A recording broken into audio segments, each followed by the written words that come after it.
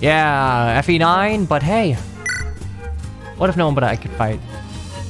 Let's hope we can keep them out of combat, because at this point, I feel like that is the only challenge yet remaining. So let us ready, let us study, and let us go.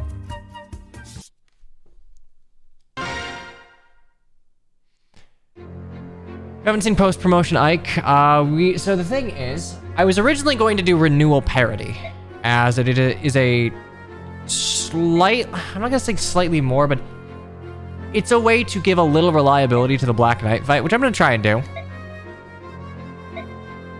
The problem is, in the Japanese version of Fire Emblem 9, ignore the English text, the Japanese version of Fire Emblem 9, yeah, renewal's just bugged. It can't be used as a proper skill. It can only be used on, I think, Alincia and Anna, I believe someone said. Which means that parity renewal is not a thing. Renewal would have been really nice for this, but oops, I chose infinite crit. I made the early game easier at the expense of the late game. Is it not is that intentional design?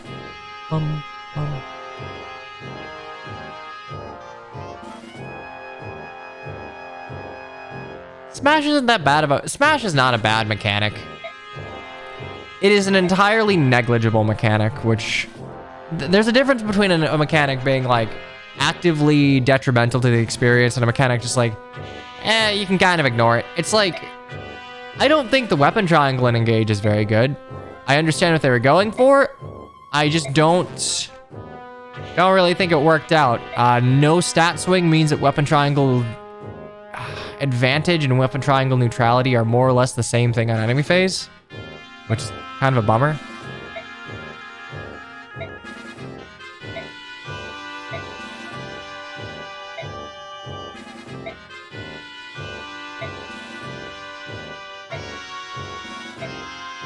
Yeah, I like this dude. Got cool armor. Anyway, long story short, Ashnard really does not give a flying hoot about his country, so he's just like, yeah, just go ahead, take it over. And is realizing that, yeah, we're kind of sacrificial pawns here. If we die, we die.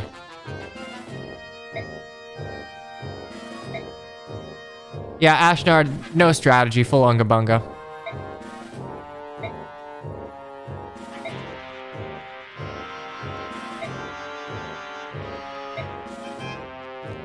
Yeah, and so Ashnar's desire is made plain. He just wants World War II. He's like, he's essentially the Major from Hellsing.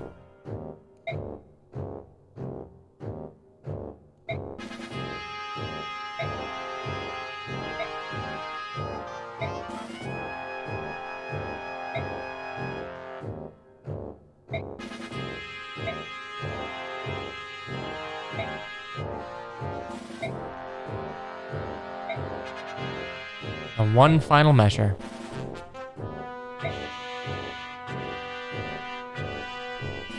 It's always nice seeing like a little bit of camaraderie amongst the enemy faction. Not in like a, oh, it's the 4 hounds sort of like enemy general thing, but like just when like, you know, the enemy mooks just like trust their commander. That's always nice to see.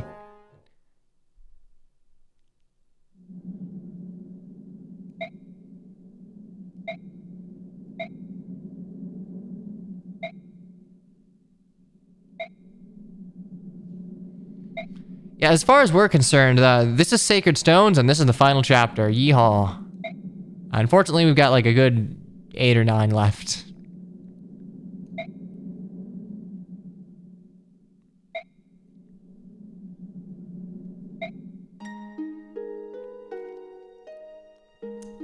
Yeah, Alencia, so they're like the baddies. A wee bit of war crimes.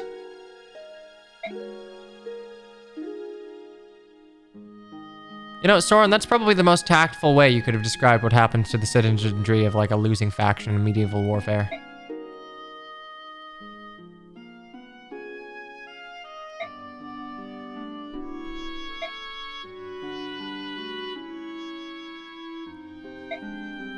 Hey, Veldo.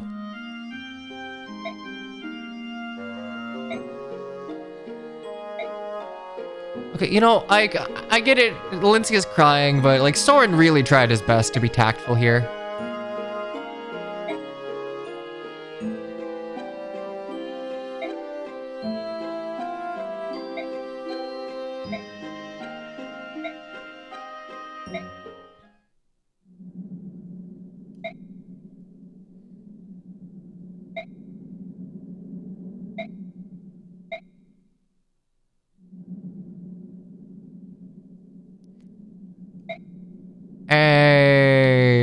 Well, actually no, we have so much money. I can afford to just make infinite killer weapons until we get Ragnall. We're already 20. Honestly, I definitely don't want that in a situation where I need prioritization to go to Ike. I might actually save Shade if I have to use Enna or Nasir. Just in case. Okay. Time for swords. Okay, cool. 255 crit. We live in a society, right? What is the name? Did that one.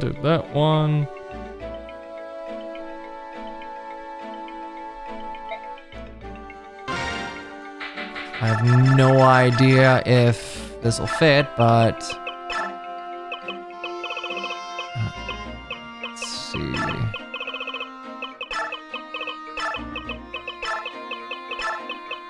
Okay, that'll work. D enemy.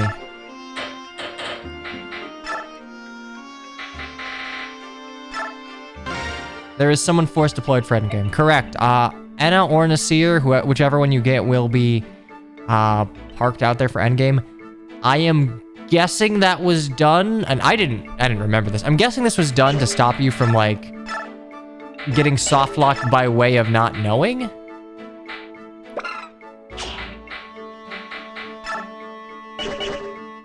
Let's see. I don't think Enna's the only Lagoo. To be fair, she is a Lagoos. I need pure waters. I think, you know, it'd be really cool if you just started selling elixirs. What is the Japanese forge name? Amanga Seksu. All right, take you. Let's see what we got here. Surge.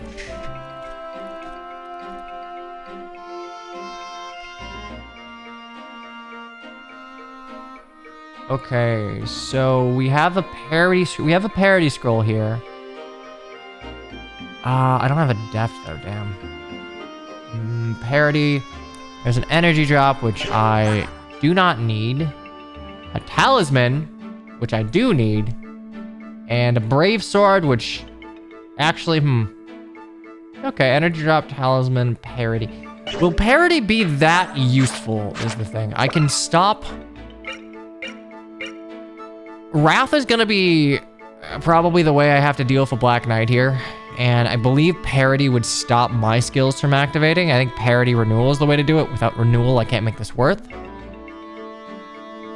So, I guess I just gotta hope I don't get lol RNG'd, because I don't have an occult scroll.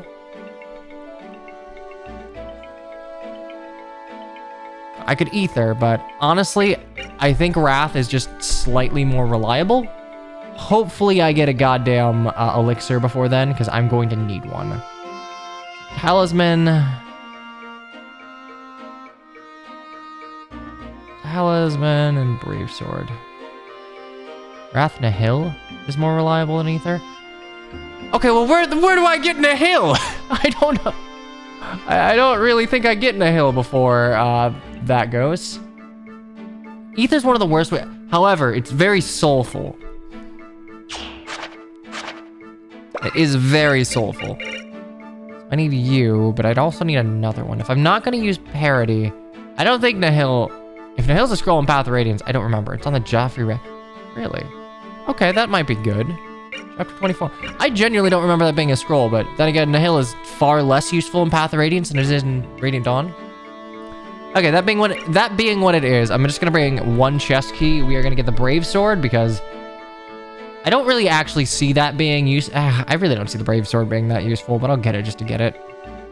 And the Talisman. I don't really need it, but honestly, like, more res isn't bad. So boop, boop, boop, boop, boop. Nothing else matters. Gonna ditch the parody scroll. Think we're good. This should be enough. So supports doesn't matter. Info, no 3 stars. Manage, no skills. So ready, study, let's go.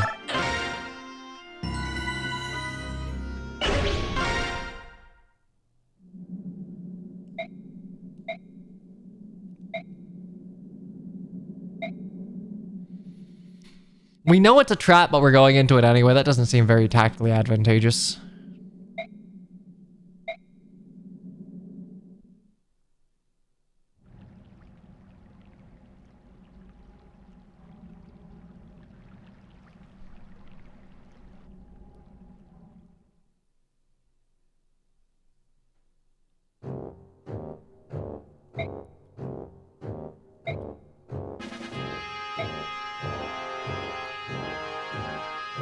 Yeah, maybe he's just like not smart.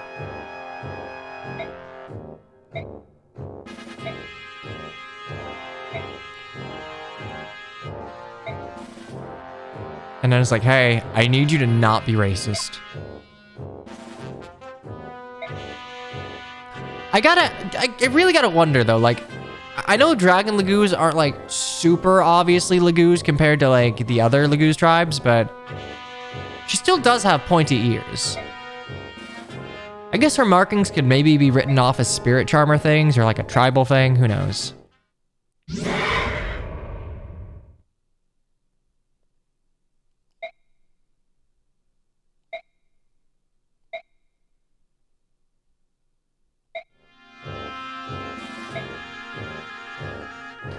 I like that her model's pink, yeah. I really wish that Enna had both like red and white breath.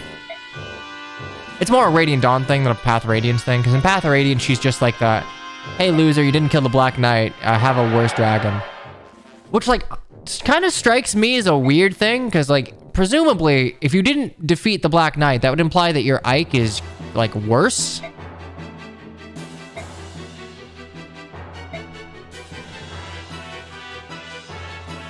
I guess that's fair. Goldoa is an isolationist state, so like they wouldn't really know what Dragon Lagoos look like, and it's not like Enna has a tail.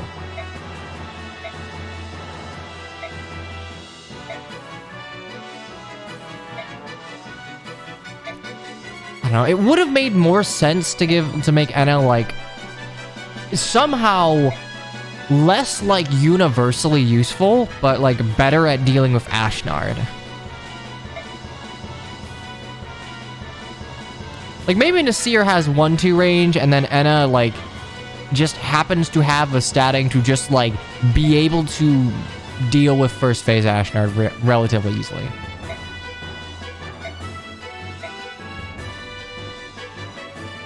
I really like this chapter.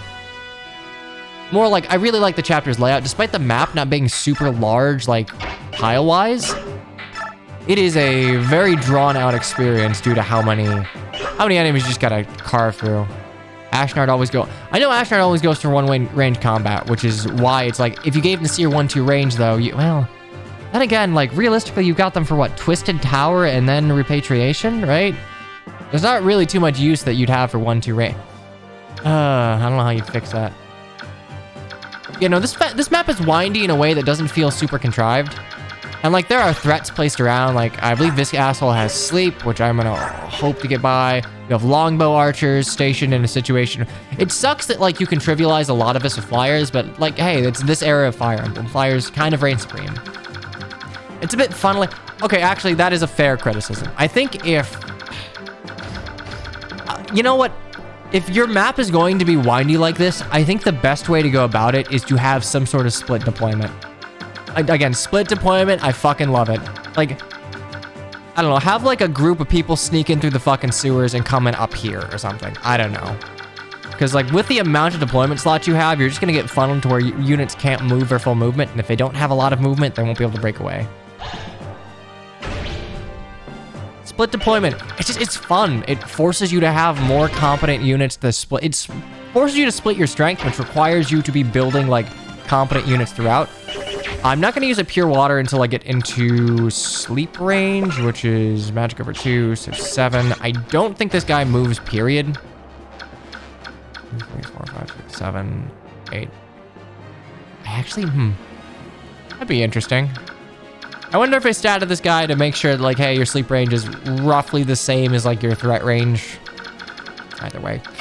Not going to do it turn 1. We do need to be careful. So bottom, middle, and we need the talisman in the top middle room. How come we didn't play the Sakura map split up? Because they... Honestly, because I'm a baby, I'm a coward. I will take the L on that. I really should. Because I like when Fire Emblem forces you to. Look, I do like split deployment. I think it's really good. Just... That Sakura map's fucking mean, alright? I have one strategy that I found works. Is 24 the one where like half your army is down there and you gotta get back to the castle? I'm not as good at oh shoot, I have animations on. Not as good as associating chapter numbers of like what actually happens there. I mean, look, I can probably do it. But man, you can trivialize that chapter by doing it. Oh, it's a Manster Castle, okay. See, that one's okay. Genuinely would be okay if you could choose where you're deploying.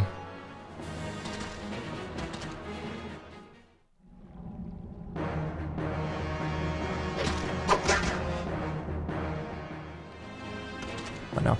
I like when the game gives you opportunities to split your forces. Okay, we're gonna go up here.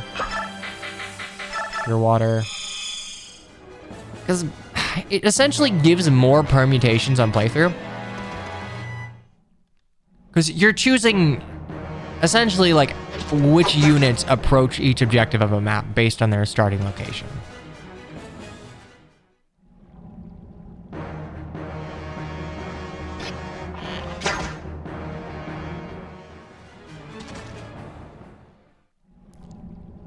I really love that 1-3 range is just like, or 2-3 range is not super accessible.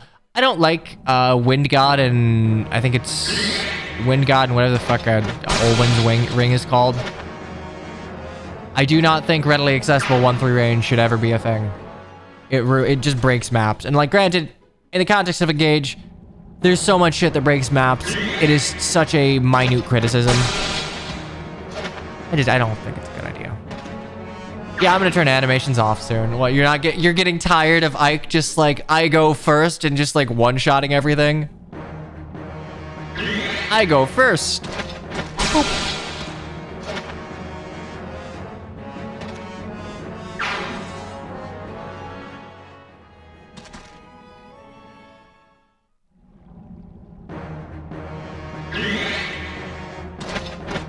Inspires you with point blank. The point of a core quest is to have funny builds. I like the tank. Unpromoted enemies halfway through the game. Look, Path of Radiance and FE7 share the same DNA.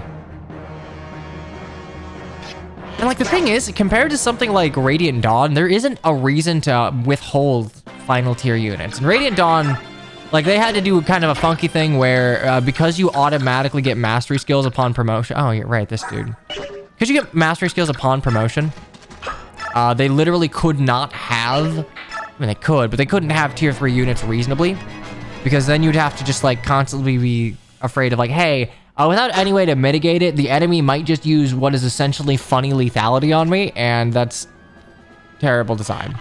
So they ended up making tier 2 units of higher caps. In this game, you fight a couple units of mastery skills, but not many. Like, you don't have it by default as a tier 2 unit. And most of the mastery skills in this game are not essentially just, you die. It's basically just... I don't really think any of them are, like, super you die. I mean, obviously there's lethality, but Volk's the only one who can get that. I guess Luna hurts, but, like, that's based on defense if you have high enough HP.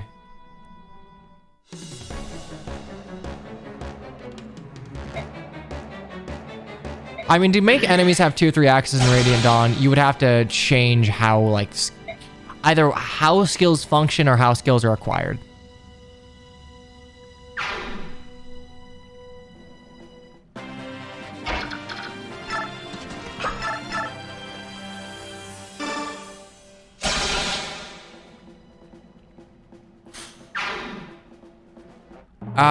What happens when a Fire Emblem game does not adequately address juggernauting? Yeah, that mini boss was made of paper. Yeah, you know who else had 36 health? This knight I just cut down. I believe Sal said that Path of Radiance has like an issue with its promoted enemies where they do not properly take into account the levels that they should have had as a tier 1 class and are thus shittier.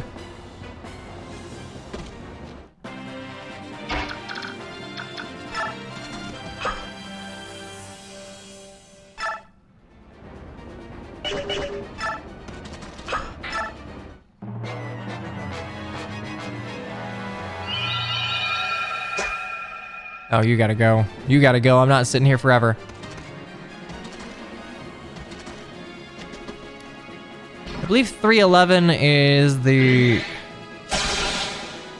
It's the bridge map, right? I mean, it makes sense that it'd be Shinon's model. I think Shinon is the default...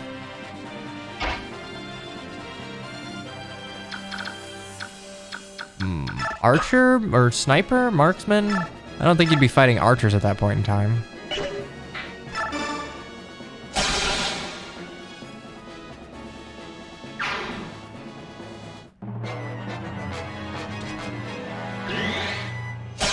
Yeah, I'm also curious. I believe I've like heard that fact before, but I'm not exactly sure how an enemy would go about gaining XP in Radiant Dawn's paradigm. Transmog into Shinon. I don't know, he's got a cool ponytail. His hair's a little thin, but whatever. You don't necessarily have to take his temperament.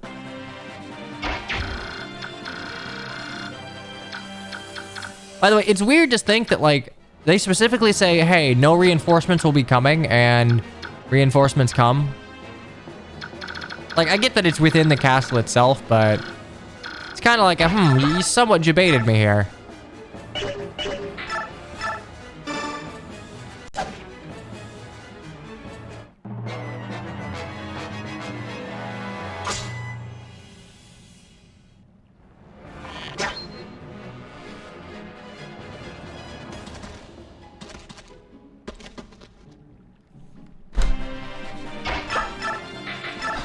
You can't crit the door. If memory serves, I believe it's like a glitch. If a glitch occurs if you try and ether a door.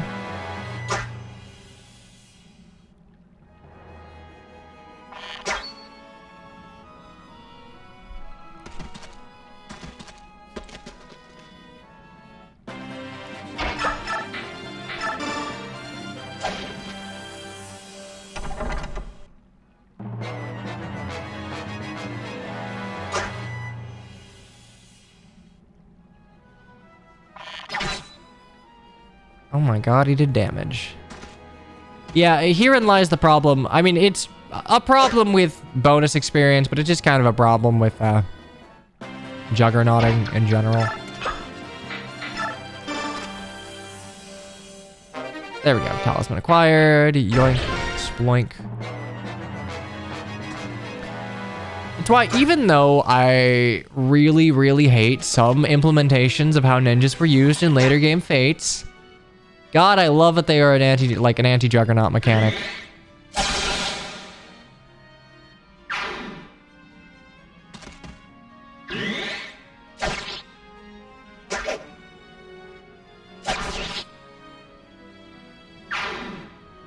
They tried doing it with Engage and Poison, but it wasn't a very good...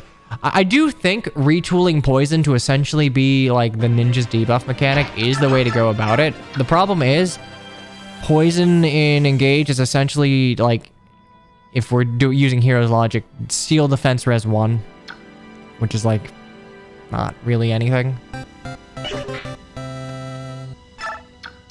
Oh, Surge sub for 41 months. God damn. Thanks for sticking around for as long as you have.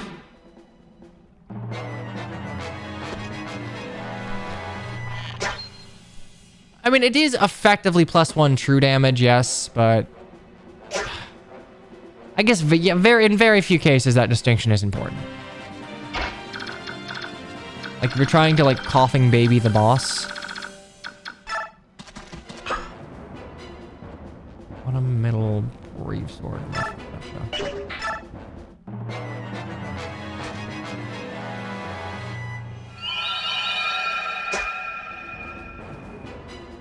Okay, this is gonna get a little annoying. 29 HP on the Sage. How much on these mages? You know, I know promo bonuses are bad, but like, I don't think they're that bad. And no, dual strikes, the thing that was great about dual strikes and fates is that it is a mechanic that like can be used strategically by the player, but if you play sloppily, it can also be leveraged against you by the enemy. And in my opinion, that's the hallmark of a very good mechanic.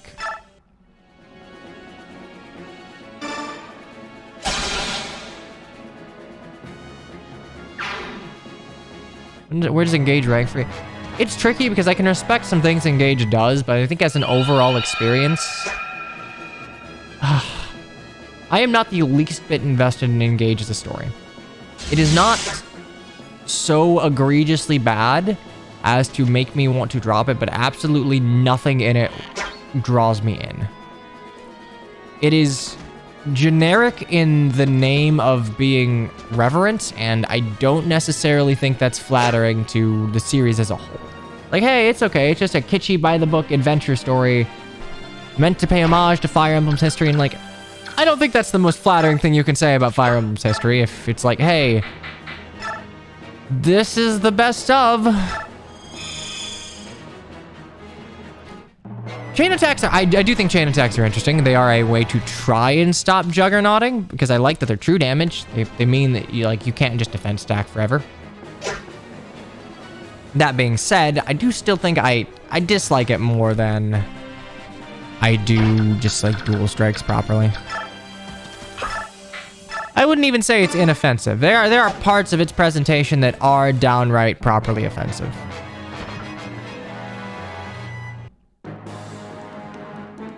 Okay, Tornado. Oh, okay, Tornado. Dual strikes is just a rich get richer though. Again, you can balance out the mechanic.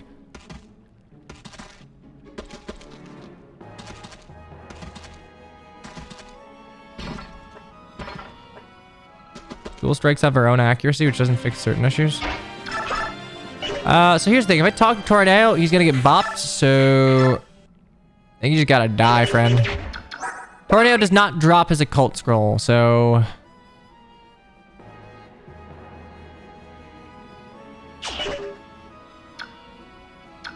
I don't think we need it.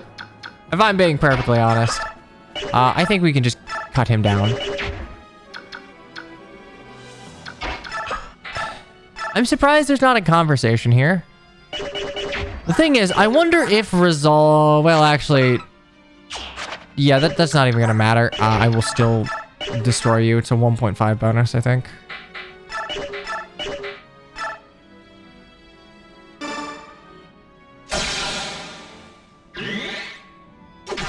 Youchers. Oh, nice. We're in Wrath range. Combat was your life, and now it's your death.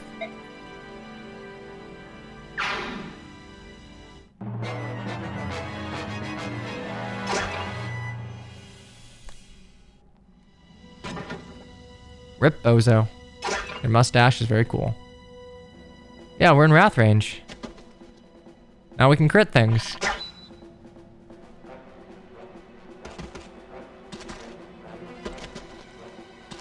Open the door and hide in the treasure room. I could have done that. The issue is that Tornado already aggroed to me. Wrath will genuinely matter when I have Ragnall.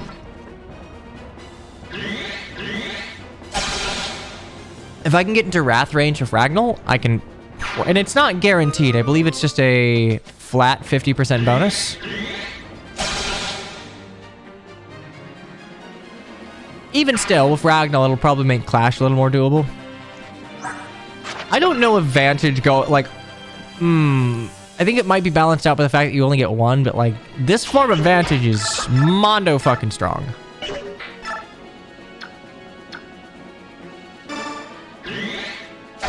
Like, case in point, Wrath is not a guaranteed crit.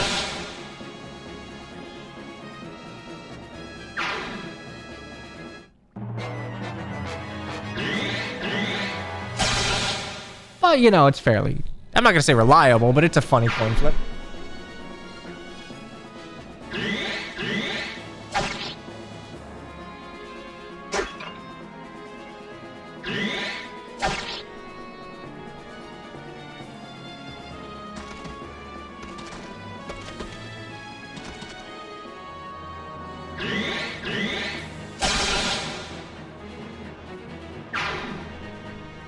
think it's, I really do think it's just a flat 50% added if memory serves.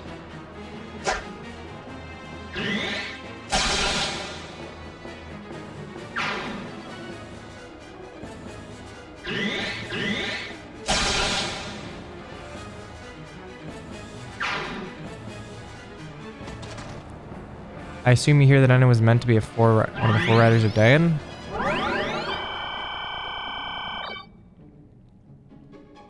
Patrine, Bertram, Black Knight, and Bryce, right?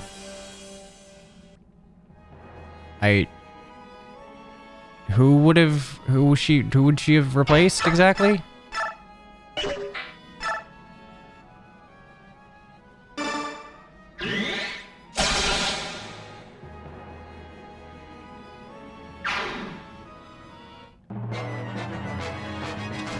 I mean, I guess it would be easy enough to rewrite Bryce as just the king's attendant.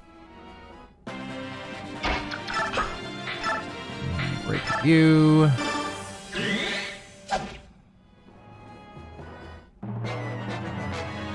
Oh, okay. She has a theme in the game's code and Bryce doesn't. Like, as it...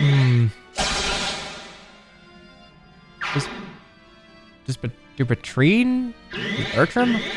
I think I just plays the standard boss theme at that point in the game.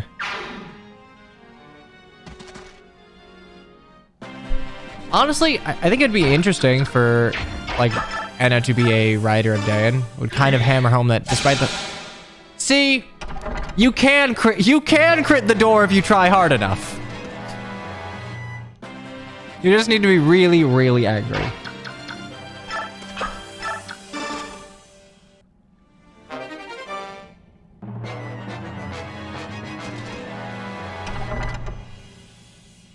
Thank you for unleashing the Sword Masters. Very cool.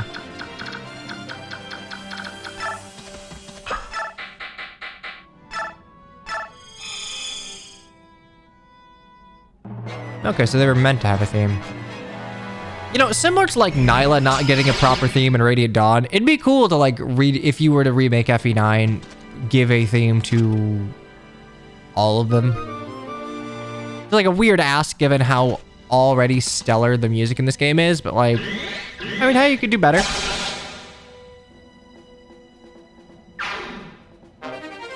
Oh wow, killing a G Willikers.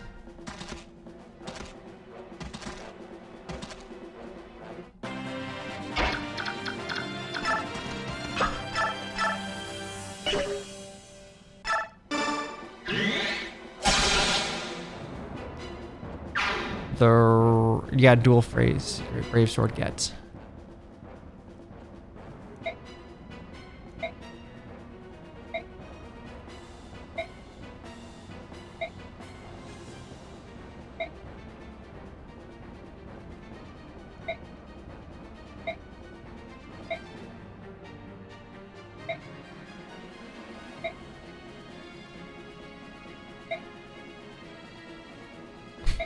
Damn, Anna's confident.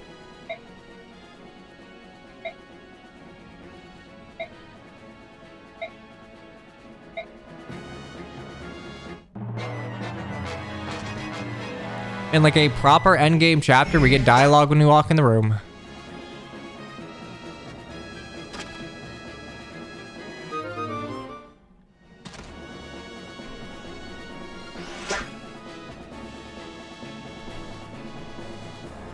Did we crit Tornado? We did crit Tornado. We used the funny crit swords. Kind of hard to not crit Tornado when he doesn't have Fortune. Actually, don't even remember if Fortune exists in this game as an actual skill.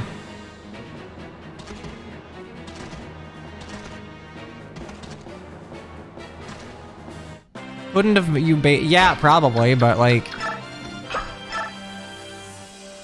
Okay, it's Radiant Dawn only. Well, we got Goose Beaks, whatever. Anyhoodle, yes, I probably could have baited him there. It would have taken a bit of time, and it would have been a bit tricky given that he was doing a bit of damage to me, so... There was very little benefit to keeping him alive. The occult scroll means that we get no ether, but Big Soulless Me says that technically Wrath Resolve is better. Animations for Enna. We know how this is gonna play out, but sure.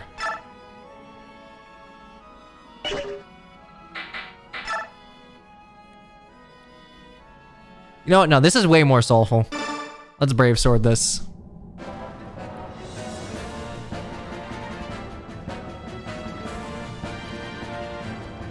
So is this the theme that only plays for the 4 Riders of Dayan? I'm trying to think if this plays... I thought this just played for any important boss from here on out. Like, I'm pretty sure it plays for, like, the weird dude in the tower, right? That one, like, the Rex Bolt guy.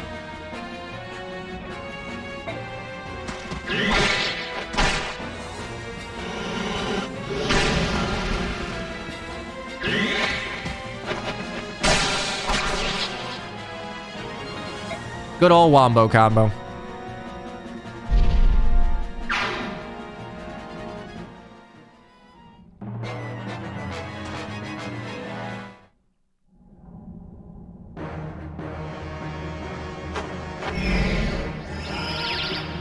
I'm gonna have to refresh my memory on that when we get to Twisted Tower. Because yeah, this, I mean, by all rights, I guess this would be like the Riders of Dayan theme, given that I know it plays for Patrine. I don't remember if it plays for Bertram, but typically by the time I'm at the end of Clash, I just want to be done. My brain is shut off.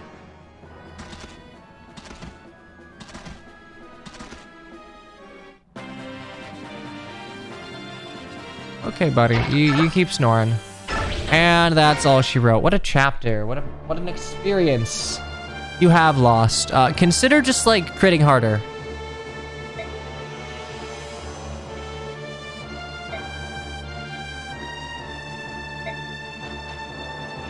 This is not Maniac mode. I was talked out of Maniac mode, and on one hand, I don't think Maniac mode would be completable in the early game.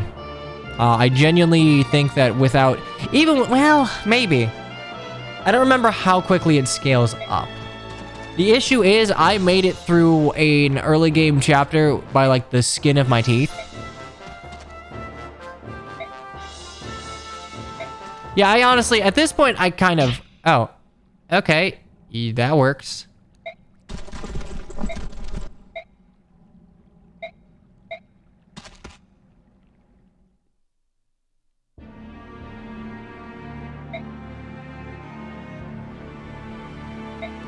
I probably wouldn't have gotten the Iron Blade from Chapter 5, and at that point, I think I just would run out of weapon economy.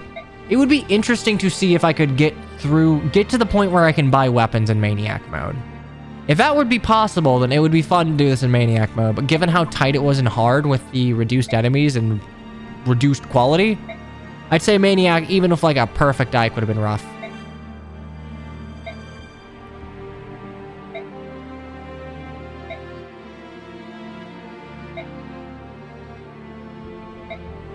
I mean, that's the thing. You'd probably have to... Oh, go to Palmeni Temple. Okay, well, yeah, Nasir... Haha, hee, traitor.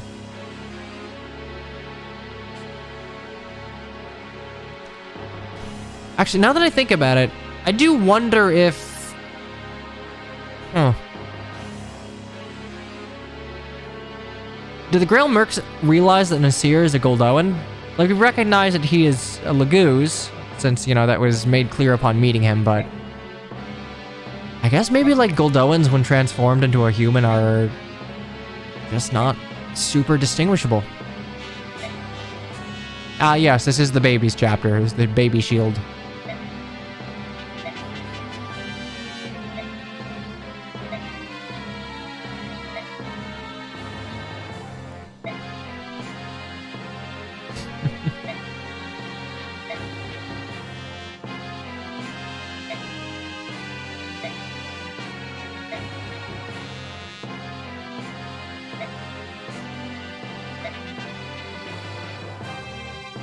There we go. So we... there's the Fire Emblem. All right, roll credits. I will admit, this is probably one of my favorite incarnations of the Fire Emblem, given that it itself is like... It leans more into the fire part than the emblem part. Like, there's a reason for it to be called the Fire Emblem, right? I think very few others are necessarily, like, I mean, I guess some of them, like the Crest of Flames is called the Crest of Flames. Like, Crest of Flames, Fire Emblem, roll credit. Granted, I don't even think the Crest of Flames has ever, like, completely lampshaded as Fire Emblem. I think they trust the audience a little bit. Engage as Fire Emblem truly was the friends we made along the way. Like, ooh, boy. The other Lagoos have animal features when in animal form. Wouldn't Goldoans be distinguished by not having animal traits? I mean, I suppose if you wanted to use, like, process of elimination, yeah, but it's not like anyone knows that the Wolf Lagoos are a thing. And, like, yeah, Wolf Lagoos are essentially just another flavor of Beast Lagoos, but who's to say that, like, someone from Crimea or Gallia would know about all of Lagoos, right? How are the dogs doing? They're just vibing at different sides of the apartment. Ow.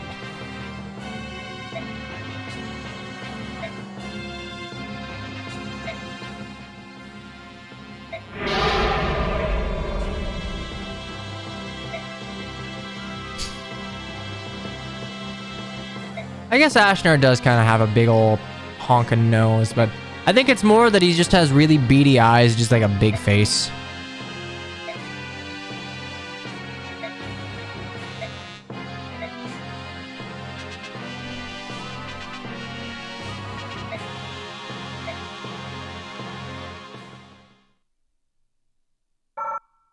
Can't believe they nerfed Nasala's nose in Heroes. God, I like cut my arm really bad. Ow. Okay, and so ends chapter 21. Okay, normally I would not run like a haha pre-roll ad break, but I'm gonna like go put a band-aid on my arm real quick, and I'm gonna stop pre-rolls. So it's like 2 minutes. I don't want to bleed on my couch. Be back in a second. G and ha.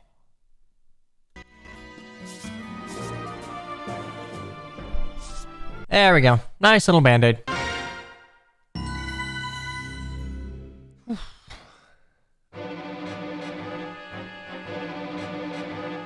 I must have accidentally cut myself, had the cut heal, and then just like accidentally ripped the cut. So, oops. Hello, person from Wisconsin. This is a Midwest-friendly stream. You are welcome here.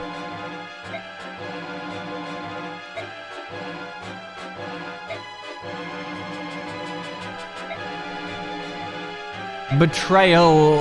Yep. Unexpected. Oh, okay. Hello, dog. Oh, not my finger, like my forearm. It's kind of weird. I figure I kind of would have maybe seen a cut that big, but... Where's Micaiah? Micaiah was just... I think she was still running about this, like, Dayan at this point. I don't think she was in Navasa this entire time, but I think she was just kind of like hiding out in Dayan.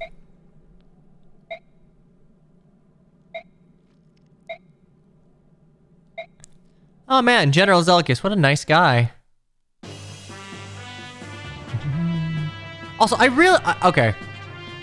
Zelkis' identity is like just not a very well-kept secret at this point, but I do like that to almost make him just seem like an extended, like, generic. He is holding the helmet that he would be wearing were he just like a generic general, right? Like, because, you know, generics, they don't show their face, and Zelkis just like, yeah, no, I'll hang on to it. It's a nice detail. Earl of Kadol.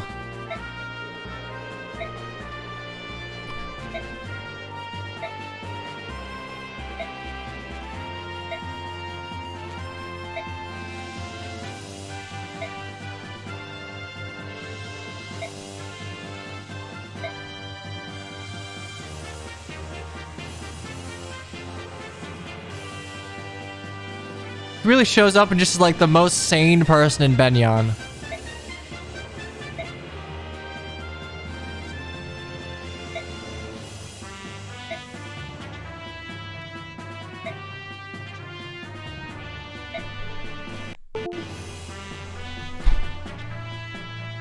I just joined my controller out. Buddy, I love you, but like... I need you to not do that. Okay, and we're going up, and we're going up. I cannot reach the ports where I'm at. I will see you in a second.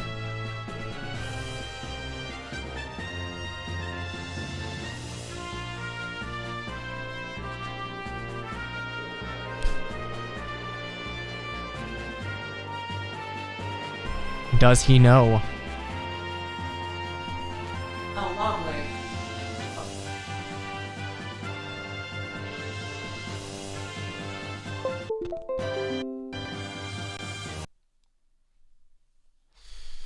Oh, I love this. Okay, give me a second.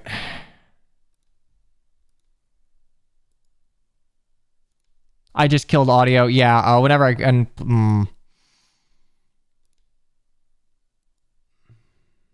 Open sound settings.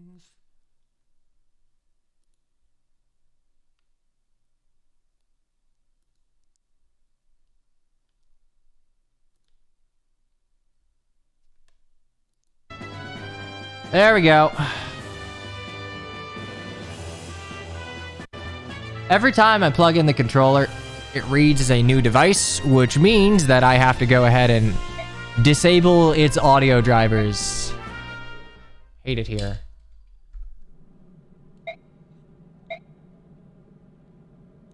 Yeah, you know, that is fair. I do wonder if Ranulf would have been able to, like, you know... At this point, he's only really seen the Black Knight, like, what, 3 times, technically? I think Ranulf figures it out from just getting his ass kicked over and over and over. Oh, look, Soren's upset again. Who knew? What is it this time?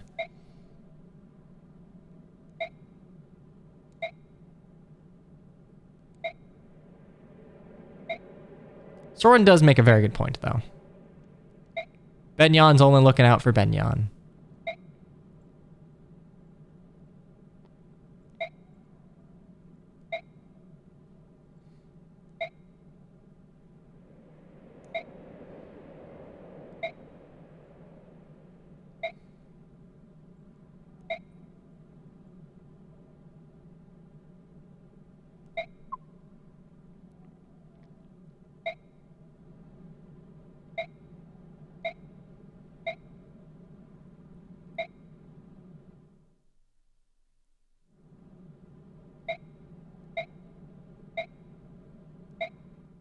There we go.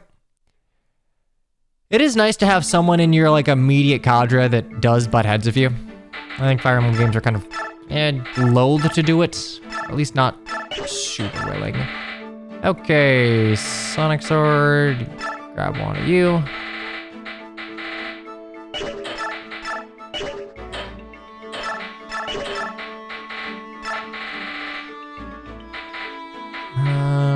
Let's see. We do like Ike. We all like Ike.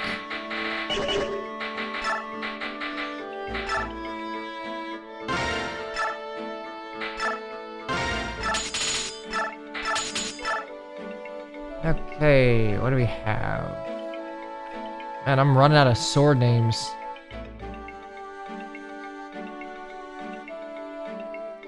Did that.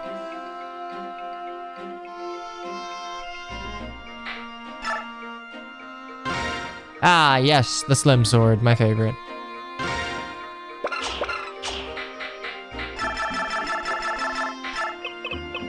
At this point, I'd like to think that Soren just has a stamp for Ike on the MVP, so he doesn't have to write it. Rag. Nah.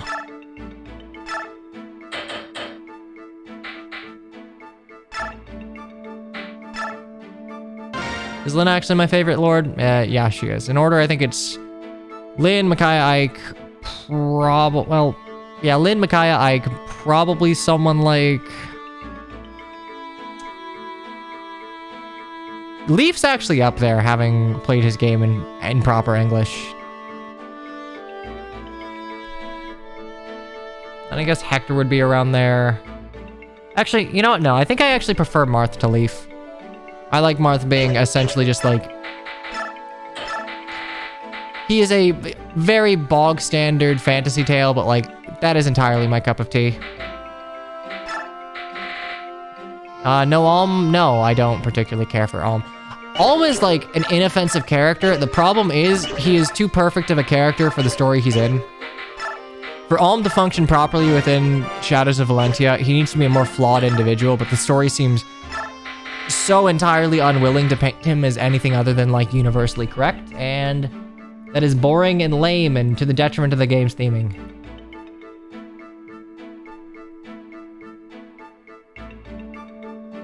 Yeah, that's kind of the thing, that peasants can do great themes. Like, Alm being just a simple farm boy is kind of like the point. It's like the hero's journey. I get it, you know, they had to give him a reason, but you know what? To compare one green-haired lord donned in blue to another green-haired lord donned in blue, Alm to Lyn here.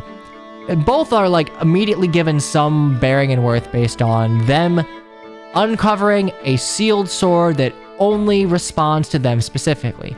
Difference is, Alm's is quite literally, "Ah, man, you got blue blood, sir. Here you go." And for Lyn, it's just like, "Hey, the spirits of the plains acknowledge you as a worthy individual. Like, here you go. You can unsheath the Monikani." Now, yes, Lyn is a minor noble by virtue of, like, her mother's side, but one, she hates this and renounces it, and two, it's very not all that relevant to her main plot point, so it doesn't usually... There's no real conflict there, whereas there is quite a bit for Alm. Ashra, bolting... Okay, so here's the deal. We could get the Ashra staff I don't even think it's possible, but we could try to get the Ashra staff. Or we could say fuck it and get a spirit dust so I can have 13 magic.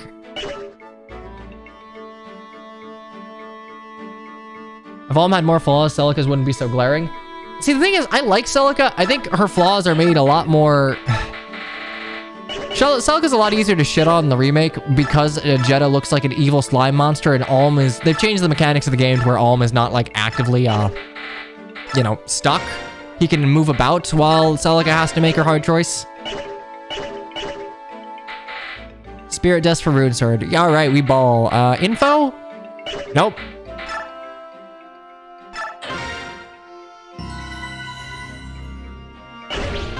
I like Barkut as a villain.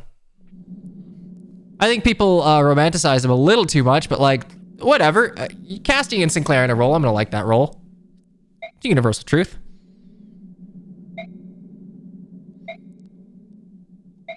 Ah, man, I really should make more tier list streams. Those are fun. That's just a fun excuse to talk about things. The problem is I am far too aware of how the internet works, and I need to like jangle cheat keys in front of people in order to keep their attention. I'm afraid I am not that interesting talking about Anime Chess alone, so I need something in the background. I need some flashing lights or cute animal. Wait, hang on, cute animal. Come here. Let me exploit you for content. You really just looked up at me, like cocked your head and went back to sleep. All right, buddy. You know what? Live your best life.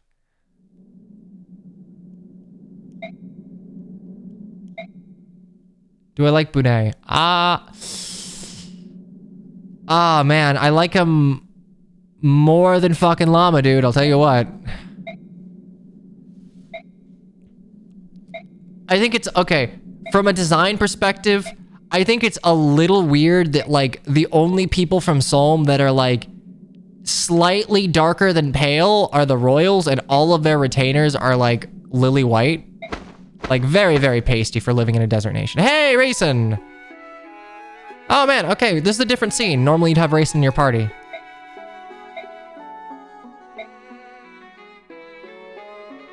Yeah, I guess they would kind of have to bullshit why Rayson's here.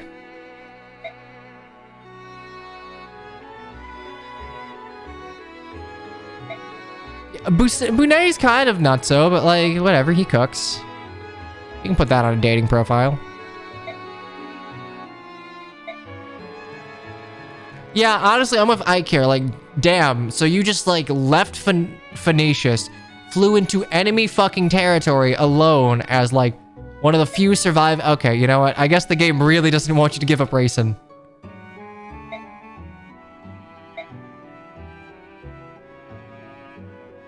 Rayson, do you forget that you are, like, very obviously a heron?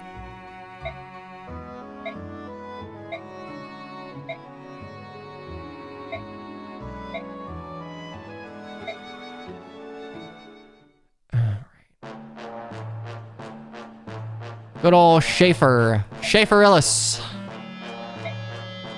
Schaefer Illis and Toonami.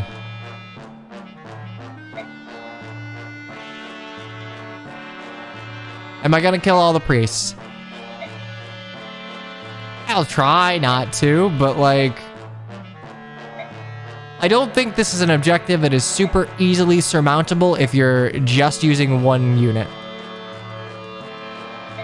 What kind of tier list do you plan to do after the playthrough? I'll do a unit tier list for Path of Radiance, you know.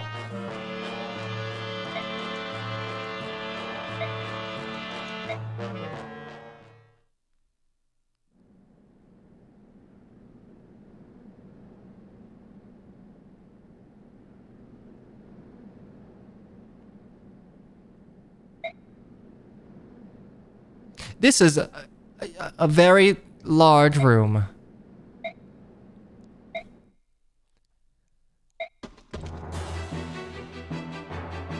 No, see, there'd be S tier, there'd be not used, and there would be an active detriment to like, oh, my hand's not even on screen. S tier, not used, active detriment to my life. Active detriment to my life would be Shinon, Gatry, Shinon, Gatry. Was there anyone else that I really had like issues dealing with? Eventually Alinci, I'd imagine.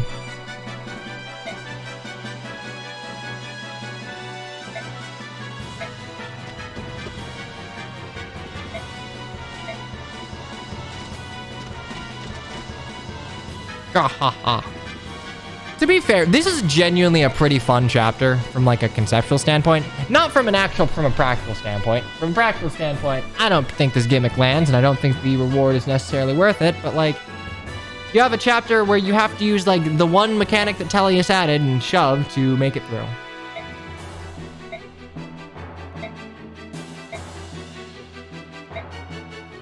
Oh, you know what? I think I did just like bolting cheese this when I did it before, huh?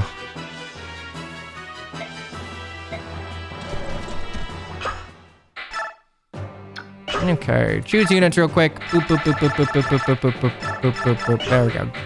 Good man. Okay, so I can't kill the priest. I can kill everyone else. Okay, do I have...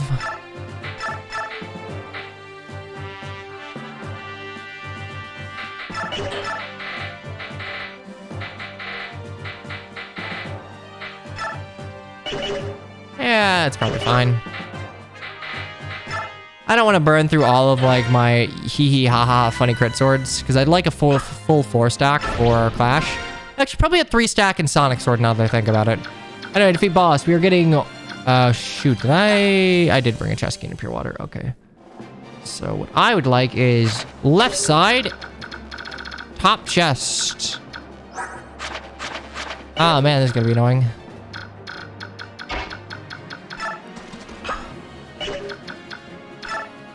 So I have to just take the long way around, huh?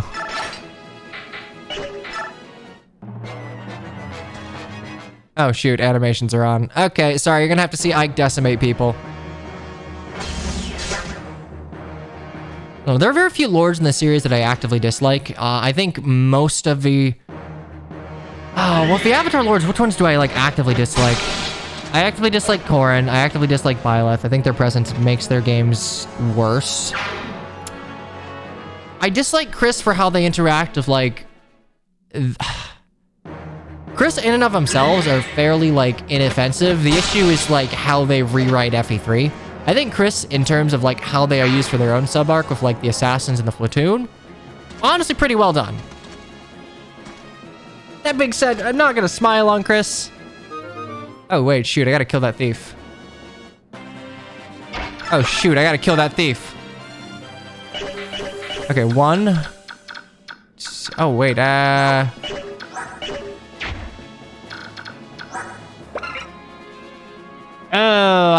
shoot.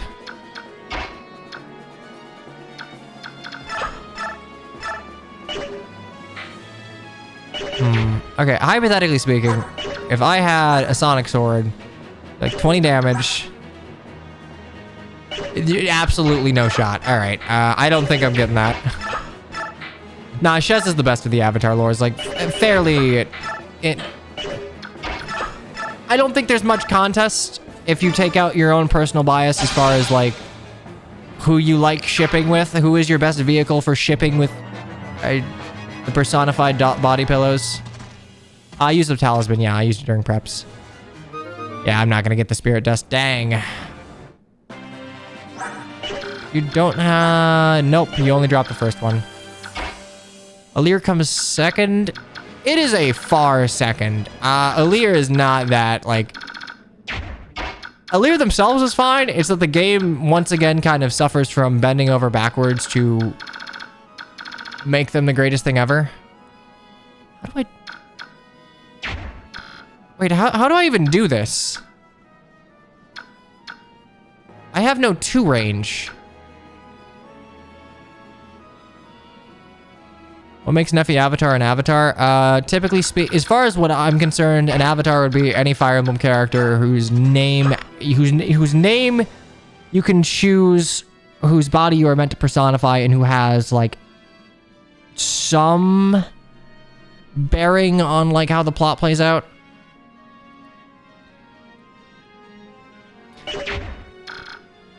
Oh, the axes move? The issue is, will the bolting guy move?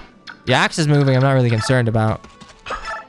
I'm gonna try for the Astro Staff just to make this kind of interesting.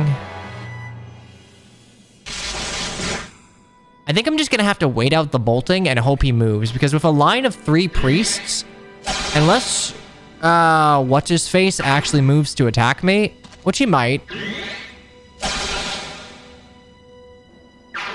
I will not be able to... I'd need 2 range, basically. Yeah, dang. There's no chance of getting the spirit dust. Not with 1. Okay.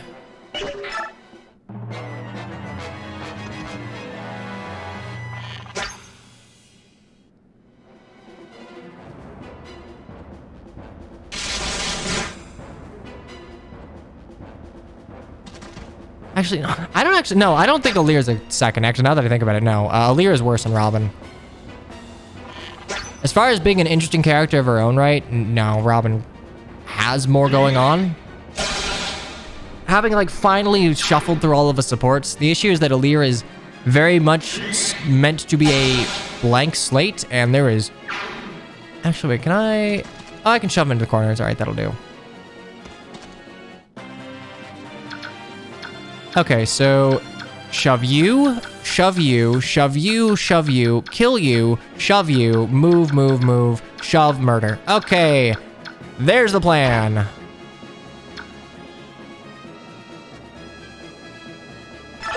Okay, so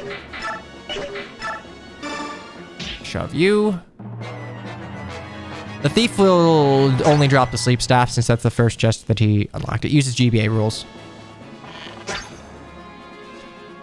I don't know. I would say that Shez is like actively a good character. Shez, like, regardless of being an avatar, Shez is genuinely an interesting character with enough like going on to make them compelling in their own right.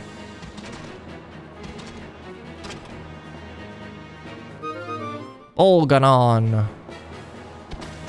My only real issue with Shez, and it's not really an issue of Shez, more just like the game. I think the Epimenides and like Arvel thing is kind of dumb. I'm a merc, you know, merc. Not really. It's how a lot of Shez's interactions are couched, but like them being a mercenary is not the extent of their interactions. It's more just what informs it. Like, hey, I'm not... Oh, god damn you. All right, great. You've chosen death, I see. It's kind of what informs what they do and say.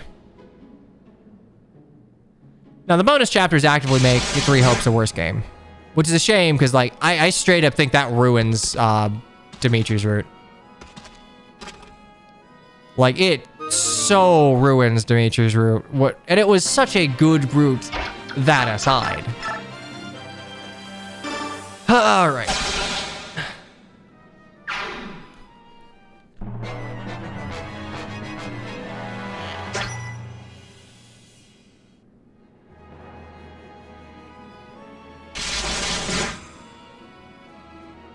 How much? I beat all of Three Hopes. Like, I was not gonna stream all of it. I don't think that was a particularly good stream game.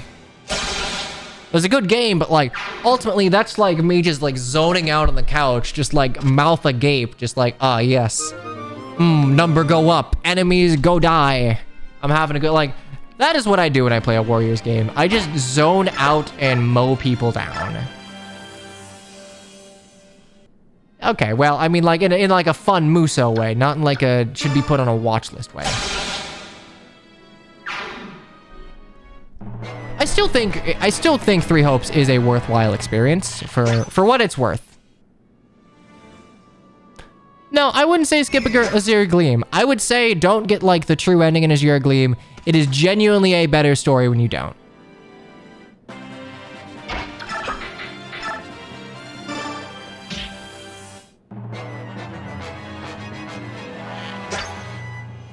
Okay, I gotta be careful here because I'm pretty sure I can't attack the archer because Toonami over there is going to like actively try and attack me at one range and will get himself murdered.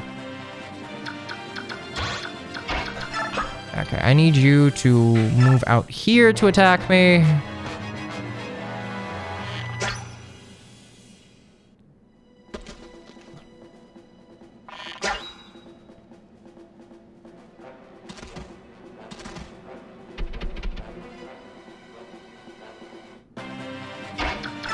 There we go. Okay, so we need to get you down. We just can't ever land next to Toonami over there. Ah, come on.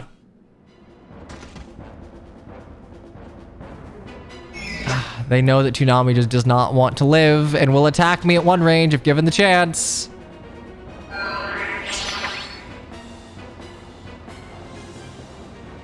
I mean, that's just the thing. A Fire Emblem game is what people who like Fire Emblem tend to enjoy playing. Crazy, right? The gameplay paradigm matters a fair bit here. As far as conversation goes, like, that Three Hopes was not a Fire Emblem game. It did matter. And I mean not a Fire Emblem game in terms of gameplay, right? Like, it does not have necessarily the same appeal, so you're not necessarily going to get the same people talking about it. And honestly, I would say, like, the quality of supports they're still up there. I'd say the quality of supports in Three Hopes is better than the quality of supports in Engage.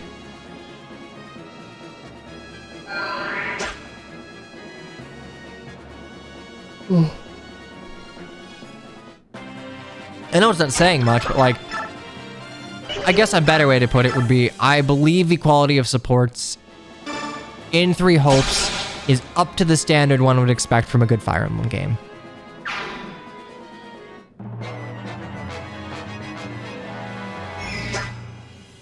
It just was ultimately like, that it was oh, come on! There is no way you were you know this much about your own survival.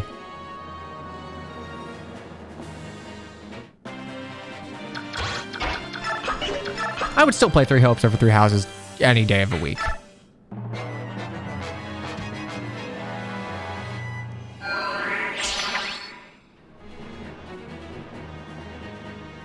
Like, there are some aspects of it I don't like. I don't like the fact that you are not forced, but like, it's the sort of game where, yeah, you should get everyone to max level. And some classes are just ass to play as.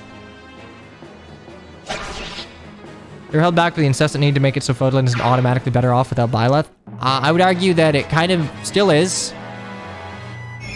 I at least had a better time without Byleth.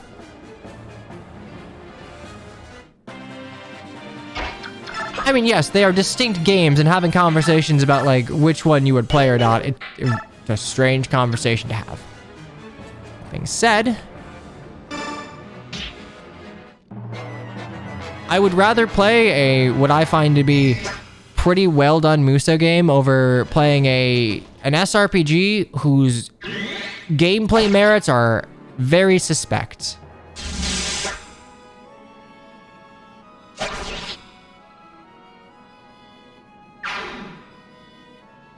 Like, Three Houses was a game that was similar to Awakening. Three Houses is a game far better to think about and talk about than to actually play.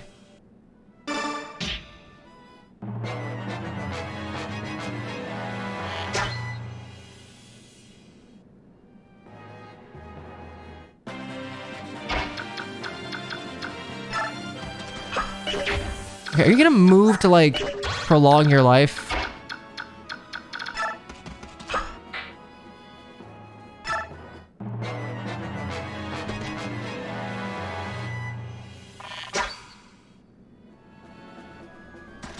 Oh, pog or dogger?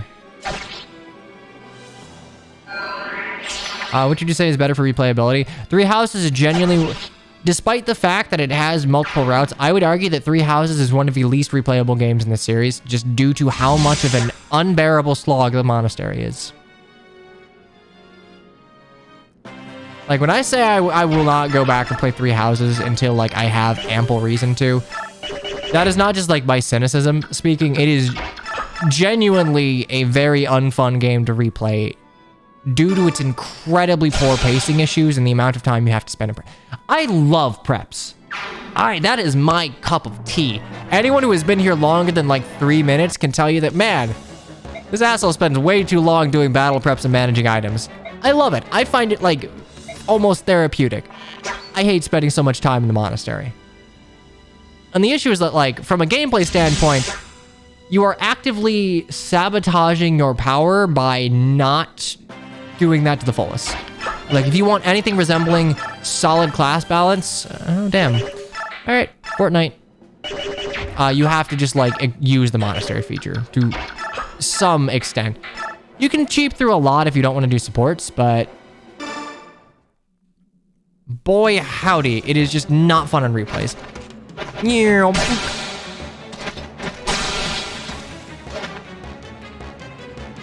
It's a time sink for ultimate power. That's the thing. And I would argue that if you wanted to have a monastery... Again, Three Hopes does it sort of better. I think that they could have... They really could have placed a few things a little closer to one another, but... I do think the little base camp is a better execution on the monastery, largely because it's so much fucking smaller. I don't want to see this again. I know it's not going anywhere because we've courted the Persona crowd, and like... In courting the Persona crowd, if we ever break that social link, they're gonna send a pipe bomb in our mailbox. Like, not good. My Castle being a glorified menu is like... It's funny, people like gave it shit at the time, but seeing the issues that come with fleshing out a 3D space for preparations, I really do think that My Castle's only weakness is in its like narrative conceit and being like a fucking pocket dimension. Like, you could make a My Castle where you just, like, run around the map similar to how you do the maps at the end of, like, Engage chapters, right? That'd be very easy to do. But, nope.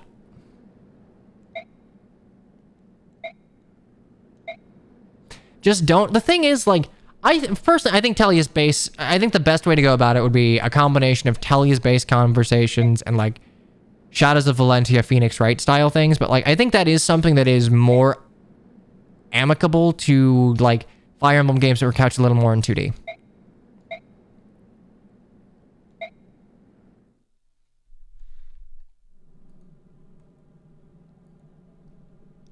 Okay, well that's not good. That sounds like someone who slowly went insane.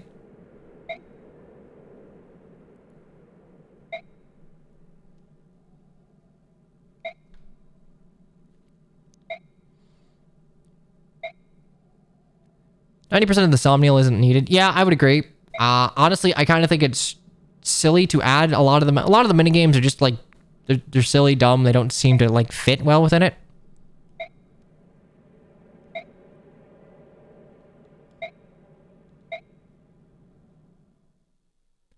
I did the minigames once to get an opinion on them. They aren't particularly engaging minigames.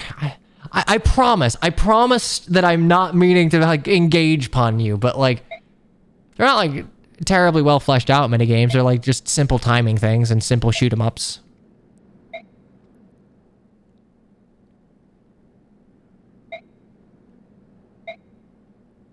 It's just, they're chores. They're chores and busy work meant to pad out a game's runtime that I do feel like is to the overall detriment of it.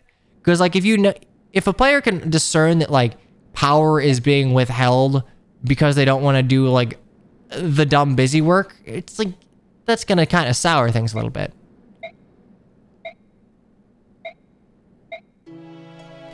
Good old Lilia.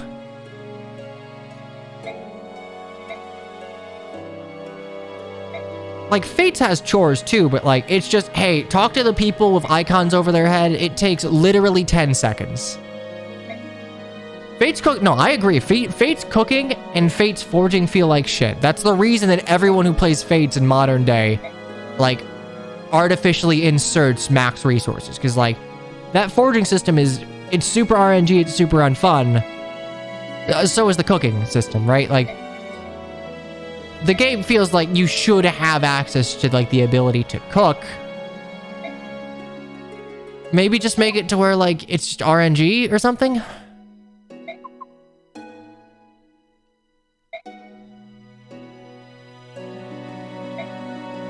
Fate's higher difficulties, which is just stir it up with the tonics and the meal. But it's not that much.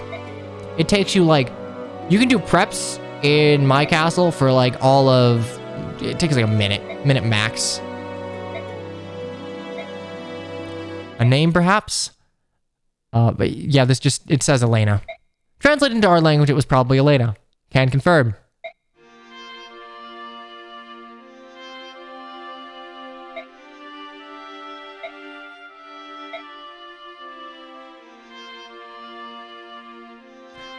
I'm gonna be honest, her hair was more purple than blue, but...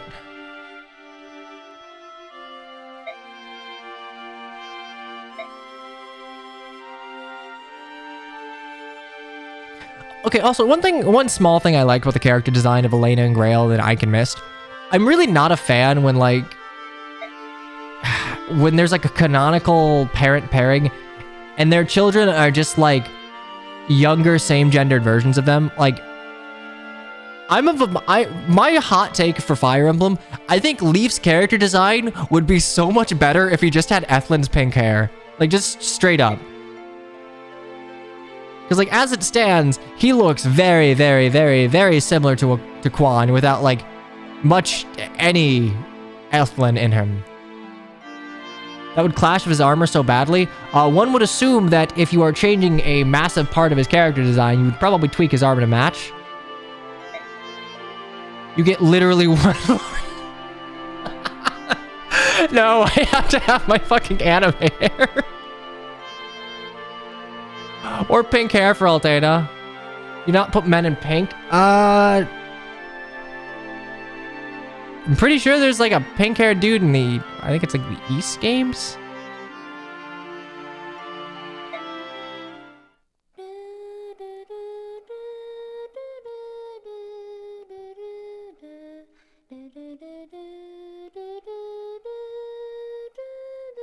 Nah, Marcus has like light purple.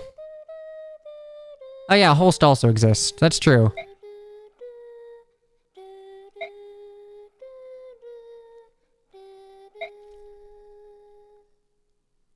Lavender, that would be the word.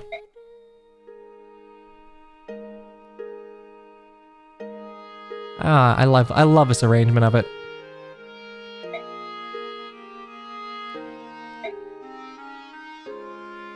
The true song of release can only be sung by a girl named Altina. Huh. Surely she won't be a popular character in like 15 years and get several alts in a mobile game. It's kind of nutty that Altina's popularity it's skyrocketed thanks to Heroes, which to be fair, you have like essentially buff uber swordswoman that like predates Ike, dual wields the legendary swords of Tellius. I don't know, it's a pretty easy setup for success. Now granted, there's nothing within Radiant Dawn itself that actually implies that Altana dual wields, but Altina, not Altana. But like, fuck it, it's cool. Blame Cypher? I don't think Cypher showed her... Does Altina have... I'm pretty sure she has at least a couple. I don't think she has any where she's like actively swinging around both Alondite and Ragnall. This is where Serenus Forest comes from? Yes, actually it is. Serenus Forest, there it is. I love it. Titania so rarely gets cross of Ike. 2 times in the entire game does she raise her voice. All caps. Here, Ike, tell me. I love this. I love that Titania is like super composed except for this one time.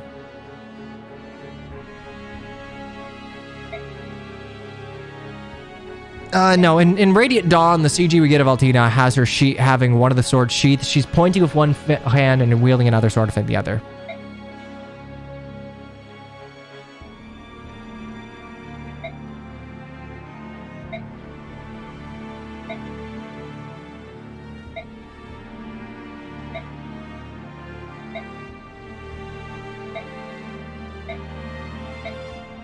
Okay, so that's interesting. So, like, Rayson comes here and, like, just stays off the battlefield. I guess, technically speaking, you might have been able to make it a little easier by MacGuffining Rayson into the party a little earlier, but yeah, I didn't consider that. I guess he does just have to be around to make the ending of Path of Radiance possible.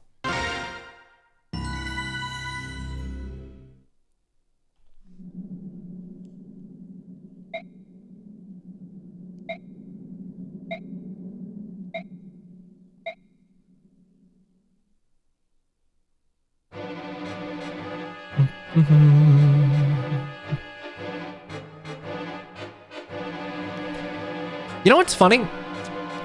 Despite the fact that like the ancient language is illustrated in that particular script, looking at the map, like the map's also written in what looks to be the ancient language, which is cool for flavor. It's like, huh, can only Rayson read this map?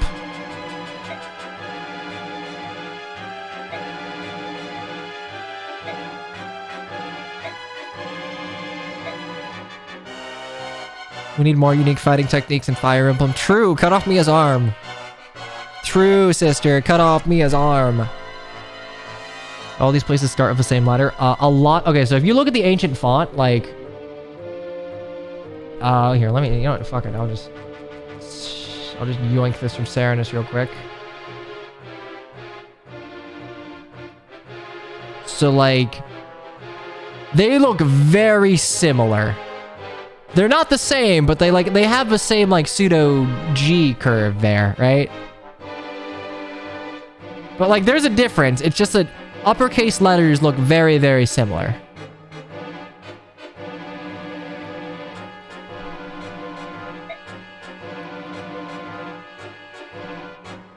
Now I'm assuming that these are all like properly labeled, but I don't know. I don't think... I'm sure someone has checked, but like I certainly haven't. Anyway, it's bridge time. Yeehaw.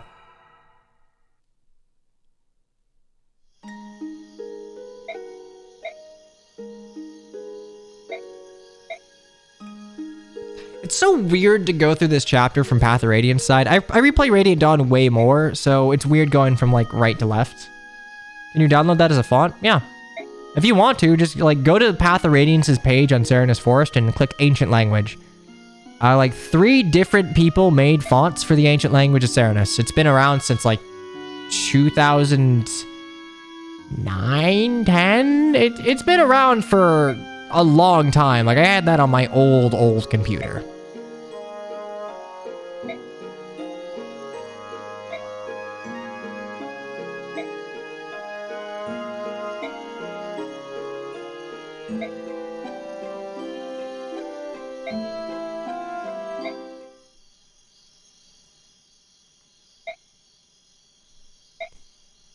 Hey, Rodolph, don't give the English sphere much more misinformation.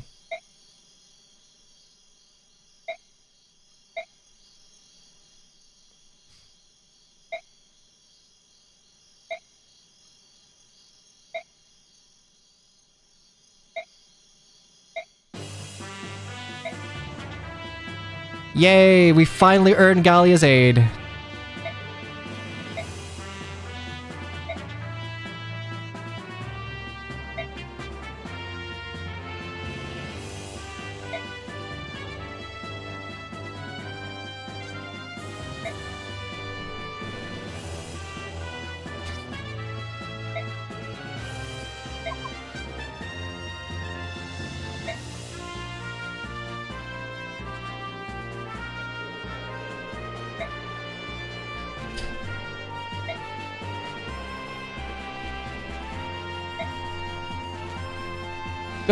Good guy Ranulf.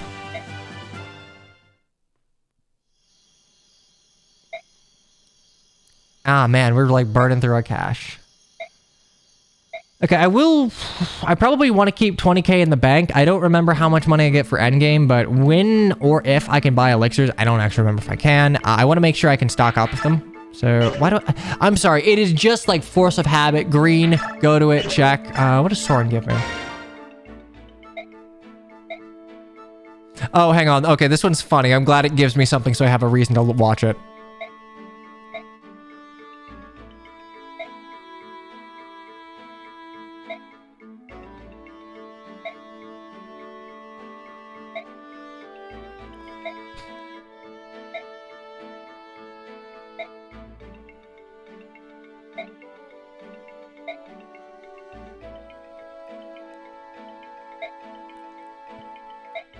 Oh, Soren.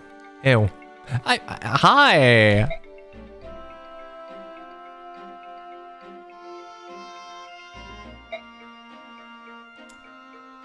Okay, like, Ryan, I completely agree with you, but it's also like, I think within the context of this particular world, I think this is and it is noted in like Telly's recollection that like the ages and the average lifespan of Beork kind of put Ike around the age where he is like cusp of adulthood.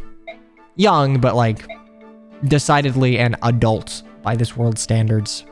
It's not a one-for-one, like, it's not a one-for-one thing, but I don't think, at least in universe, the intention is there. Like, he's not a kid.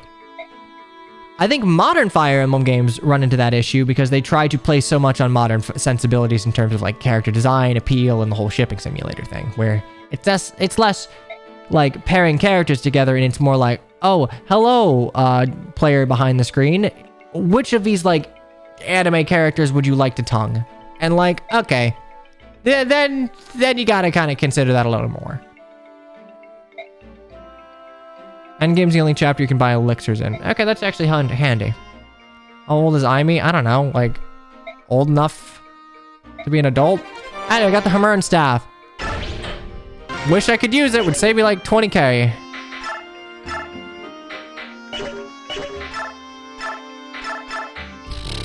Salakati's gone.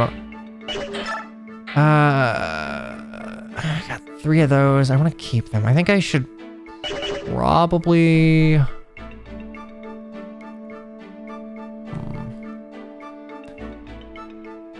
Okay, so this is the Patrine chapter. I might actually need 2 of these. Are you giving the one-use swords as trophies? I guess so.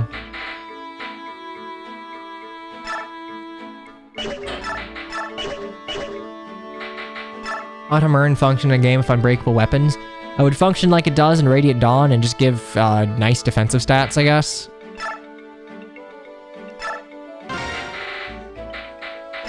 I mean, the practical answer would be somehow they would upgrade your weapons, like in a forging system.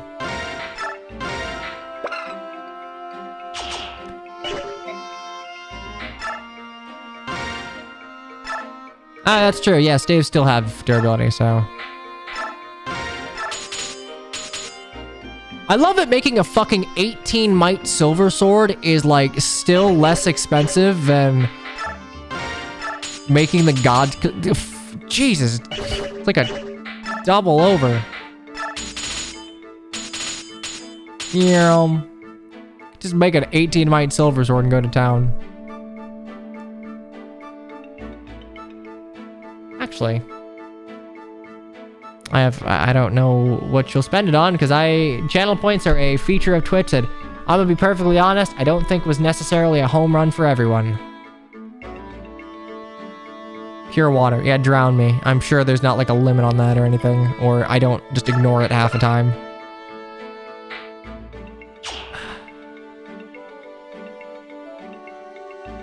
Why not?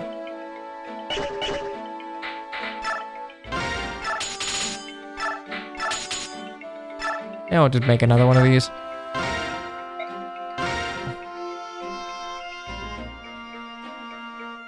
It has less uses than the Slim Sword, but if you consider that I one-shot everything, it's not half as many uses as the Slim Sword, so in a situation where I would one-shot things, Silver Sword would actually be better.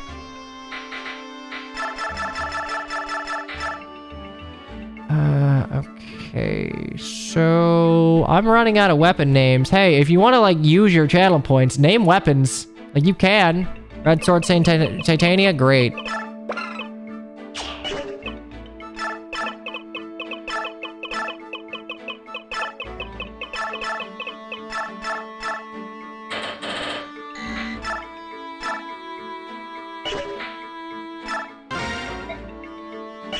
I mean, you can request whatever you want. If whether or not I will actually do it, that is an entirely different matter.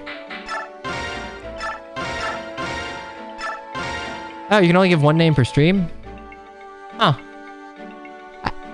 Yeah, that is a little weird, but whatever.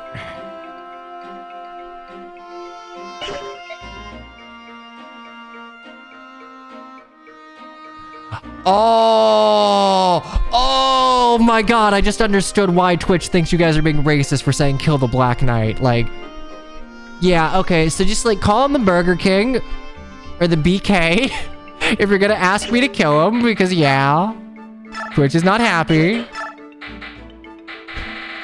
God, I didn't even consider that. Anyway, that's fine. There's not really anything to do. I'm putzing around.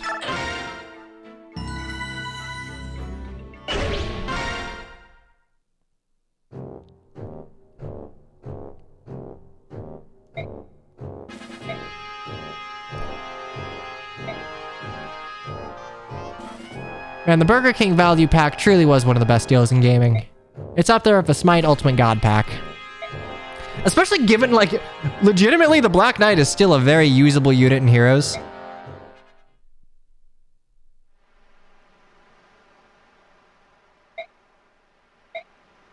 Like, the fact is, similar to Radiant Dawn, yeah, Eclipse, which, why? Why didn't we just call it fucking Eclipse? I get it. It's Black Luna. Well, actually, someone help me out. What is Eclipse in the Japanese version of Radiant Dawn? Because, like, I don't think it was Black Luna. Like, Black Luna sounds cool, but, like, you can just call it Eclipse. Oh, is it actually called Black Luna in the JP version? Well, they should have just called it Eclipse.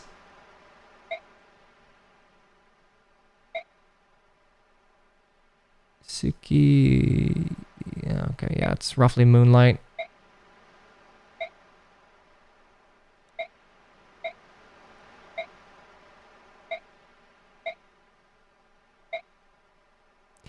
I mean, yeah, here's the thing. Maybe they didn't want to, like, have an issue with, like, putting Eclipse into the game and there being two things of the same name. But, like, Eclipse is in the game. It's Bramimon's Void Tome. They didn't give Bramimon, like, the Apocalypse Tome, which was the tome that they used during, like, the Skyrim. They just gave him Eclipse. Like, it's not called Eclipse, but it is Eclipse. The animation's Eclipse.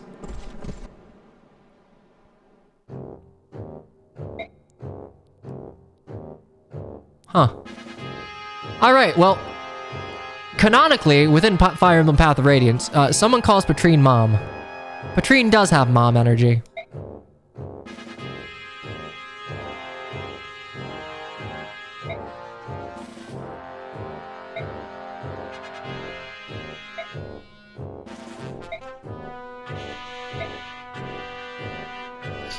It should have been me! Not him!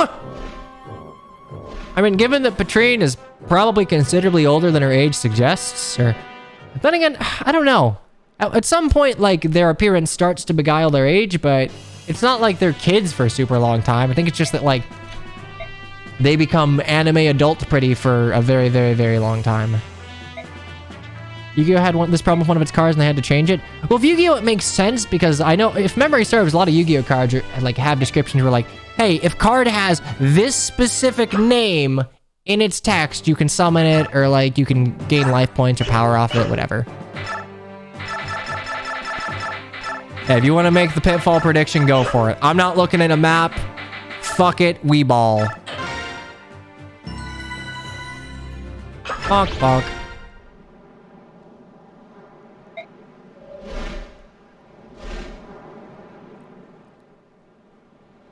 So is Sora not around 20 years old but counts as a kid? I don't actually know how old. Soren is offhand. Let's do me a favor. There we go.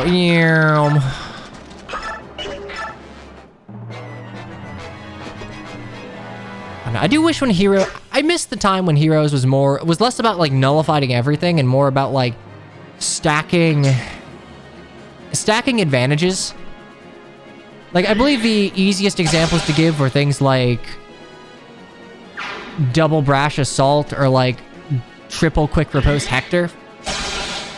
Where, like, you could cancel out a follow-up, but if they had more follow-ups than you had cancels, it would still go off. Like, double Brash Assault or triple Brash Assault Lyn versus, like, Hector or something would actually break through. I mean, if you can fly, why wouldn't you just go under the bridge? What's Patrine gonna do? She can't get down there.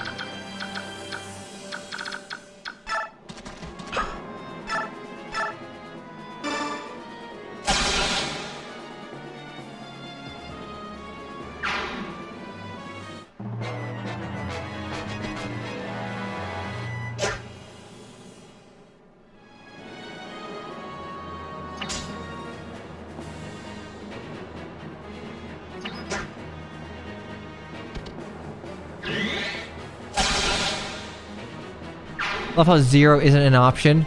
None of... God, even Ryan doesn't think I could do this perfectly. I love ballistas. I don't. I think Fate's handled ballistas the best. I don't think ballistas should be able to kill. I think ballistas should be able to threaten. And being able to threaten over like a 5-tile range is fine. Because like, if ballistas can like actively kill you, there is just so much of a map that is considered a no-fly zone as far as strategizing goes.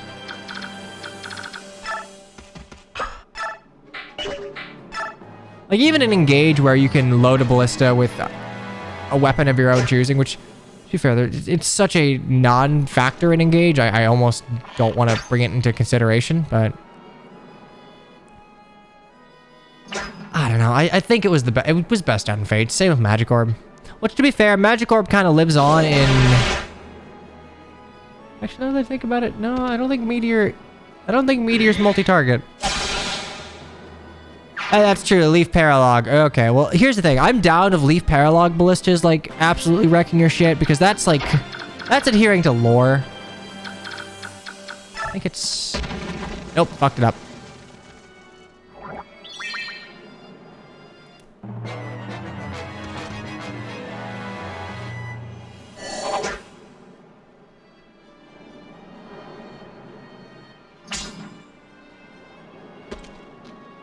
Well, why Lucia has a racist guard? Oh yeah, I guess she does come with a Lagoose guard, doesn't she?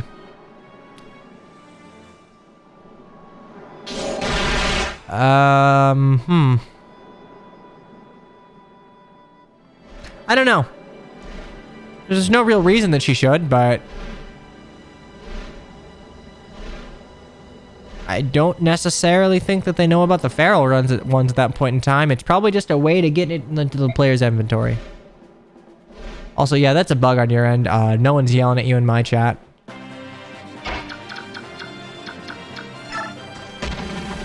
damn. All right, there's 2.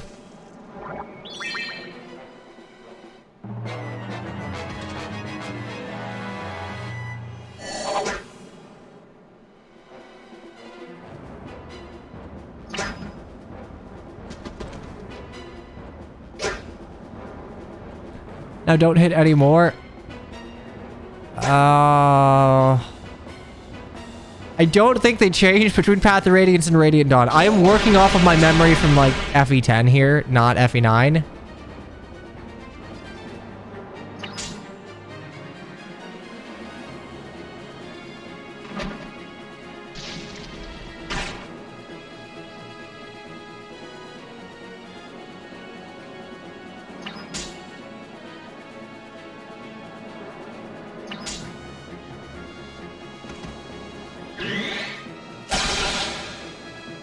Can we agree that this chapter is dumb? A little bit. I think it's the sort of thing that would jump scare you to the oh, actually, shoot. Hopefully you get out of here okay. I like Lucia's design. I'll be perfectly honest. I think she could do better. She could stand to have a ponytail. Ponytail or short hair? I think I prefer short-haired Lucia.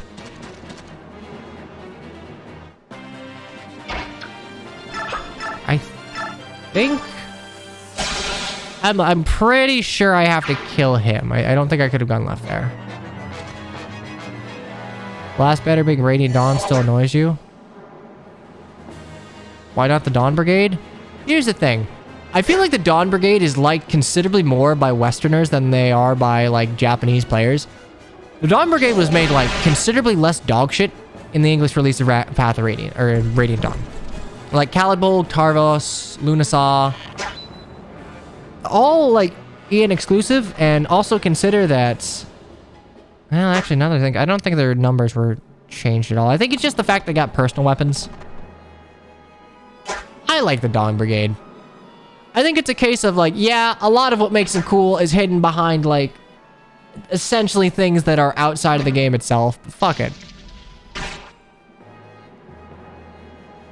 Calidbolg isn't engaged, but to be fair, the Calidbolg is also just a reference to a weapon. Which, by the way, that is kind of weird that, like, English localization would go ahead and call a weapon Calidbolg when we already have a Calidbolg, when they are so particular about not having name overlaps. Whatever, maybe it's just like, oh man, this is like the Super Edward I don't fucking know.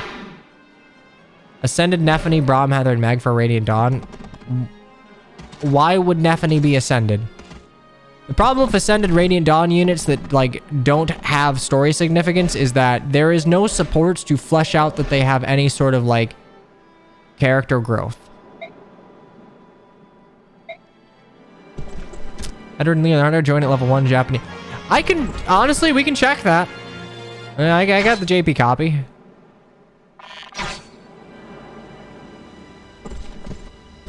I mean, yeah, Ascended Micaiah makes way the fuck more sense. I mean, Jesus, if Nolan were in the game, Ascended Nolan or Ascended Soth, really. If Ascended units are going to be, like, essentially the partners to Lords, because, you know, Selleck is not actually a Lord, it's Alm's the actual Lord.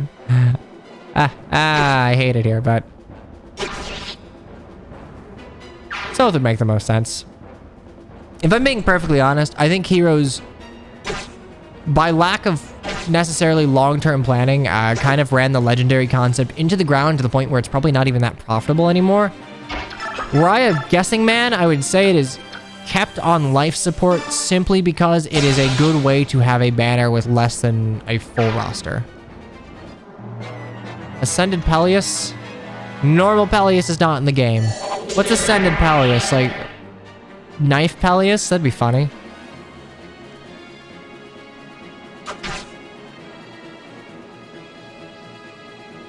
Engage would call that misinformation. I mean, Engage also has Soren, who is not a Lord and is never a game over condition, so, like... Engage has Lucina, who, like, isn't a game over condition, so, like... Oops. Oh shit, wait, Peleus is in the game. I'm sorry, he was just so underwhelming that I forgot. He was added with George, right?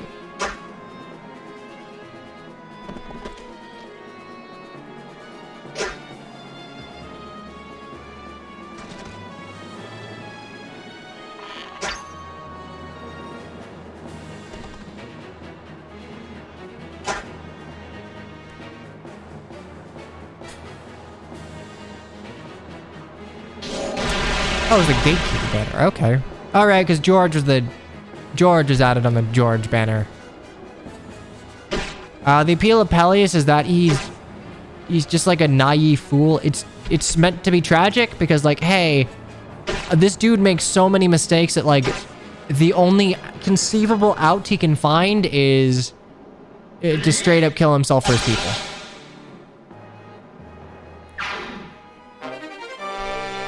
Hey, look, it's Florina's shitty weapon. Bye-bye. Peleus is overhated. It's the same. Peleus suffers from Celica brain rot, where anyone with, like, 3 brain cells and a knack for design could see that Izuka is just, like, so pants-shittingly evil. You don't even need to remember that he actually makes a brief appearance in Path of Radiance to realize that this dude's super evil. Like, his design and his creepy themes, just like, this dude is, like, super, super evil. Why are you trusting him? Which, in the eyes of the player, makes him look like an idiot.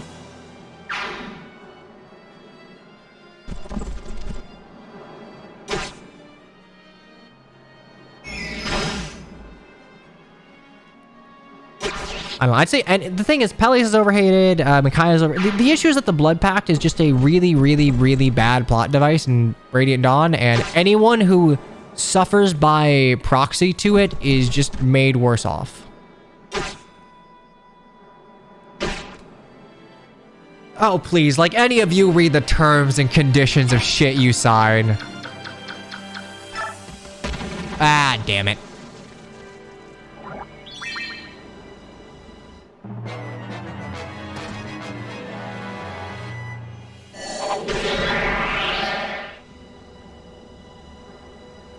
The Blood Pact is the first worst plot device in the series. I don't know, man. Three Hopes, like, really fucking stretching it with, like, the weird non-amnesia zone and, like, Edelgard's Kaga syndrome. I don't know if it's a plot device, but I do hate it.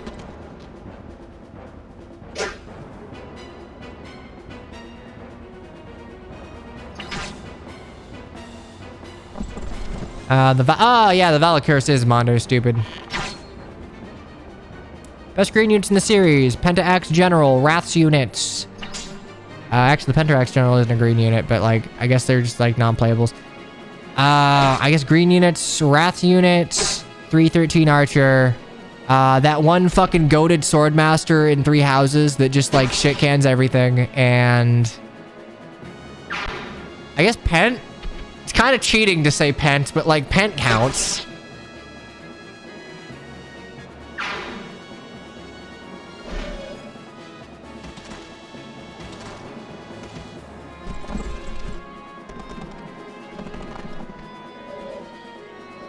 Pent counts until he gets hit by all 3 wyverns. Now, Pent counts until he screws you out of a Gaiden chapter. Naysala's Blood Pact is worse than Pel. Actually, yeah, no. I think honestly, I think Naysala gets off too easy. Because, like, yeah, Peleus is stupid, but, like, Peleus is punished for being stupid. Like, Homeboy is not a Gary Stu.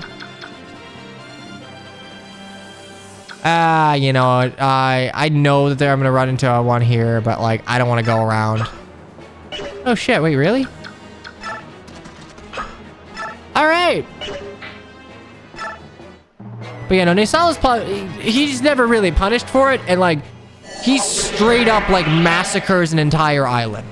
Like, I don't know if it was a weird translation, but, like, I always got the feeling that Naysala essentially allowed, like, the innocence of anyone who was not with Tabarn at the time on Phoenicius was, like, straight up killed.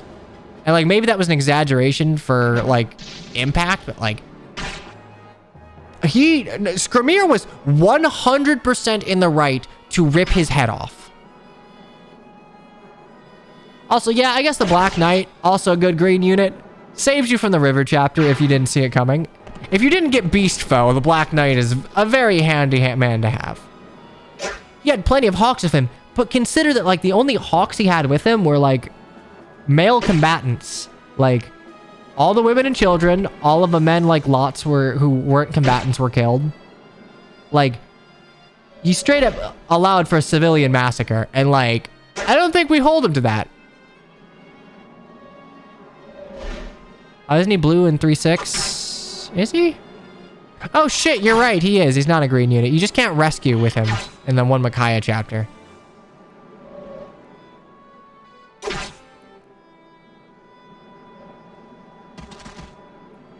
Oh, you know what? No, he's green in the desert chapter? Is it the desert chapter he's green in? Yeah, that's the one. Is Marth and Roy in this game? Roy's in this game, Marth is not.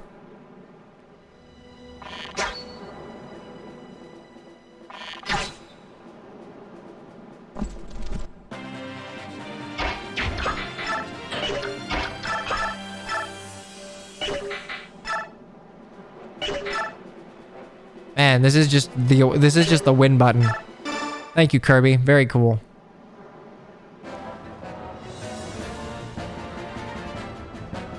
Man, I really wish Patrine, like, wasn't using the generic paladin model. God, her design's really good. I wish we had, like, had it modeled specifically.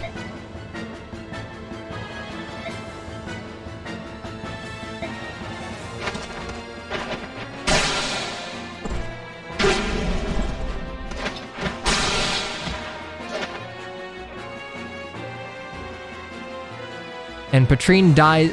Patrine's death quote hits a lot harder if you kill her with Soren.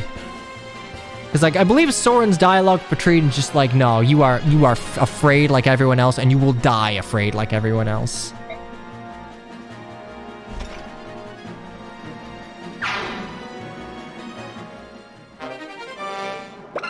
Cool weapon. Way too late to be useful and way too limited to really give a niche to magical weapons.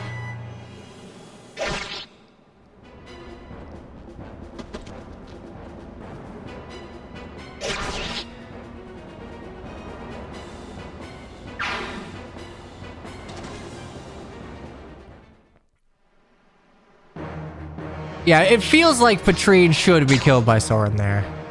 Why doesn't Stefan have a battle conversation, though? I mean, Stefan being branded...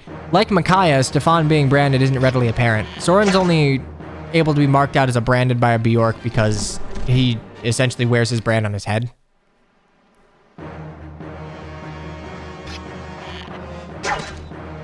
Is her model unique or is her palette unique? There's a difference.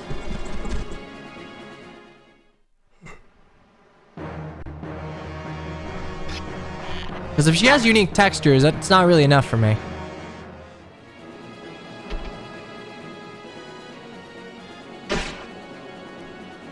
Branded cannot necessarily... Well... Can they? Can Branded tell other Branded? Because, like... I forget how that works. I feel like... I think Micaiah maybe is able to... I think there's a part in Radiant Dawn where Micaiah points out that, like, that boy that's always with Ike is probably also one. I don't remember.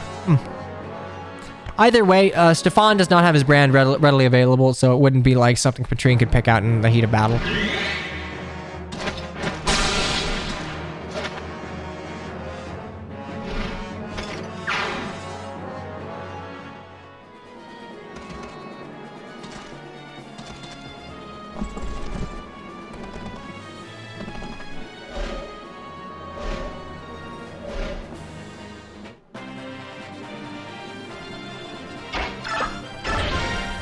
And there we go.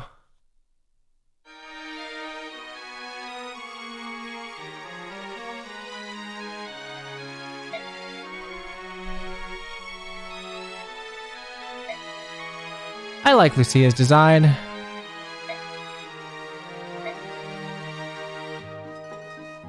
It's like, it's a good way to have, like, I guess a noble swordsmaster, like a more like a swordmaster that's more in line with the design philosophies that guide things like cavaliers and paladins. Whereas, like, most swordmasters throughout the game are, like, distinctly Eastern in their inspiration.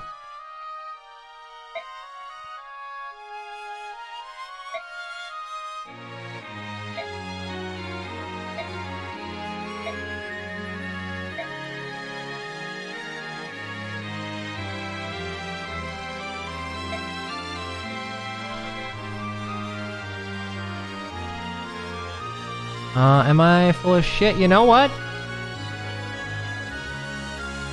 Yeah, no, you're right. Patrine does have a unique model.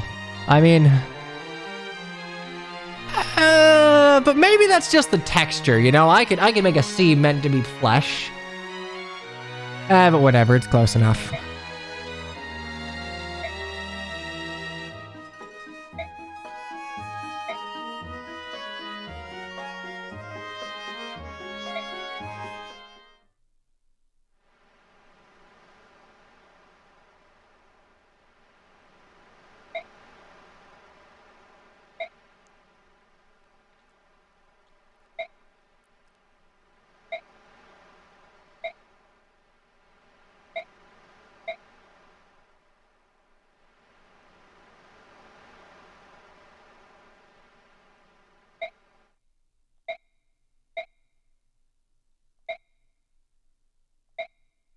You just didn't have a guard okay, good job, Ike.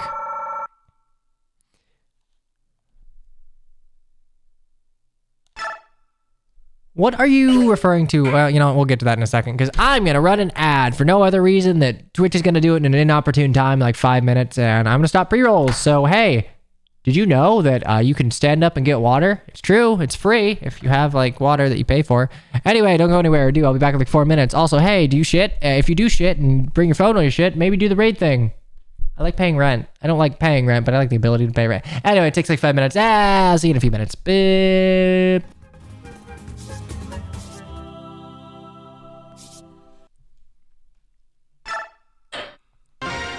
Chapter 24. Whoa, boy, howdy. Are we promoting? We have promoted a while ago. We've been Lord Ike for a long time. If we were still Ranger Ike, we would be getting our shit stomped so hard.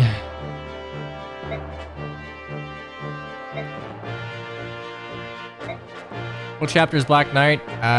Moment of Fate, I think it's 27? The important thing from this chapter is that we get the Nihil Scroll. Oh, wait, it's just 25. Remember the Moment of Fate. Strange Lands, Clash. So it would be, yeah, 27.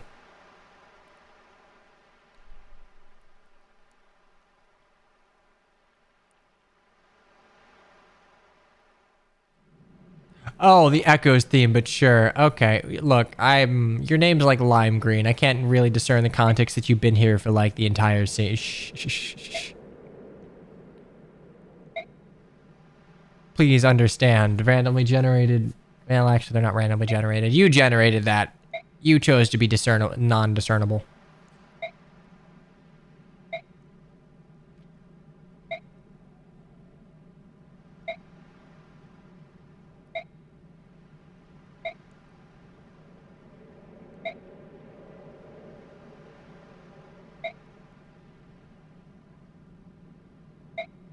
Is the stream graphic Laurent's medallion? Yes, it is. It's been like that since I started streaming back forever ago. I've changed it a little bit, but the general motif of Laurent's medallion it's genuinely just like, I think, a wallpaper that I had tweaked. Like, by all intents and by all rights, I should have like more consistent branding, but I don't know. It's comfy. I don't see a need to change it. I've never really done a design review on my own stream. I don't think I can necessarily be objective when my being objective means that I have to like change things.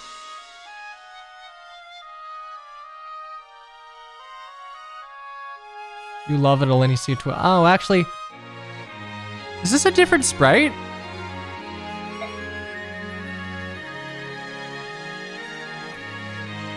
Oh. Is she normally not like doing this? I actually can't remember.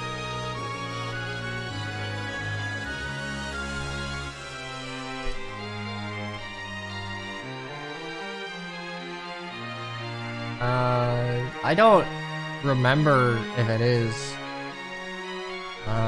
Sprites. Oh, actually, hold up. Okay, so normally she's holding her hand like this, like, you know, like she hurt the back of her hand.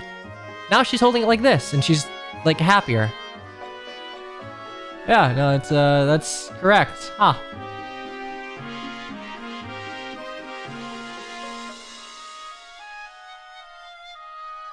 Yeah, you can see it's a little different. So she is like actively happier. Which, fun fact, oh man, alright, fuck it, we're just gonna go full on. Oh no, she actually does have two full portraits in the Radiance. She has two, like, full portraits in the Tellius Recollection book, both for Happy and Normal Alencia. How about that? I actually didn't know that.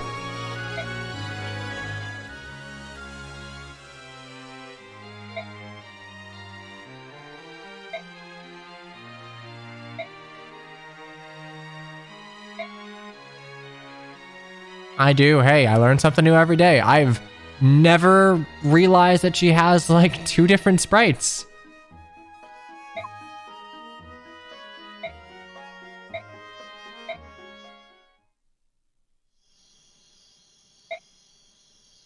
Okay, we were spending a lot of money. How do transfer bonuses work on EMU? You would have to have a GameCube save file, and you would need to import from a GameCube save. Google it. There are step-by-step instructions. I think they'd be a lot more specific than I can be here. But no, with Dolphin, it's fairly easy.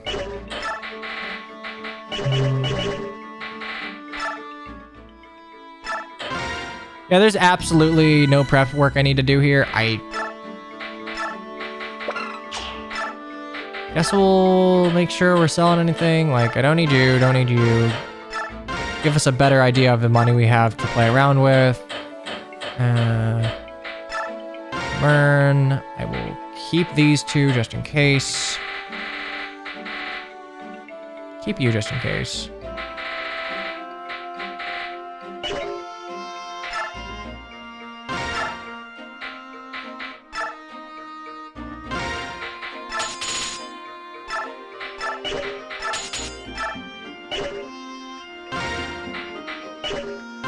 Now let's...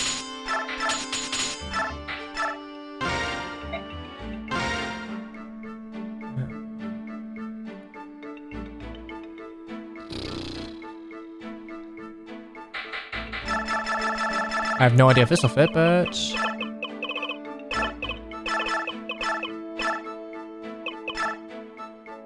yeah, a lawn die.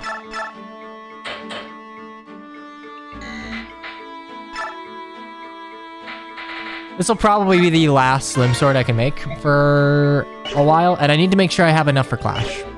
So, it's not like I really need the Slim Sword at this point. I can just like unga bunga through with silvers. So I have 1, 2, 3, 4. As long as I have...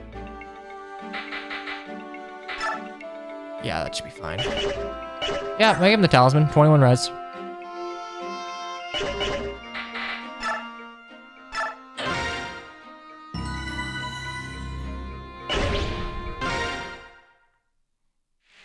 Yeah, it's unfortunate. I knew if I had gotten 1 extra point, I would cap it, but it's not gonna matter that much.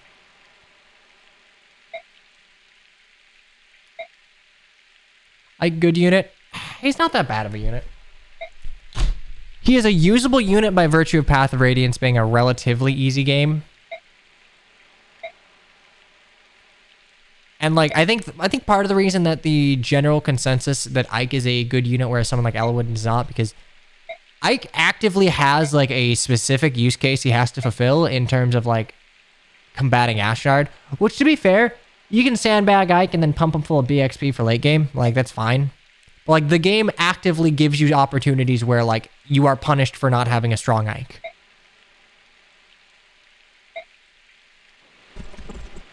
Whereas for Elwood, there's literally no situation where you have to use Elwood. There are situations where like Ike not being strong will put you in a bind.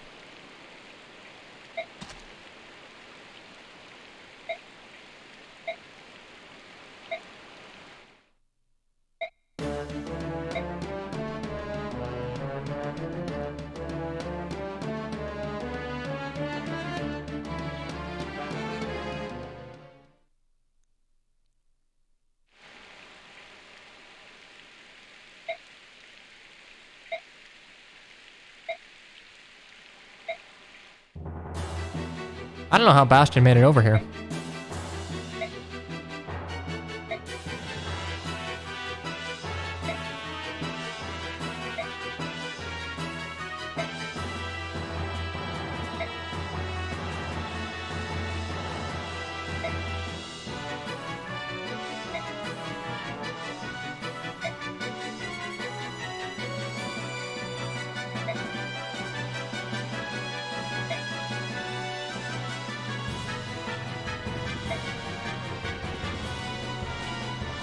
Or Alentia.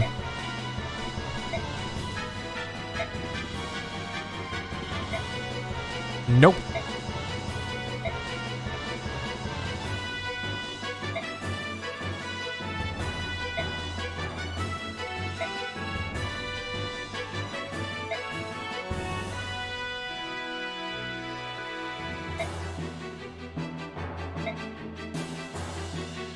He's got a point.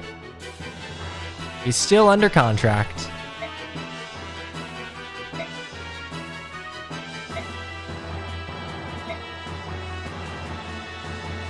Ike's Lord designed his peak.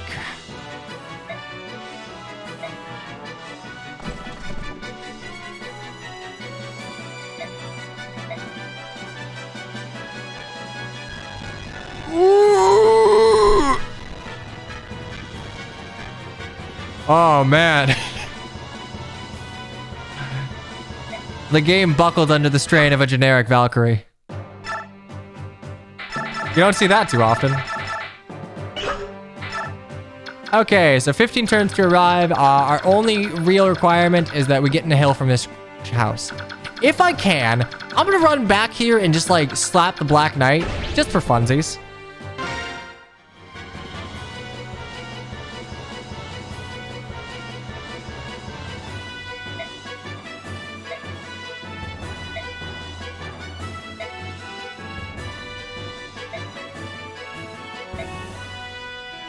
Okay, well, you seem confident.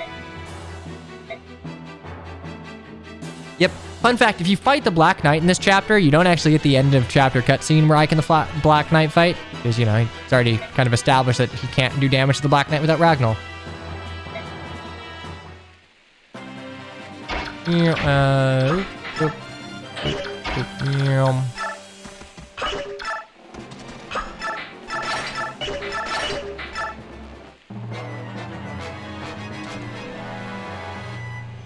But yes, generic Valkyrie, which is just black-haired mist.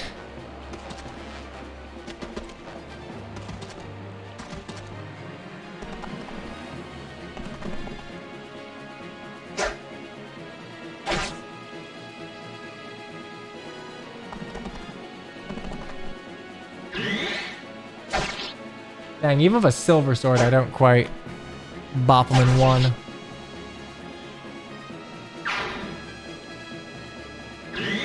Yeah, no, this is the only generic Valkyrie in the entire game.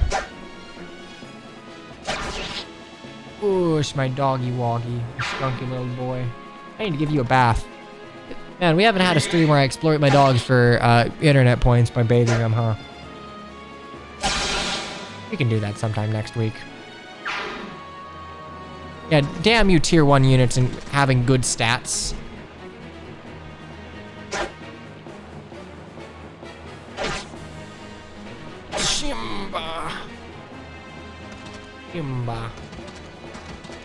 Simba. It's okay, you can hang out on my lap. There you go. You can hold the controller. Joffrey and his company are fairly sturdy. They can preserve for a while. If you completely abandon them, they will get overrun, 100%. Like, Joffrey will not move to abandon the point, because, you know... Actually, no, it's an arrive, not a defend, so... But if Joffrey dies, you're SOL, so don't let him die.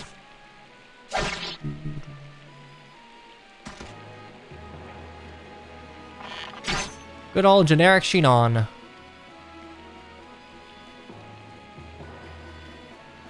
Oh shit, wait, Lucia and Bastion take the field, don't they? Okay, this got harder than I remembered. Fuck. Okay, I have to think again after many a chapter of not.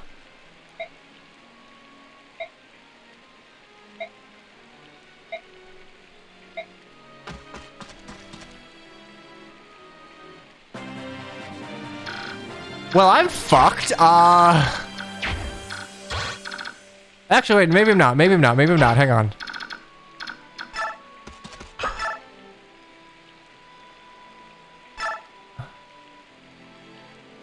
Oh, Joffrey can actually Can he?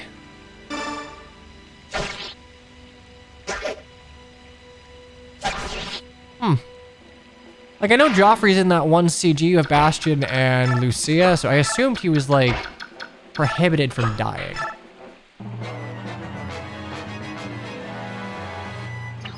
Okay, well, we need to make sure we're taking care of anyone who charges.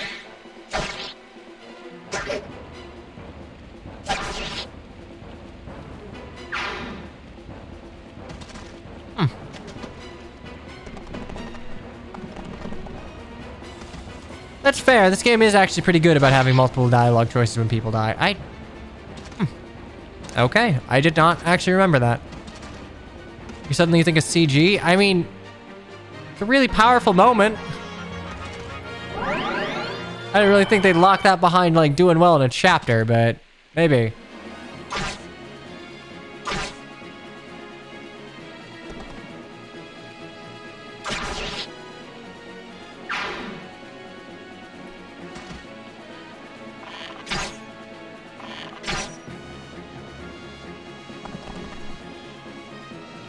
Any of the 3 nerds die, you don't get angry.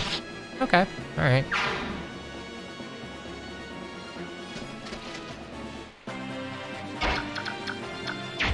Okay, do any of you have a javelin, you don't have a hand axe, so...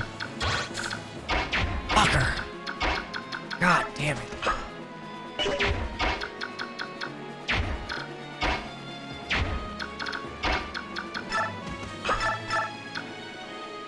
Okay, this is gonna be like... Let's arrive. I don't think it's... Ah, whatever.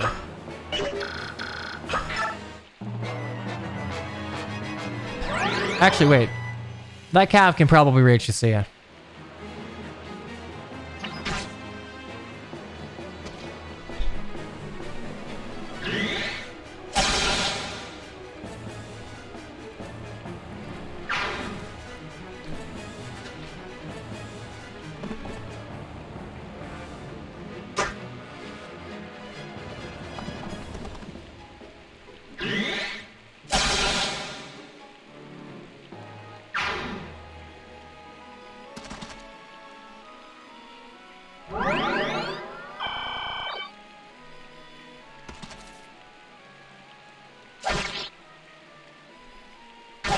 Oh, wow. I made like a huge tactical error here. Okay, so you know the skill Provoke? There is a scroll that drops that in chapter 20 that I just didn't consider, like the Shaharam chapter.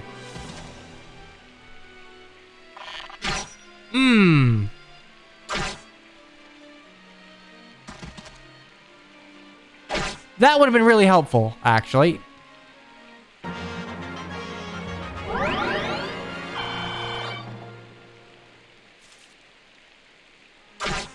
I'm not screwed, but that would definitely make something like Clash easier. I might be screwed.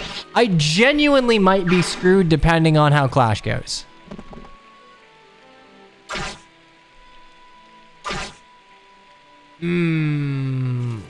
Crap baskets.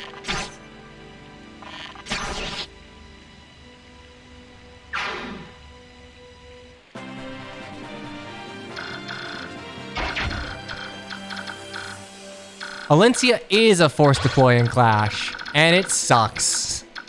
Oh god, does it suck.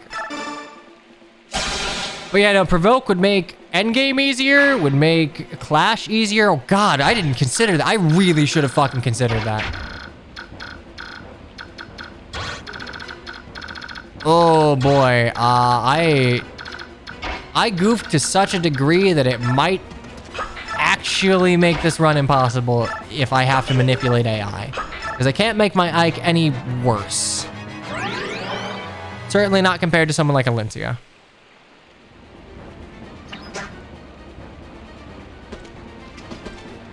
Yeah, no, I got too complacent and just like plowing through the game. Oh, crap.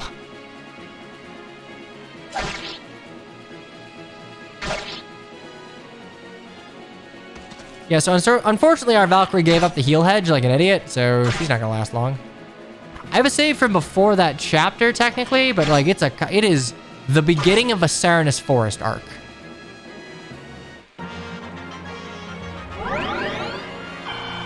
In fact, I think I just saved over.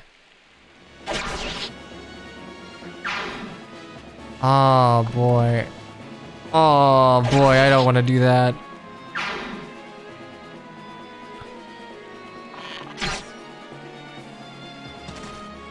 We're not necessarily screwed, but like I am foreseeing a situation where I am in deep doo-doo because I didn't do that.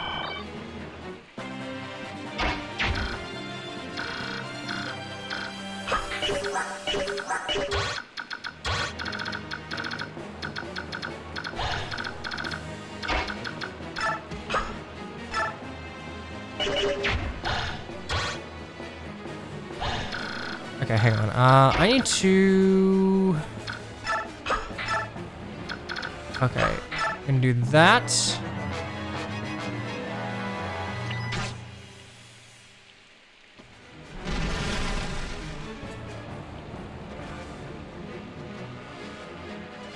Also, I need to get the Nihil scroll.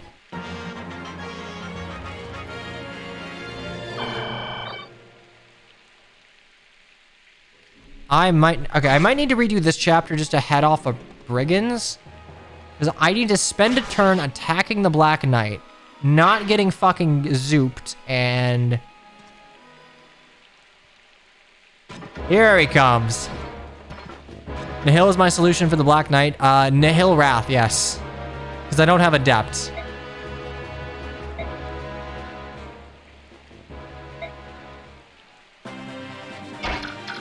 I don't have to kill him, I just gotta survive. Which I can do very easily. Hang on. This is very important.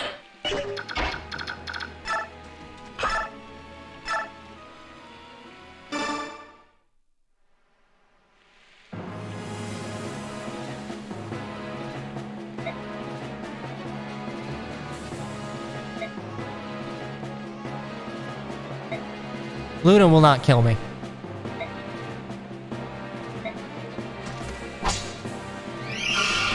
I'm fine. It's just gonna hurt.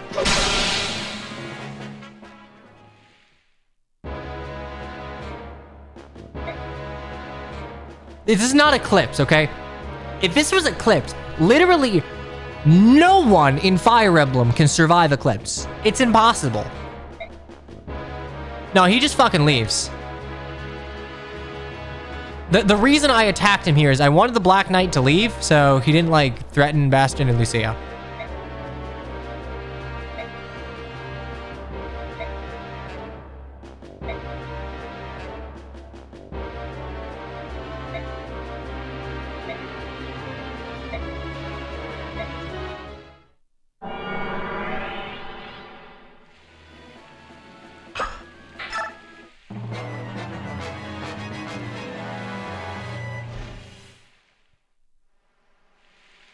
Yeah, you have Ragnall. Equip it. Make my life easier.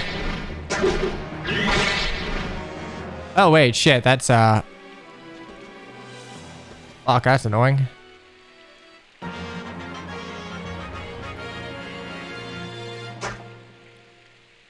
I feel like that Berserker's gonna just, like, wreck shop. Not a fan.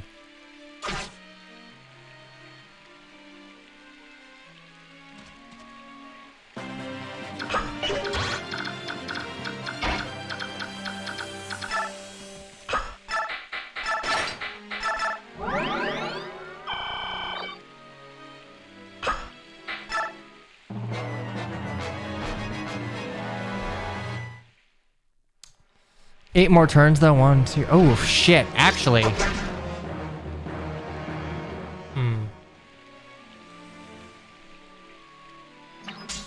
this might be difficult to do. To get in a hill and then like leg it up to Joffrey. I think I can probably do it as long as the Bastion and Lucia don't. As long as I don't get blocked by the sniper. If I get blocked by the sniper and lose a turn, I think I'm shit out of luck.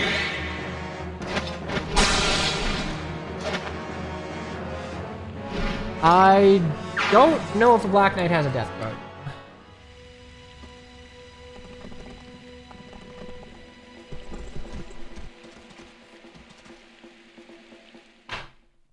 Yeah, no, we gotta reset this. I'm gonna lose too much time. No, we gotta reset this. It's been a while since we had to reset, but...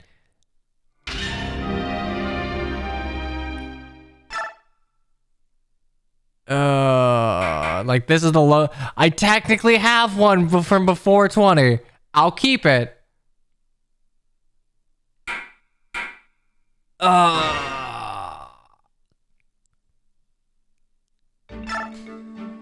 Also, did I totally did that. Okay, cool.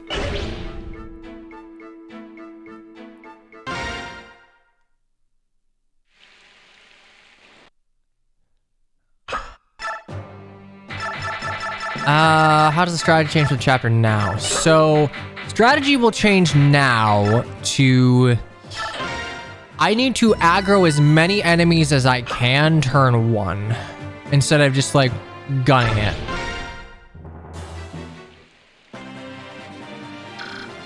It's like, I need to make sure you die, you die, you die. Like, if I can get into this Myrmidon's range, and I can barely do it, that's what I do here.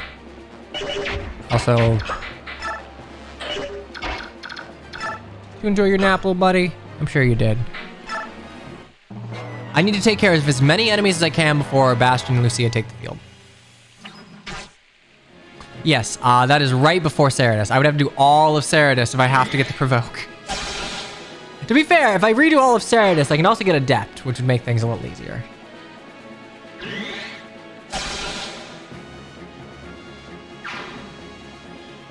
Booga booga. Hey, buddy. Hey, doggy woggy, my skrunky little girl.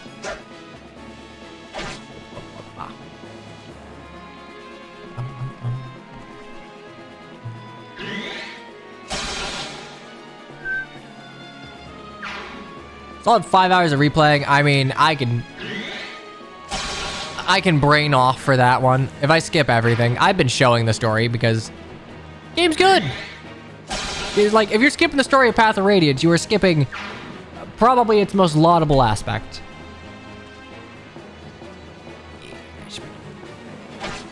The fail was I just wasted too much time. Who's a good girl? You're a good girl. Boop, boop, boop, boop, boop, boop.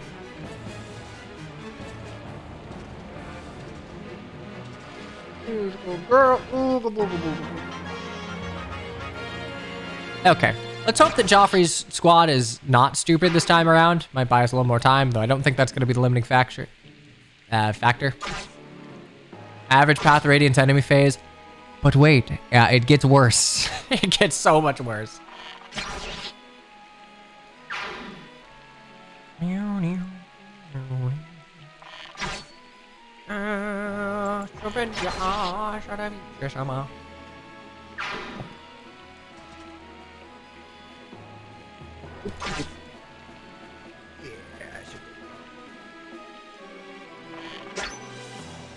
Gotta be careful around her. Snoopy's whatever. Precious you can scare a little easier. If you just talk too loudly, Precious will get spooked. Anyway, they take the field. So we can still park you in the corner. I have a javelin. So I can't actually attack you. How much better Radiant Dawn units get with Path Radiance bonuses? Here's the secret. Get Nephine's bonus. No one else fucking matters. Just get Nephine's bonus. That is it. That is literally the only thing that matters. Like, notably, it makes Ike a lot better at start. Makes Mia's a good one to get. Ike's a good one to get because it lets him get the speed threshold if you're going for, like, the true ending, so to speak. Right, Ilyana will become a better unit. Soth is good. He'll maybe become worse, technically. Look, Nephine's is the one that fucking matters, because if you don't have Nephine's transfer bonuses, her starting chapter is really bad because she does not have enough strength to use her weapon effectively. Jill doesn't need it. Jill's fine. Like, it can help Jill, let's be real, but Jill does not need that. Jill and Zahark do not.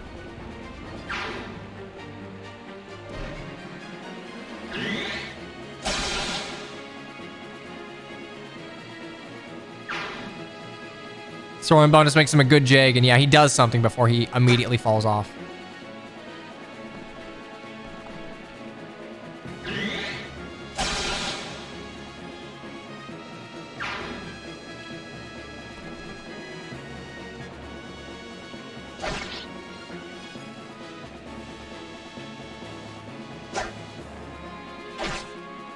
Just The dog. What the dog doing? Makes the Dombergaps meet.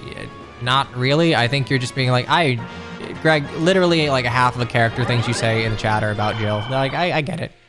Bias is cool, but Jill doesn't need it. Jill performs just fine. The only thing that getting transfers on Jill would make easier is she can get screwed over on the chapter where her, Zahark, and Tornado are green units because she is like by far the worst of the 3 units and can get gibbed if you're unlucky. But it's not like she doesn't really need it. Because for Ike to be able to survive a combat with a Black Knight, you either need a card or you need to like reach a speed threshold.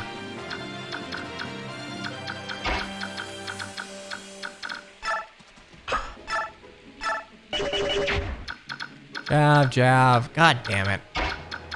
All of you fucking people.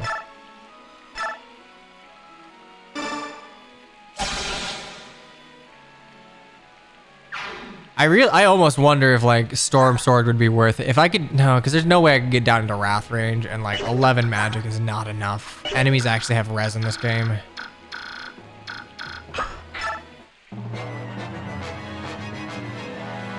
Duper duper, what you doing? Come on up, buddy. Come on, buddy. Come on. That's the wrong way. Okay, that's fine. I like Aaron's design as like a slow halberdier lance soldier.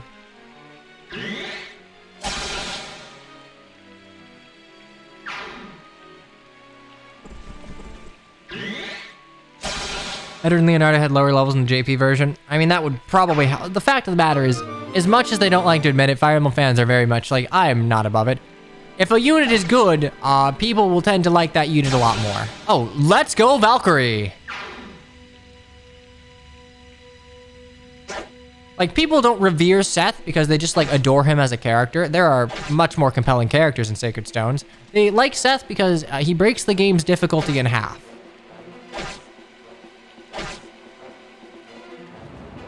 Also, if a unit's, like, really bad, people will just, like, hate them for kind of unjustified reasons. Like, Amelia's not a good unit. Not a very good incarnation of a training archetype, but, like, man, people are really mean to her.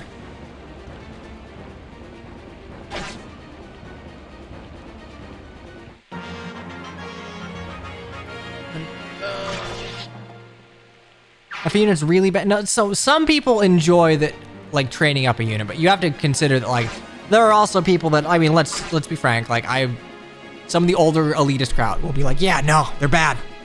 You shouldn't use them, and I will make it my life's mission to make sure you know you shouldn't use this character, even if you do probably have a brain power to, like, intuit that they're not very good.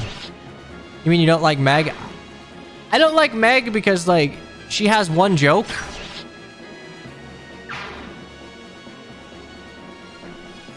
And she is very unfortunate. Like, I like Meg's particular design. Oh, god damn you, hand axe.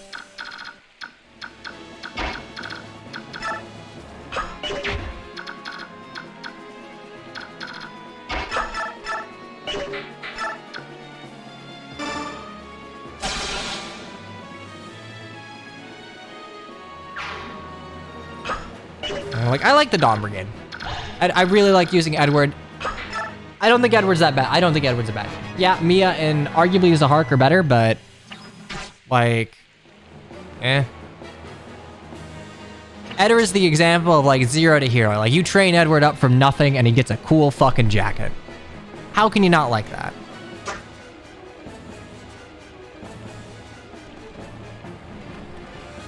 Oh my god, they charge me.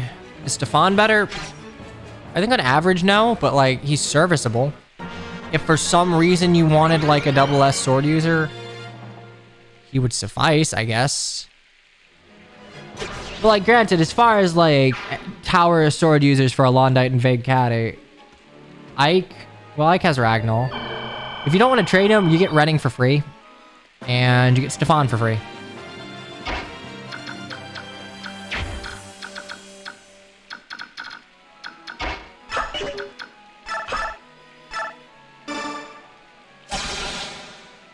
Okay, at this point, I think we've taken out everyone of range. As long as they don't aggro, the stupid things will be okay.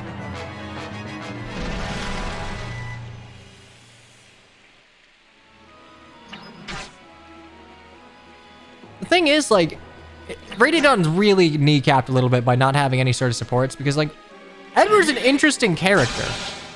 Like, Edward and Leonardo's friendship, it's just like, hey, it shows, like, a lot of them show what happened to Dayan after Ike won the war, you know? Like, Dayan fell on really hard times. Like, Leonardo was a noble that, like, essentially lost everything and, like, befriended Mr. Plucky Street Urchin Edward. Like, Nolan used to be a merchant. Bet you wouldn't know that if you played the game, but, like, yeah, it's like they have backstories that are reflective of the fact that, like, hey, yeah, Dayan kind of fell on some hard times after Ike completely upseated the country.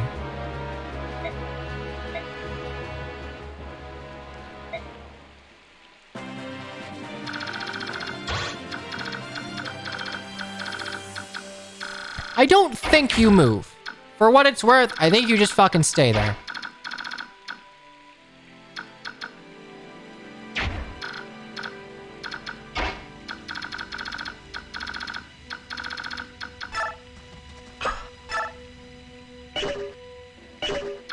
Okay, you'll attack me. I think the rest of you won't attack me at one range. I mean, I don't have much other choice. Just keep you in the corner.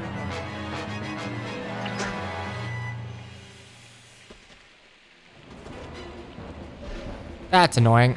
That's gonna be another player phase turn.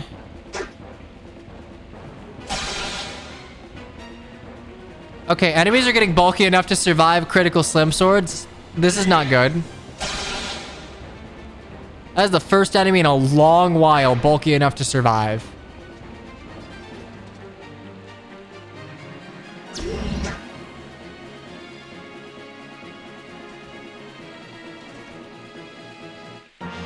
You know, this one might only be 7 might.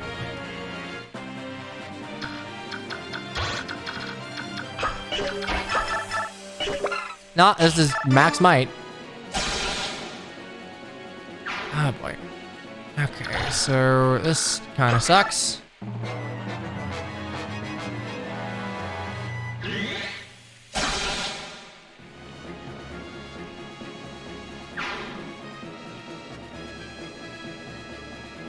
Okay, they should... You should aggro to me. 1, 2, 3, 4, 5. I should be able to hand axe to me. Clash is not right after this. Strange Lands is up next.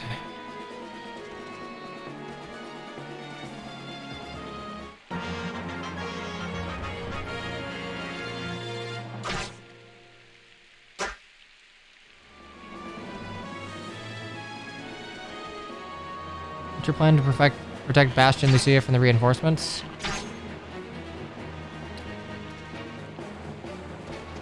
I don't think... Yeah, I don't... Oh, fuck. Hopefully you aggro to Ike. He's closest. I think I just gotta beat him there. I'm hoping that they aggro to the village or Ike. Because I don't actually have a plan.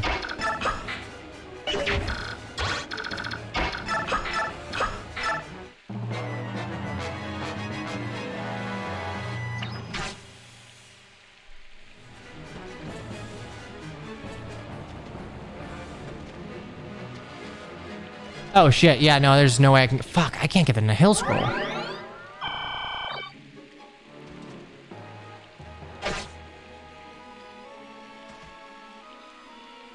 I have to seize, yeah. I mean, realistically, if I'm just playing, like, the objective, I could probably clear this in 3 turns. Now, this chapter's really easy under normal circumstances. Just give, like, Jill or Marcia the full guard and just, like, yeehaw them over there. Very little can threaten them. The hill would be nice. It would make dealing with a Black Knight a lot more consistent.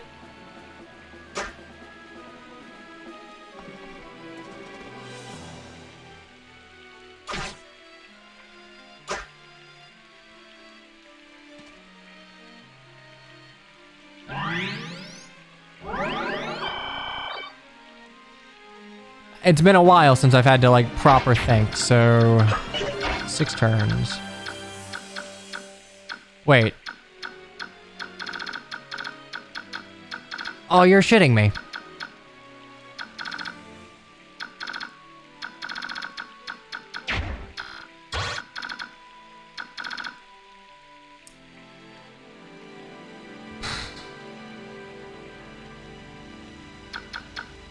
It's not forest tiles, or tree tiles. Is that a rip? It is. I think the only way I'd be able to do it is instead of going left, I went right, left, and over here, and I wasn't bottlenecked by the... If I go north, I might not be bottlenecked by the bridge and might be able to get over here in time. The issue is I need to make sure this guy doesn't like aggro to Bastion Lucia. But to be fair, once the Iron Ballista's out of like bolts, I can probably just move him up right.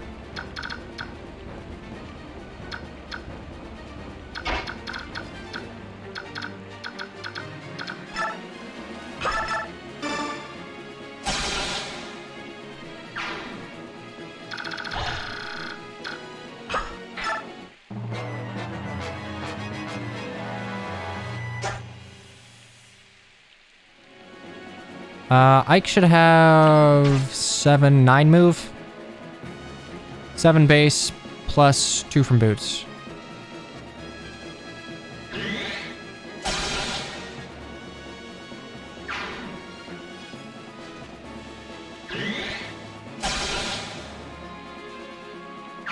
How come when the Lord gets a dragon effective preferred weapon in the game as Wyrm Slayers, and when they don't, there are no Wyrm Slayers? That is kind of weird. I mean, like, Dayan's entire shtick is, funny, haha, wyverns. I guess Benyon a little bit, too, but... I think that's more a byproduct of, we're still running under, like, Pegasus Knights or Pegasi or Sexist.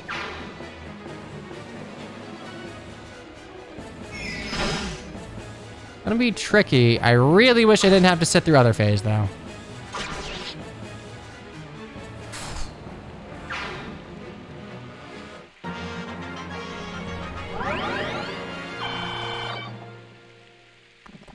I mean, wyverns are like balanced around being better than you, so that's why they give them to the enemy.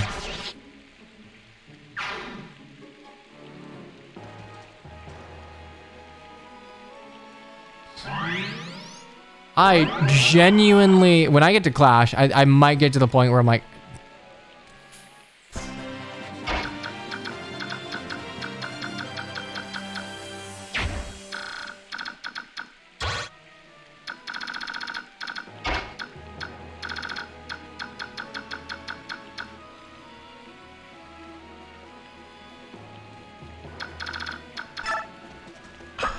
I am genuinely gonna be 1 tile off. God damn it. Oh, wait, shit. Okay, I didn't realize it came from the south, too. Okay, so there's zone-based shit. Okay, those are zone-based reinforcements. Good to know. Did not remember that.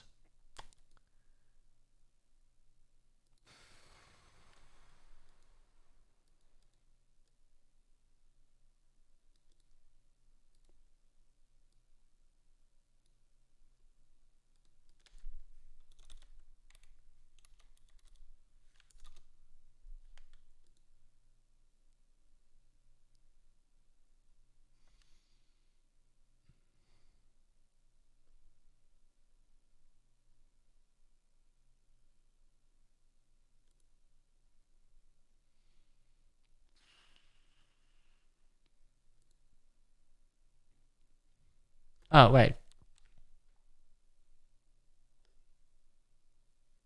There we go. Could they follow Ike on my path? Potentially. Potentially. Let me check something. Okay, so...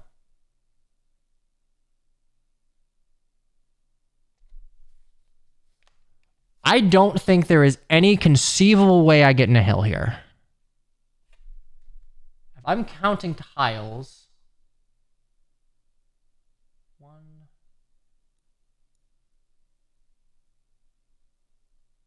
2, 3, 4, 5, 6, 7, 8, 9. 1, 2, 3, 4, 5, 6, 7, 8, 9. Counting tiles, I am actually 1 off from making it there. Yeah, I'm looking at the zone here, and...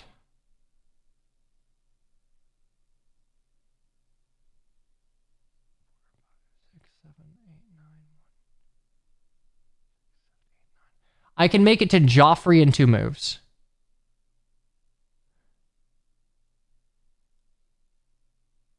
Which probably means that I would need to get the reinforcements, double back deal for wyverns, and then go for it. Because I can't outrun them while keeping Bastion and Lucia safe due to how much movement they have. Okay.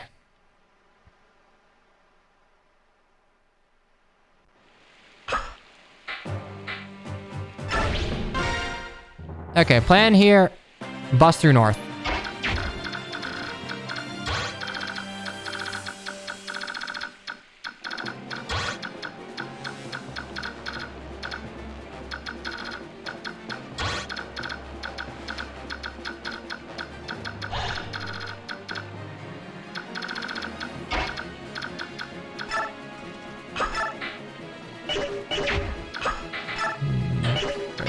What I hear, deal with everyone.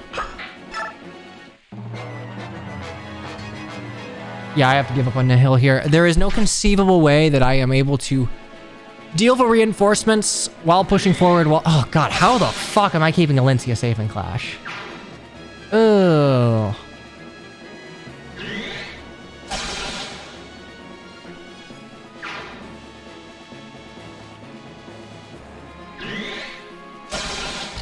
Weird that FE2 doesn't have wyverns. Well, not really, given that FE2 takes place in, like, Arcanea land during the time of Arcanea land. And wyverns have a very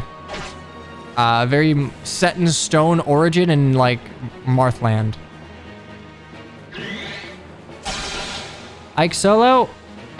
Yeah, Ike Solo, but, like, Ike Solo in a way that does not allow for wiggle room. Like, actually, I can rescue her. Actually, you know... I mean, if you're forced deployed, no. Ike Solo. No one else is permitted to see combat.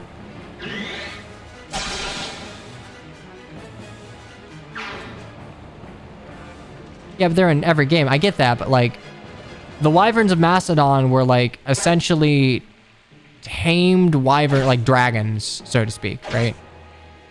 Like, they have their origins in Macedon, and they just haven't gone across the sea. Other than Mist because forced.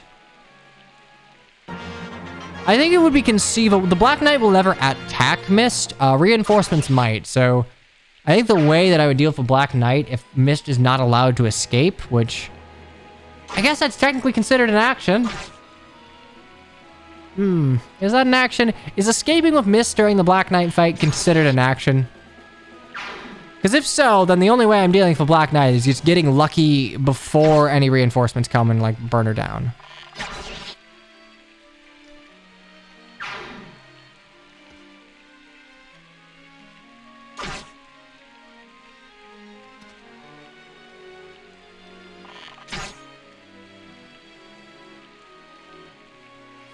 God, I hate you too. Just protect Alencia in the rear. God damn it. I have shit here. All right.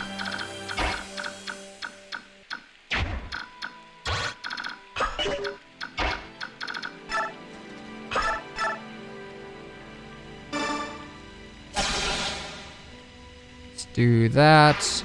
Yeehaw all the way down to the corner. Right down here. Actually, wait. No, I don't want to do that. I want to kind of follow along.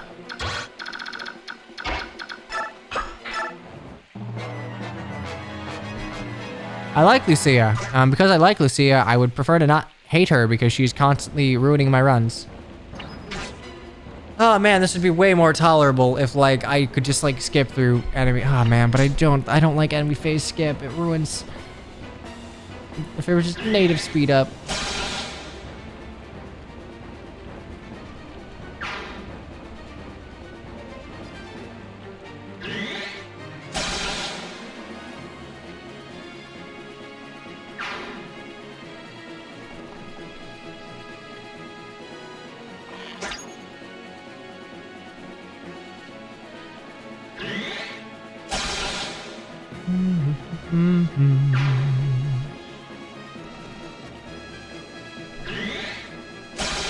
Okay, I'm doing research here in advance for Clash, trying to see like how the fuck I'm gonna deal with this. And oh boy, oh boy, oh boy, oh boy, oh boy, oh boy, oh boy, oh boy. This is not going to be easy.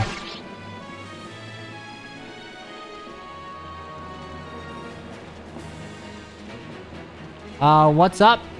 Not much, sir. Reinforcements. Top right, top right, top right, right, right.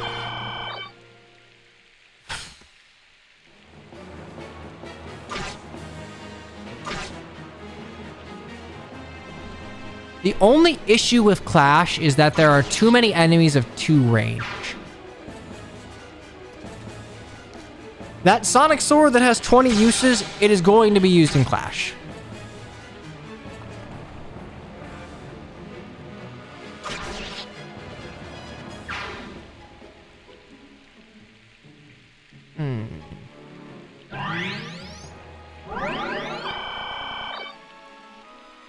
I mean, not to be rude or to like shit can your endeavors, a Kagetsu solo sounds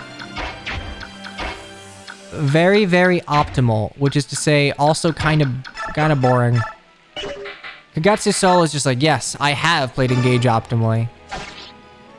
Is Clash even possible?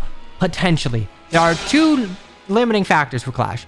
Limiting factor number 1, Alencia sees combat because I cannot like forestall the enemies enough to get her locked into a corner. Issue number 2,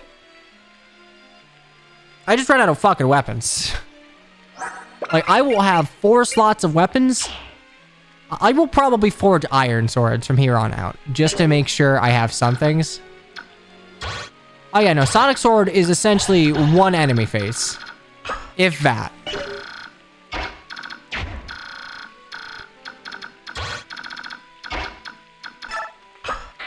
And in not getting provoke like an idiot, I might just not have a way to break a tie if something would otherwise go for Alencia.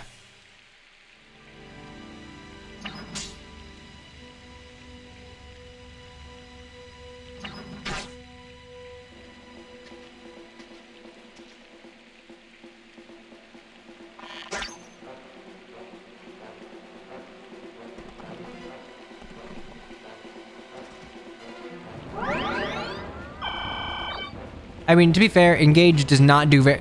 I get that Engage... Weirdly, for a game that is, like, super casual friendly, it is weird that Engage is stinting itself as an Iron Man friendly game by virtue of giving you a lot of, like, good pre-promotes. Which is like, usually the classification used as to whether or not a game is Iron Man friendly or not. I don't feel like that was, like, the intention behind the design. It just, like, happened to be a byproduct of just so many pre-promotes and so many units that just outstrip your train you. The issue is just like, a good Iron Man friendly game will give you replacement units that are not better than a trained unit at that point, but like, they're good enough to get the job done.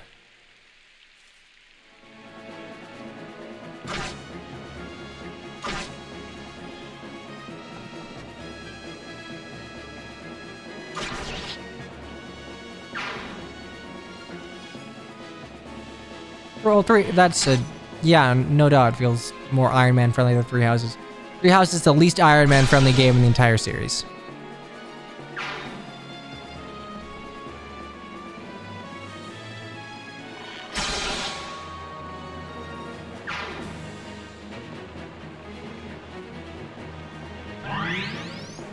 I don't know how you use Risotto in normal mode. Well, the answer is in the question. You were playing on normal mode.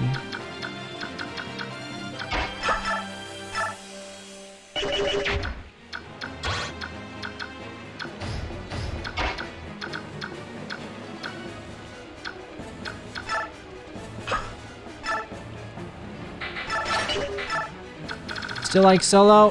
For now, I'm realizing that there was a Provoke scroll that I just did not remember was in the game. I thought Provoke was Shinon exclusive. I didn't think it existed as a scroll in Tellius. So to my consternation, I missed it, and that might be the thing I needed to get through Clash. No resets yet? If by resets you mean like actively resetting my save file, then no.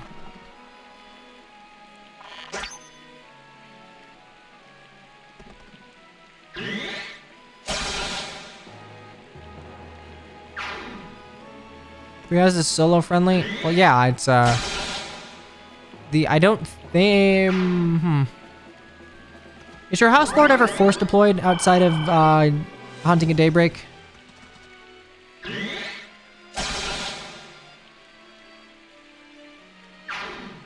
I don't know how provoke works in Path of Radiance. It could be bugged. A lot of things in this game are bugged, but that's mean.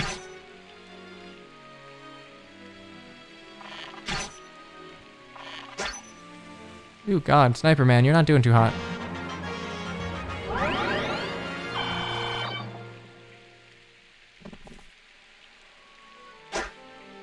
I guess there wouldn't be too many things that would bop him. The issue with doing a solo of a modern-ish Fire Emblem game is that outside of situations where, like, you are trying to protect units from seeing combat, it's kind of just a case of the caps far outstrip what you would ever have to reasonably deal with. So it becomes a question of, like, what is even the point? I mean, like, you can level ad infinitum in Three Houses. You can just become, like, Giga Emperor of a universe. And that's just a solution. It's a boring solution, but it is the most optimal solution. Because caps just don't really matter.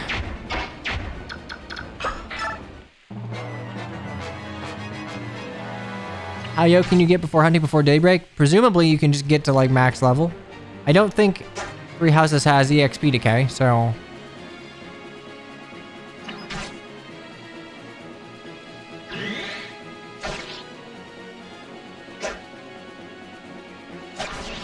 I don't remember if the maddening enemies are smart enough to just like not attack you if they don't do anything.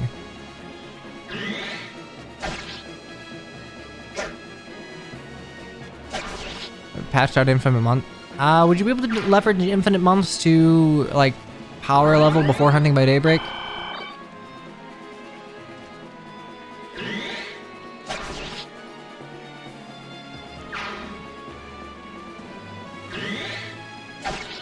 Okay, then that would be the solution. I'm sure it already exists. People rode the Three Houses content wave with low quality content for a while, and that seems like a very easy thing to do. Why does Nemesis show up in Verdant Wind? Well, you see, we did not learn from Fates, and we bit off more than we could chew.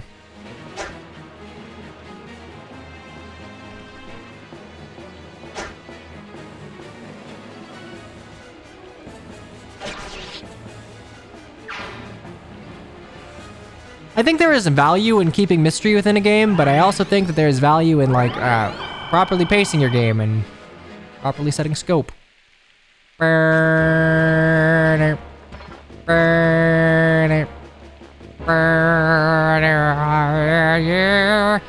mean, it depends. Abusing heal would be the way to go. Just don't run out of money.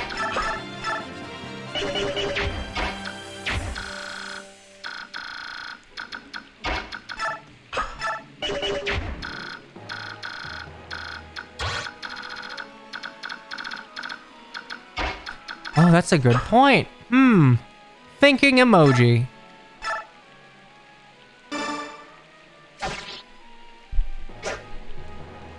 But if you can't deploy anyone else, you can't heal anyone else.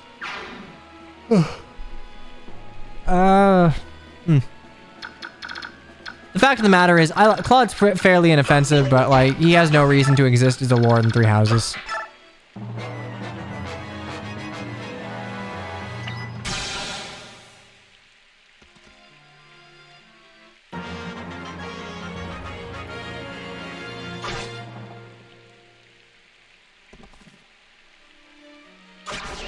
I'm not even going to say Claude was done dirty. I would say Claude was given more than the actual narrative of the story really, like, warranted giving him.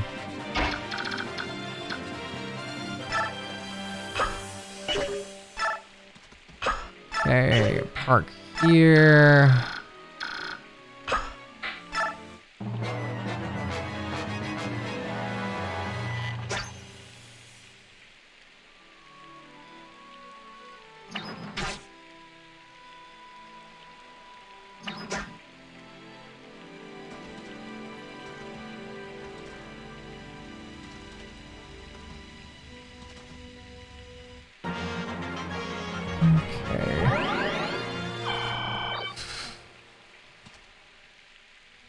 Doesn't Hill just nuh-uh the skill?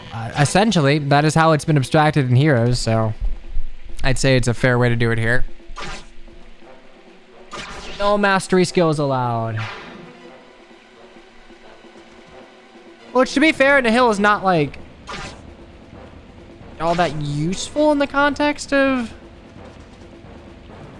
it's really only all that useful for dealing with Black Knight.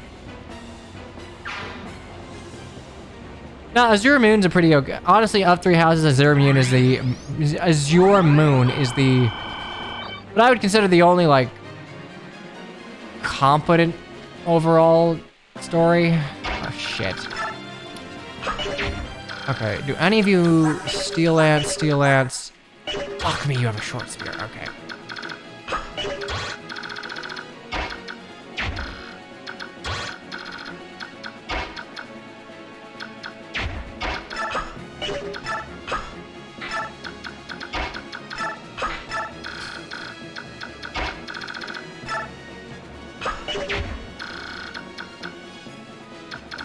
South of the house.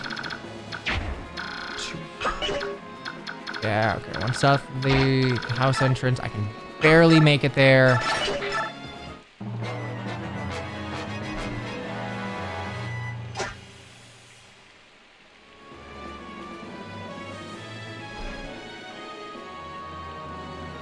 Oh, God.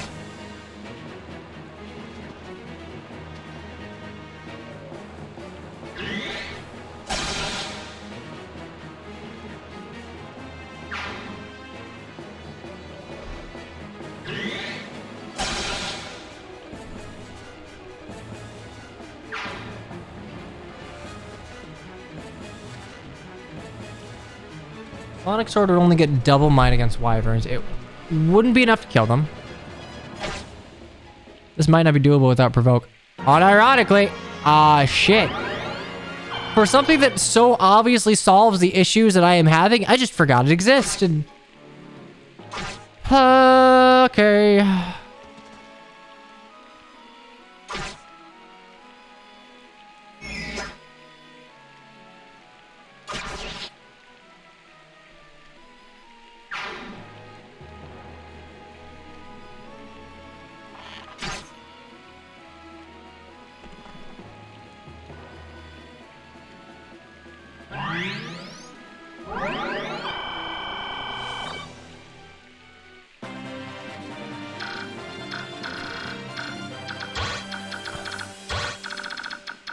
Oh, fuck me. They both have javelins.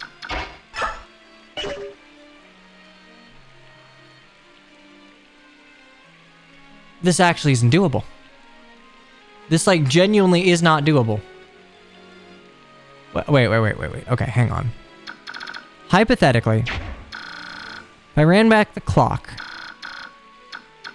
and I followed along with here, the issue is that you still have 2 iron ballista, and I would need to be baiting that this entire time to go any further to the left. Oh, shit.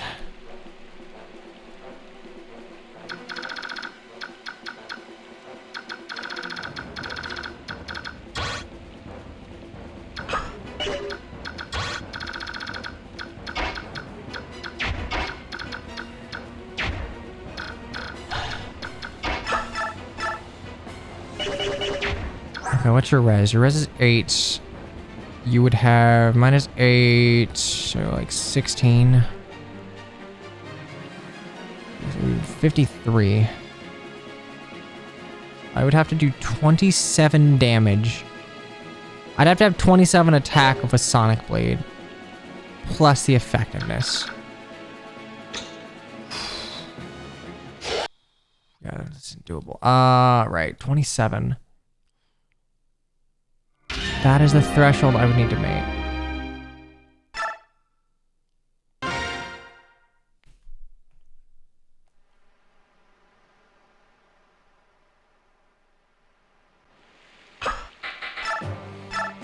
If I don't meet that threshold, this chapter is probably impossible. Okay, that's 10.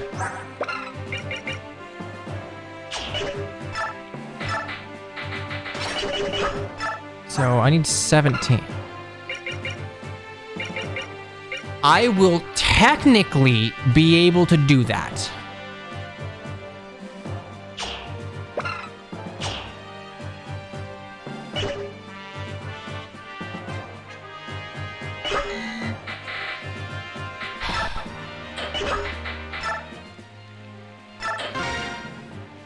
Oh god, this is gonna be fucking impossible. At the very least, Valencia, she can fly, and she has promoted flyer movement, so I'd really just only need to keep her out of range of tomes and siege tomes and any such things. Hey, blue jelly beans. Welcome to the Suffering Convoy. Glad to have you. Do enjoy your stay in the emotes. Okay, so I need to keep the Sonic Sword until Wyverns come. Once I have that, I will move Lucia and Bastion to the north. So I also need to try to be able to... I need to try and drain the Ballista as much as I can, if things are otherwise equal.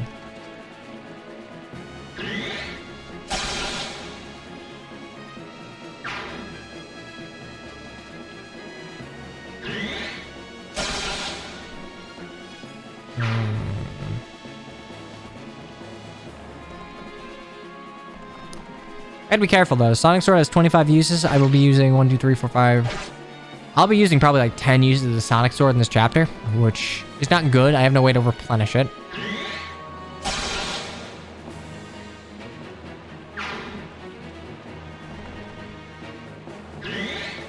Okay, so if I had Provoke, it wouldn't necessarily solve everything because I don't know how potent it is.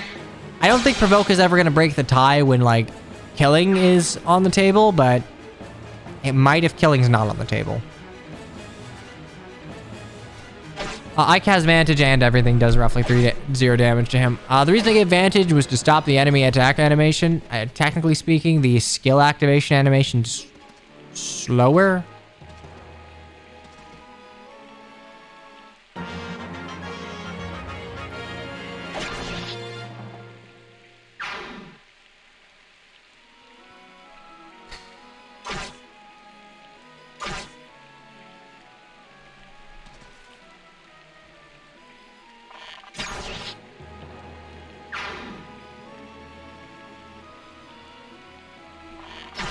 I did not keep saves for every chapter.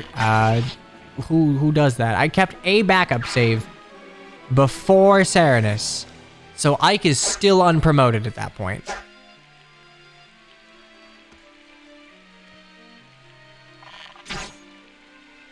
What needs to be done in chapter 20, and mind you, I could also get Adept, which would be useful, but I guess if I'm getting Adept, it wouldn't really matter because I'd need to keep it up. So I would need 16, 16, 16, 16, 17, 18, 19, and 20.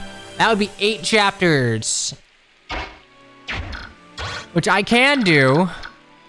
I don't really want to, but like I can. Really don't want to, but I can. Gonna see if I can get through this without though.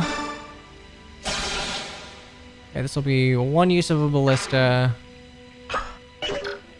Dolphin at 4x speed. I mean, yeah, I would. 100%.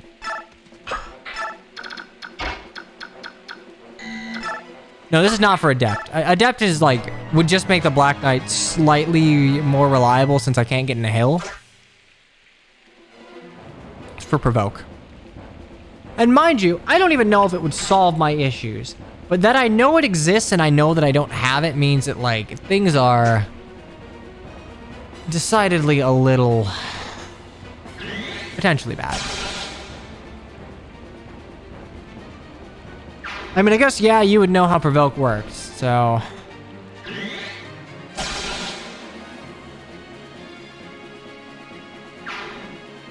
I mean, to be fair, I would just use a solution I used when I was playing Coliseum, and like, I should still have a hotkey to mute the game, right? Why not? Oh, could have sworn I did. Yeah, okay, I do.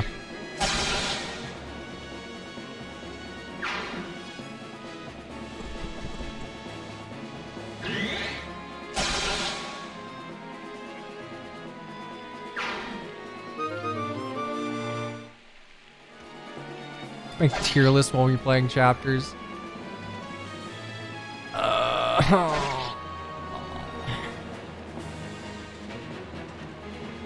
Okay, if I didn't go for Nihil, could I do that? I'm not going for Nihil. I gave up on Nihil a while ago. Let me explain, like, I guess I counted spaces on another monitor where you couldn't screen. See, I will explain to you why I can't do this when, you know, the game deigns. Fuck me, I'm gonna order takeout. Yeah, what's the order for takeout? I don't have any food in my apartment. I need to, everything's, oh shit, wait, everything's closed for Easter, never mind. Never mind. I guess I am eating whatever is in my freezer. My doggy woggy. Oh boy.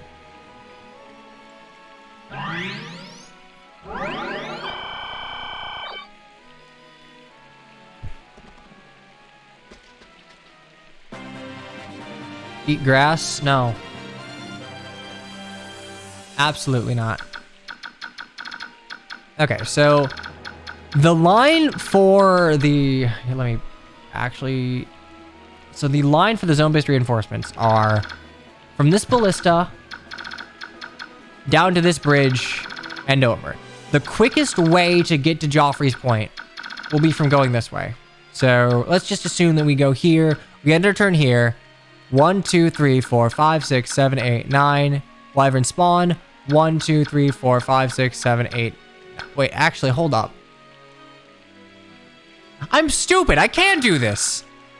Fuck, I'm stupid. I can't. Okay, all right. So, wait, no, I can't. No, I can't because the wyverns get there in 2. Wait, yeah, I can. Yeah, I can. Hold up. Hold up. I'm dumb. 1, 2, 3, 4.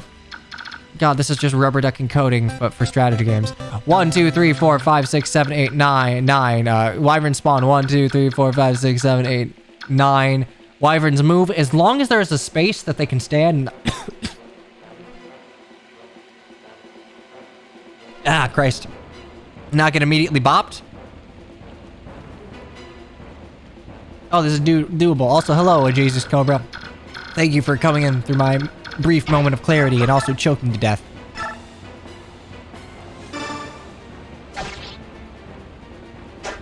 Okay, so I just need to activate the zone-based reinforcements at as far out as humanly possible.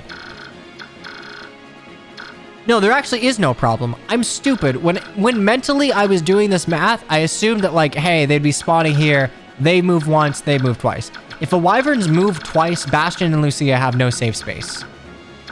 That is the issue.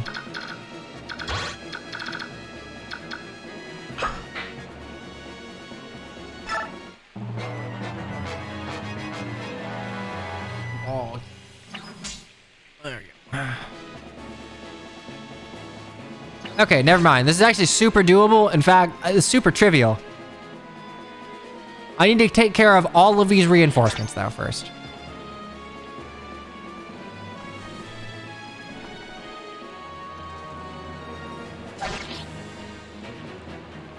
Which is good, because I can preserve my Sonic Sword. We got this. We totally got this. We're not screwed. Not yet.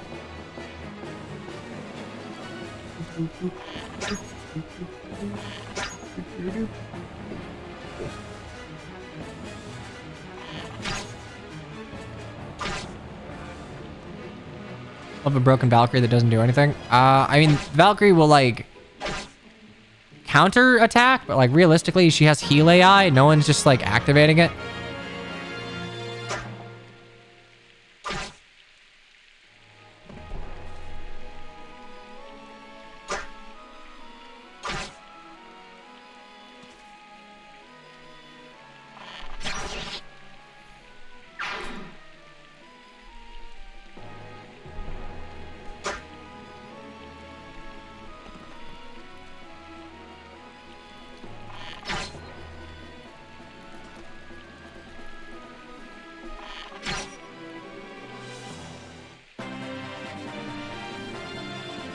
Okay, so a steel bow.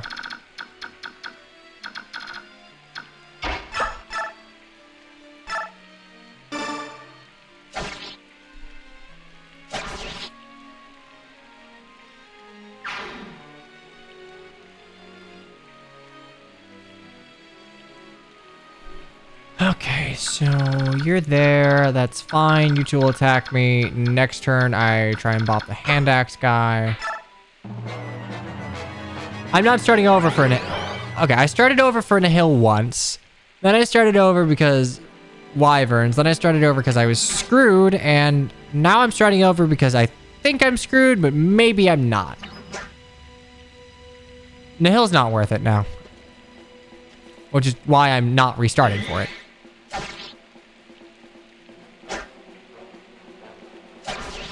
Look, there's no joking over text. No joking. We're all po-face serious here. Mostly because I am genuinely incapable of seeing if people are like just not paying attention or joking. I'd rather take people at their word. I like yokes. No fun allowed. This is Fire Emblem.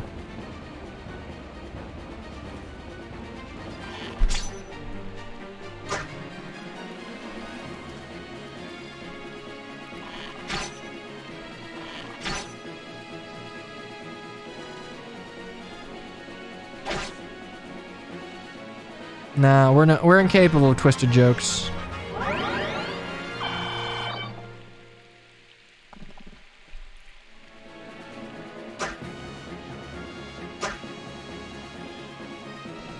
Well, Greg, I'm trying to be charitable to you, so. But what skill's letting Ike strike first all the time? It is Vantage. In most Fire Emblem games, Vantage has an HP threshold. Here, it is just a universal, if enemy initiates combat, you strike first.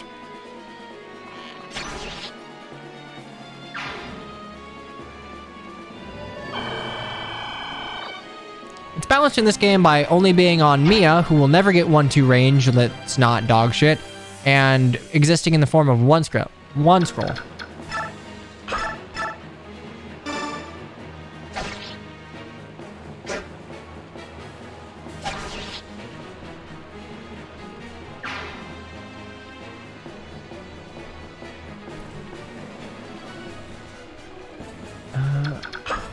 Okay, so we did that. I think you're fine here.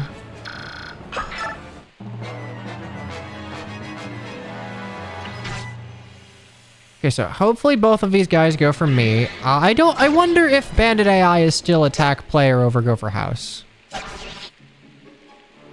Yeah, I mean, Engage really did right by Ike. Didn't go do right by too many others. Most of the women are poorly represented, but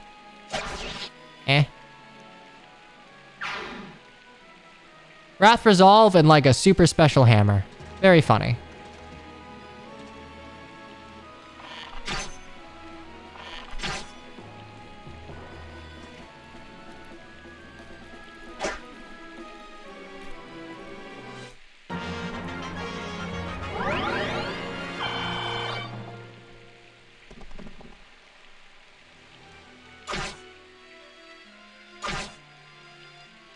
What emblem's considered the best? Universally, it's Micaiah.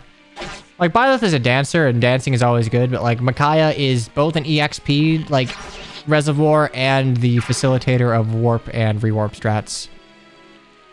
Typically, I don't know where DLC emblems tend to place nowadays, but typically for base game emblems, it usually goes Micaiah, Byleth, Corrin. If you are valuing Bond Shield highly, Lucina, Lyn, and then it's kind of a bit of a toss-up from beyond there.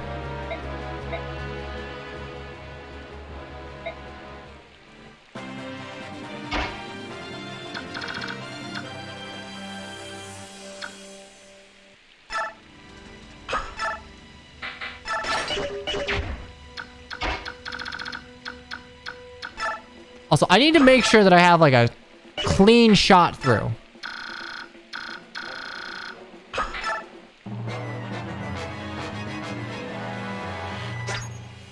Sigurd over Lyn.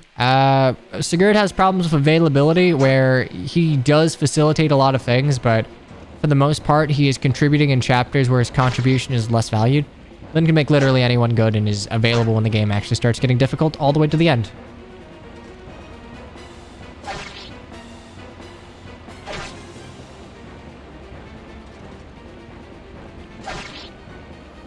So the problem is I can't actually go forward until a straight shot appears.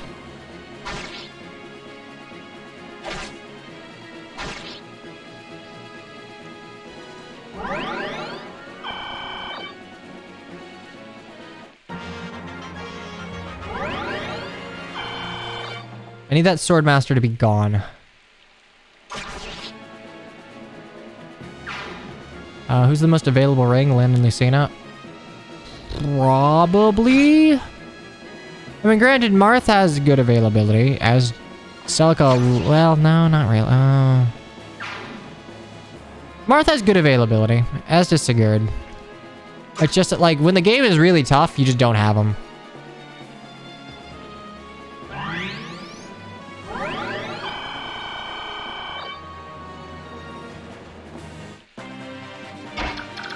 Okay, kill you.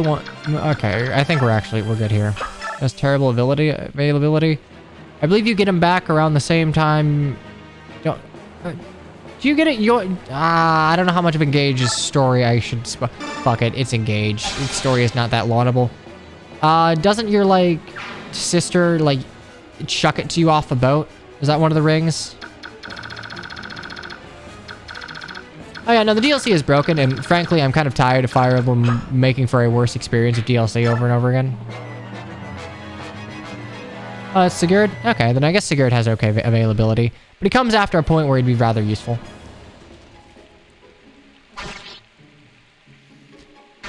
Okay, Sigurd, Leaf, and Lucina. I think that tracks.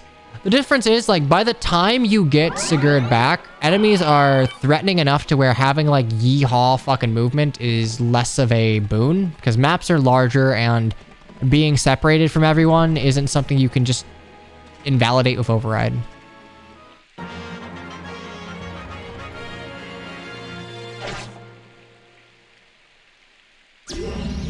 Erica's availability is, like, shockingly bad.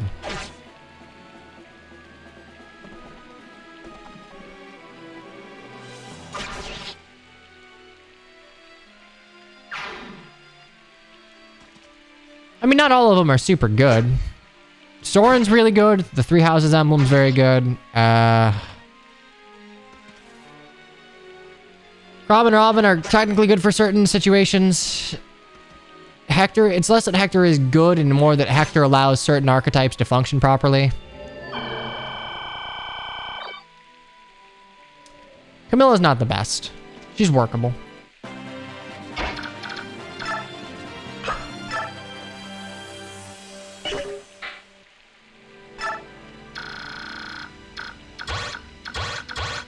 She's not bad. Most of the... You have to remember, the default for, like, emblem quality is they're pretty good.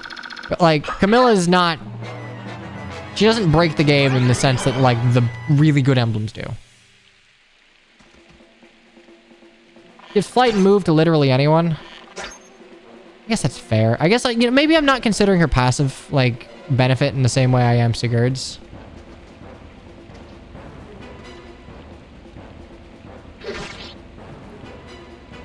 I don't know. I do, you missed me resetting on this all the time. I do really wish that...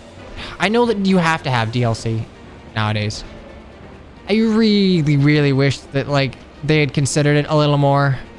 Like, especially with a Fel Xenologue now, that the Engage bracelets kind of, like, break the main story is a little disappointing. But, like, I get it. They really wouldn't be valuable if, like, you couldn't use them during the main story. It's just that you kind of kneecap what is an otherwise pretty powerful moment. And boy, howdy, Engage does not have a lot of those. Engage has very few moments that, like, hit super hard. And they kind of kneecap that one. It really is a love letter to the franchise. They're pulling an Awakening. Ads. Oh, lovely. Lovely ads. I hate this.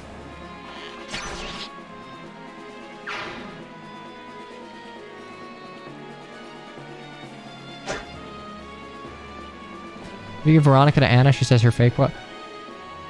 Okay, hang on. Are you saying that if you give Veronica to Anna, she will say Anna's fake quotes? Or if you give Veronica to Anna, she says Veronica's fake quotes, which end up being, you know, just fake quotes? Okay, that wasn't bad at all.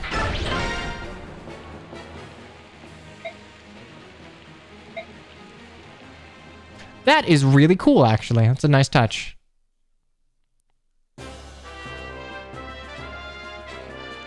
Here's the thing. YouTube ads are not bad. Twitch ads are genuinely super... Just have fucking banner ads or something.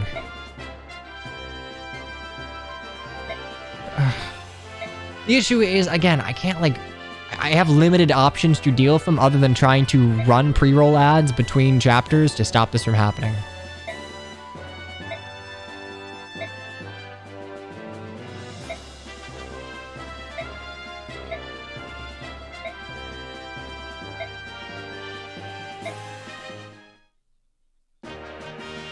Yeah, Night's Oath, my fucking favorite. Oh yeah, no, if you want Twitch to work with ad blockers, you actually need to go into settings and configure things. It's very finicky.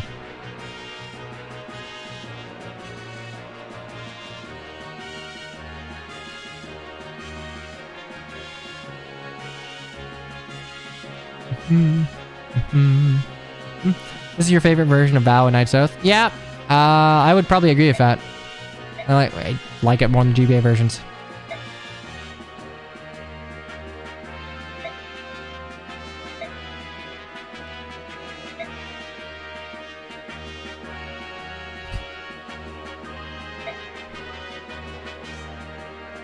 My issue with ads is that they kind of interrupt the stream, and I don't know, I feel bad continuing with a tangent if I know that, like, a good majority of the audience isn't able to, like, hear it.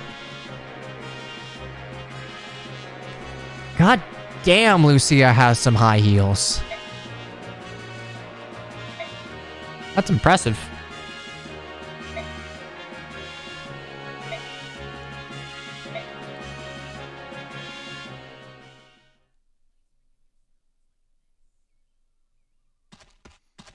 I mean, I'll be perfectly honest. Ad revenue for Twitch is not the greatest. Like, realistically, ads from Twitch are very bad.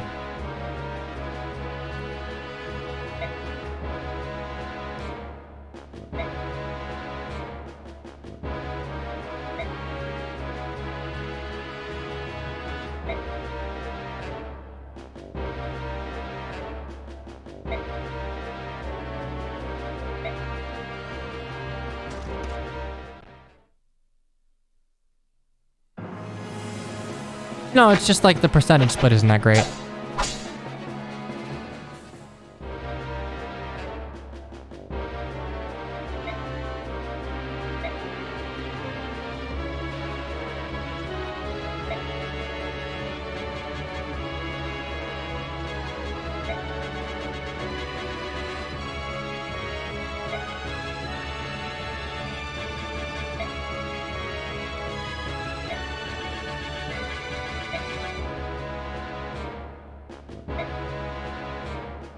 Now, if you're on TikTok, you're making a living off of sponsorships and brand deals. But to be fair, you have to consider that views on TikTok are far more inflated given that there's a lower investment for actually watching something. Like a YouTube video, just there's more investment to sit down and watch something that's, like, well made.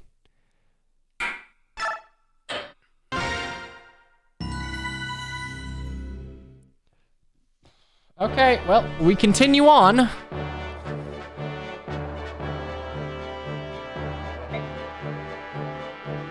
And now time for just like a... I mean, I guess it makes sense from the perspective of like the journey to Crimea, but... Man, this is like a weird chapter from like conceit-wise.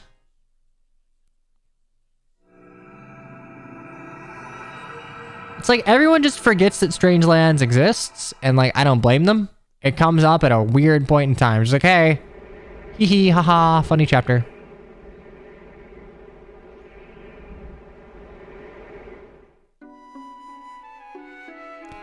Oh hey, is this Lots? Is it my boy Lots? Oh, hang on, I gotta translate. Sorry, I don't have my cipher up.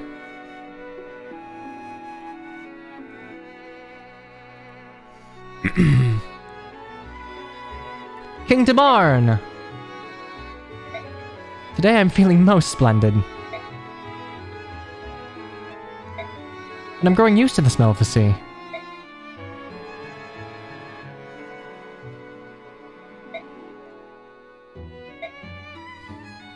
Unchanged.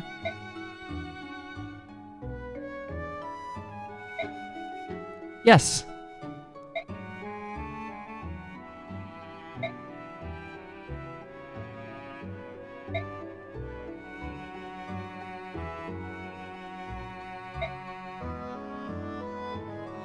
He does use some funny words when he gets angry.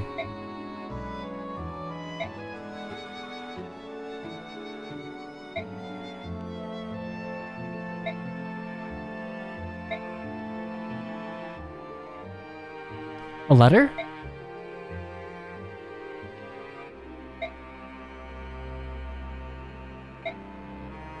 Oh, what good news! So, he's doing well, isn't he?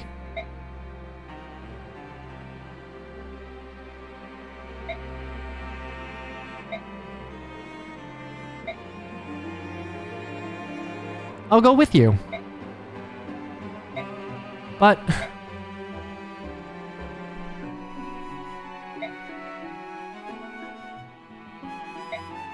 you big meanie.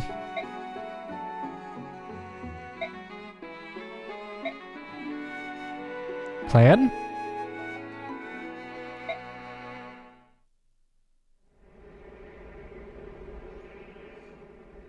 Hey, look, I started at FE7, alright? This is nothing. This level of, like, kind of redundant dialogue, absolutely nothing to me. I started with Dora the Explorer. So... please put that cloth in here.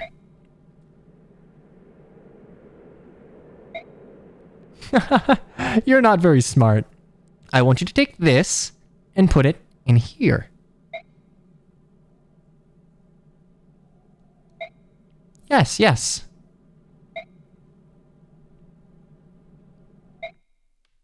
Screaming. Ah! Who's there?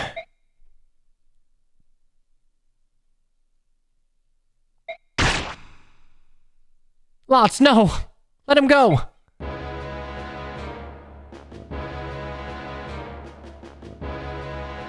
It's such kind of a weird thing to say, presuming that, like, the Black Knight just cut him down, let him go. He's probably, like, dead on the floor. Brother. There we go. I think that's, like, the... there's a little bit of script left.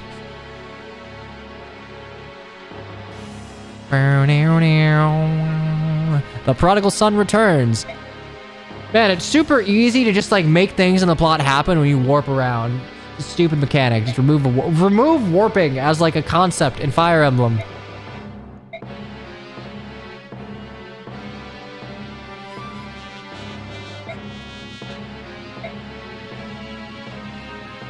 All she did was get sick and die.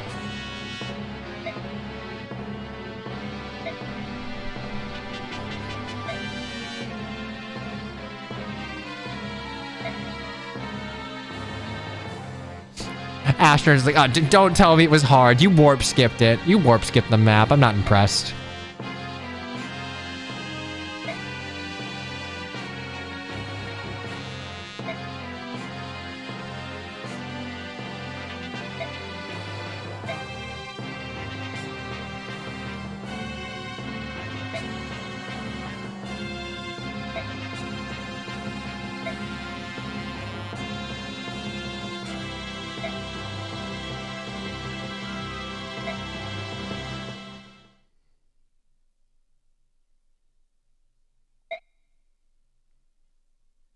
Oh, yeah, I guess Lotch wasn't killed. He was just, like, cut and, like, probably dangled by his wings or something.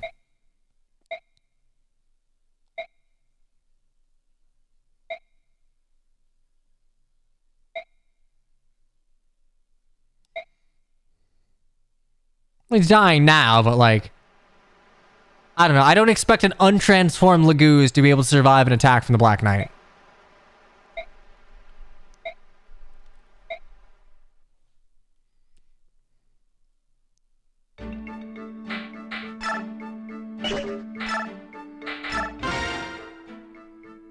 Hey, Largo.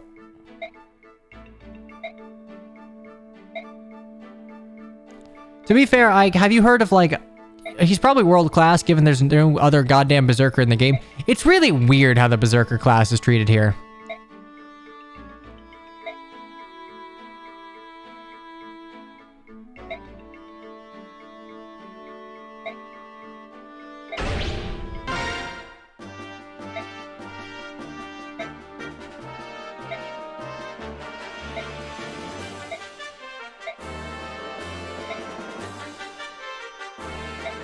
Now that I think about it, this conversation would have to change if Khalil's dead, huh?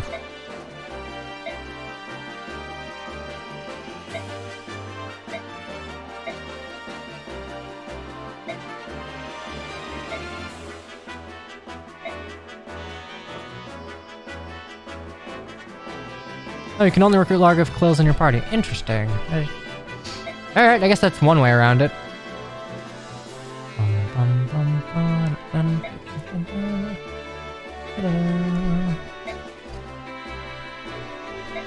Why is everyone in this game absolutely jacked? Well, you see, this is a game about warfare, and provided that you're a man, you are allowed to have muscle mass.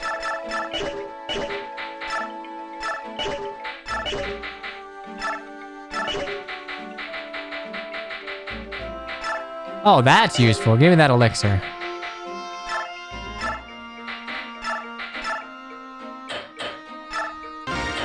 Don't need you, don't need you, don't need you, can't sell you. Only need one of you.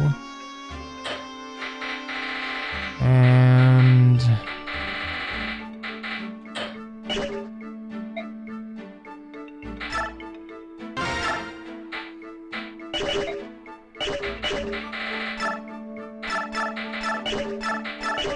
okay, so... I have 1, 2, 3, 4 silver sword.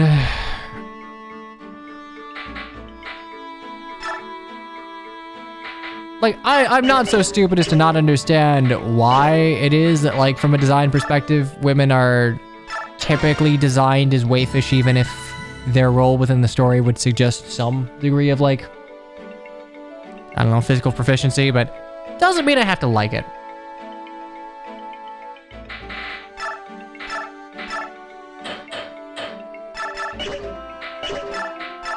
I can't drop it until I'm out, huh?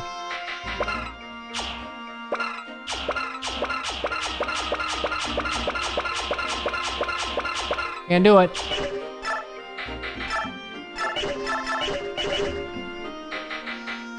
Okay, so this one's not gonna be too hard.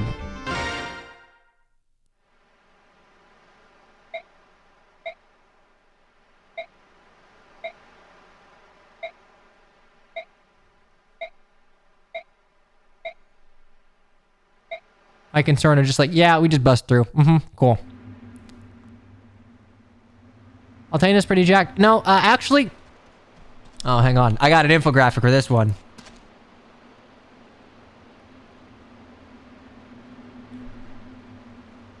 That is one of the few... Altana being jacked is literally more canonical than her wielding both the Ragnar and the Londite at the same time.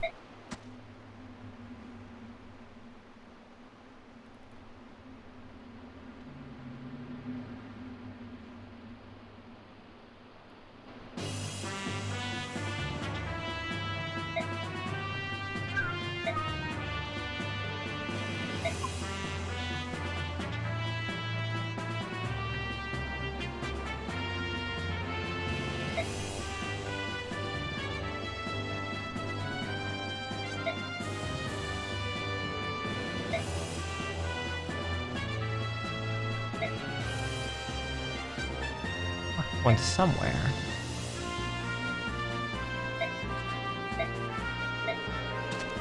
Alrighty, easy peasy.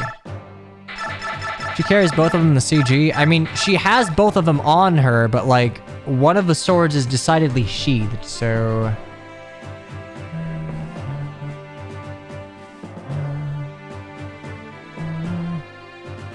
This is like, there we go. Boop. This is like 20 fucking years ago. Let's see. You do studio mode.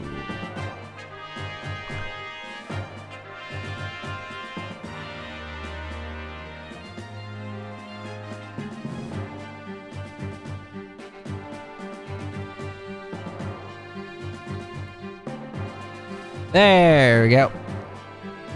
Yeah, no, again. Altina being jacked is like more canonical than her wielding both swords at the same time. You can see that one of her swords is like sheathed on her hip, so a lot, like she's using the Ragnall here back there. Elondite she's not using, so they got one thing right.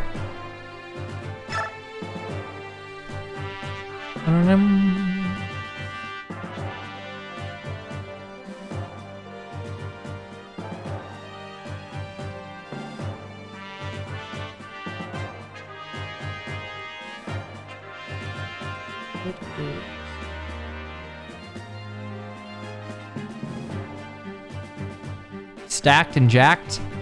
I mean, it's heroes, okay? Like every woman gets like a beefed up bust for no real reason. But like, hey, she's a woman with any degree of discernible muscle tone. Fuck it, we take those. Well, you see, it's anime logic, wherein like, if a woman is meant to be physically strong, they're also going to give her like large breasts, because I guess that's like the female equivalent in character design to giving someone like a very defined pectorals. Ah, route map. Love to see it. All right, come on, into the meat blender. Am I gonna have enough for this?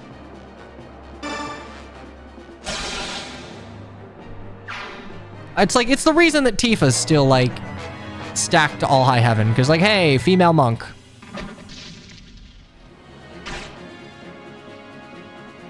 It's the cool boss of resolving the bolt axe. Japan loves this dude.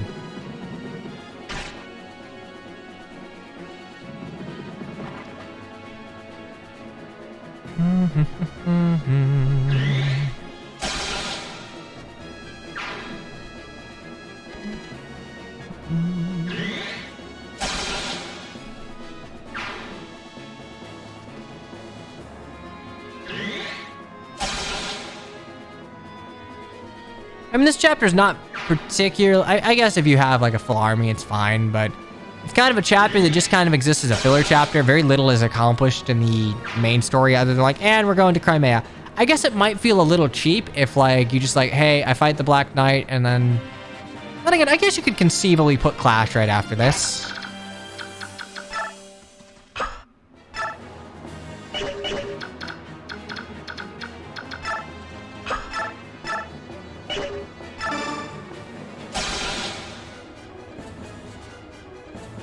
Honestly, if Ike manages to die here, I will be impressed. Yeah, honestly, this is like the one meme boss that should be in Heroes.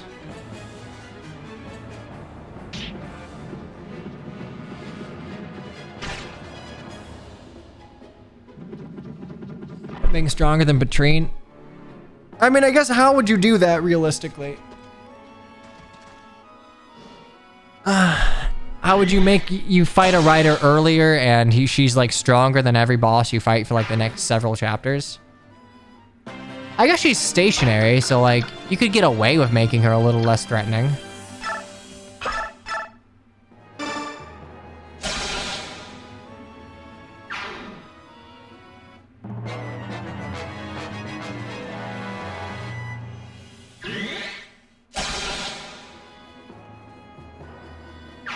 To give him Patrine other weapons in her inventory. I mean, again, Fire Emblem just doesn't do boss fights well. It's something that it's hard to do. Again, I think I would give 3 house credits. That's probably not gonna hurt. Okay, cool. The multiple health bar mechanic from bosses is a good thing. I think it was toned down a little for Engage, which is probably for the best, because yeah, funny bosses having phase changes, not a fan. This isn't a MOBA, or an MMO rather. Yeah, I'm kind of in a hurry.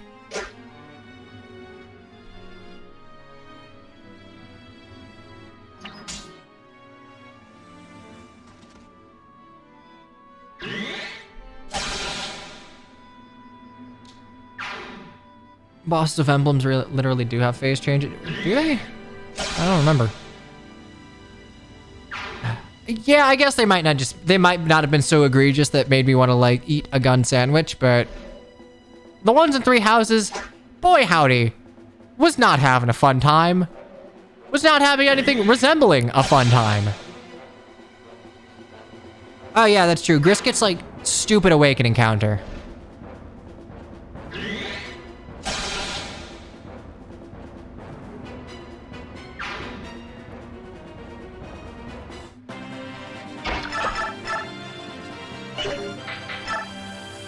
Wow, I'm surprised.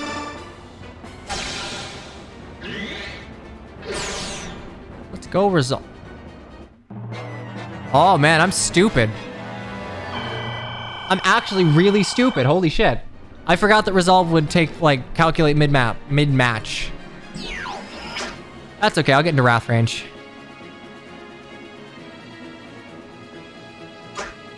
My doggy world.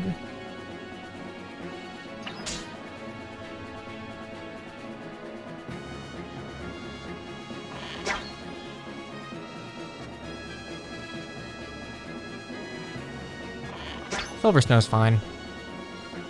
It's not terribly engaging, but like it's whatever.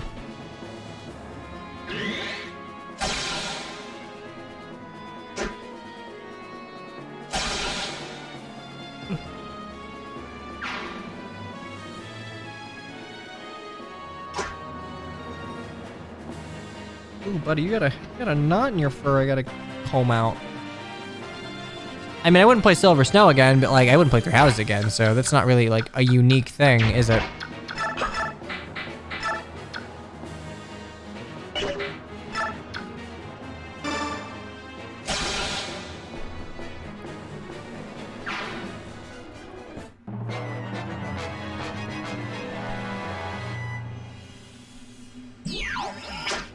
I really need one of you to do like 3 damage to me. Will you be the one to release me? God damn it.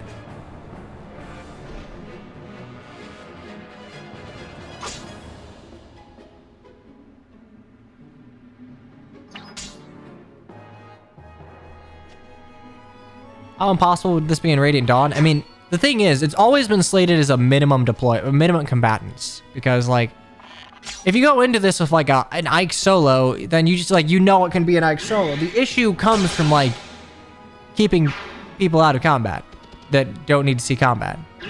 So in Radiant Dawn, you just need to figure out, okay, who has, like, the most availability in each part?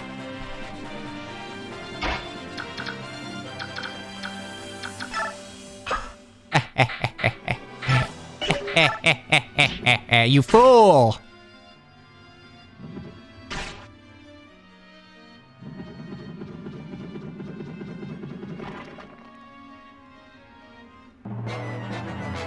Okay.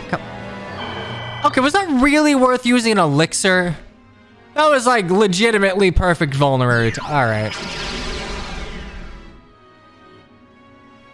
Edward being a decent pick? No, Edward will not be a decent pick. You would pick Micaiah because essentially the way that you would do part 1 is you would just have oh shit, actually, some of these chapters would be a little rough.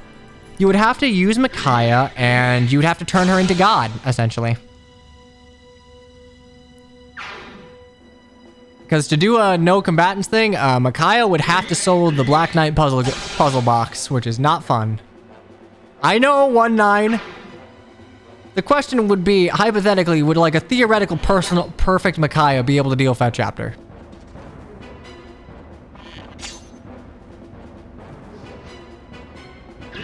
Micaiah is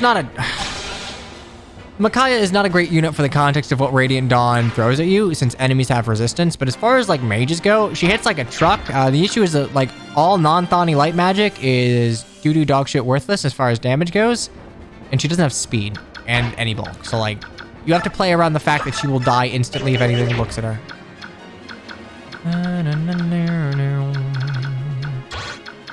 Okay, so this is just gonna be a funny...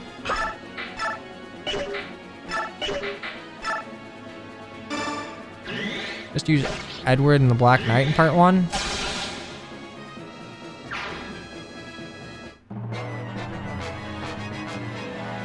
Or you could just use Micaiah, is the thing.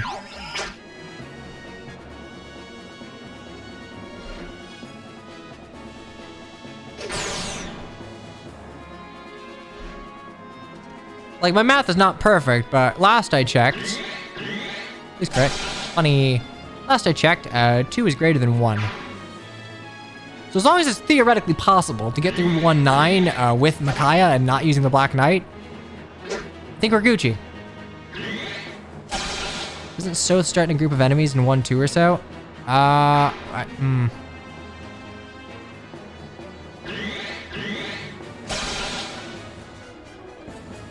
Yeah, that would be fucking hard, wouldn't it? Ooh, boy, this is gonna be fun to do in Radiant Dawn. Because, yeah, you're right. In the Laura chapter, he will eventually come back after opening the door. How do you handle 313? Oh, shit, actually, though. Fuck. How do I handle 313?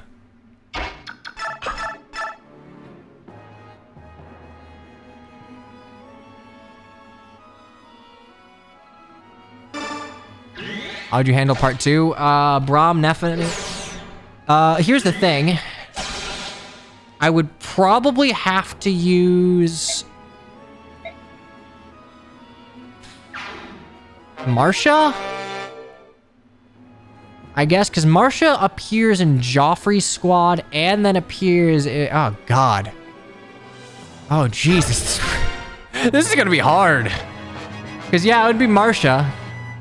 Which means I'd have to keep Alencia out of... How do I do that? How do I keep Alencia out of combat? And Neyluchi. Or, yeah, Neyluchi.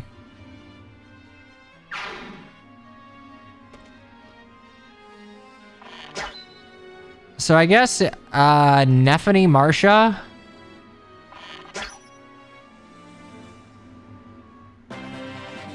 How do you handle 2E before Marcia shows up? I have Nephany. You would have either Braum or Nephany in that situation. Nephany would be better because of movement and probably speed. I thought you turned up turn... I thought it was turn 2.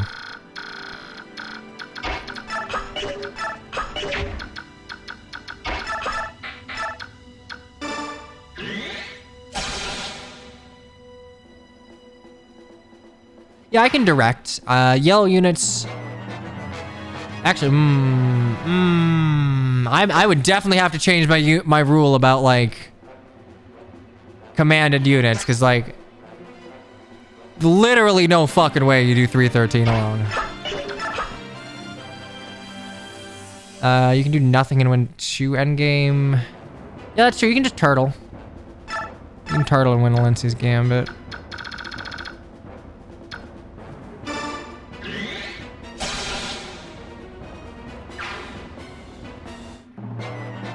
Part one would be genuinely really hard. 313 would be a fucking nightmare. Like, I think for 313, I would probably have to, like...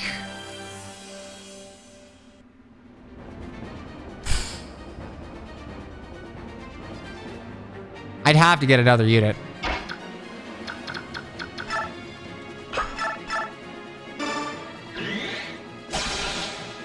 The part 4 maps. Enna is not a blue unit, so...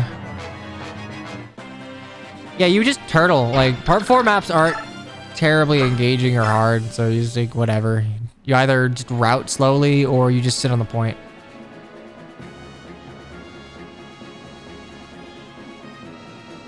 Okay, hold on. If you just, like, press the trigger slightly... I did not realize that this was like a trigger-sensitive action. Ah, you learn something new every day.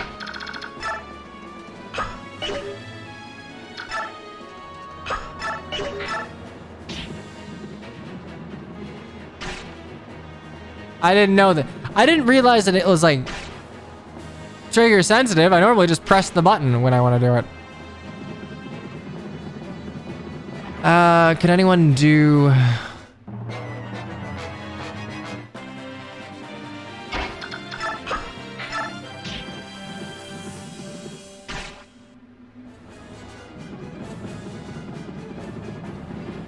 Okay.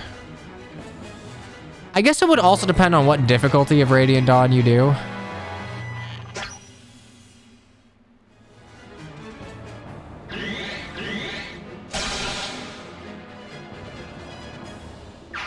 I don't even think on easy you can get through just using...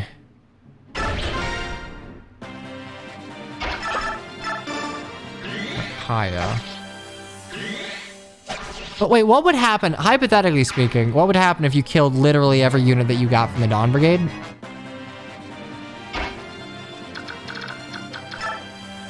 Like, Fire Emblem's typically pretty good about accounting for that. You should solve Nyla.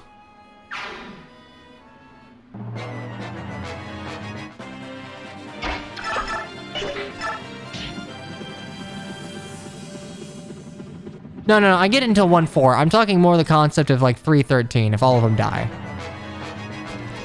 It's like, presumably, every chapter past 1-4 should be completable with just Micaiah, right?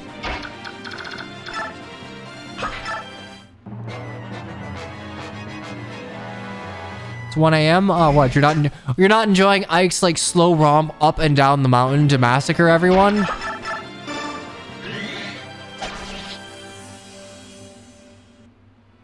There we go. It is what it is.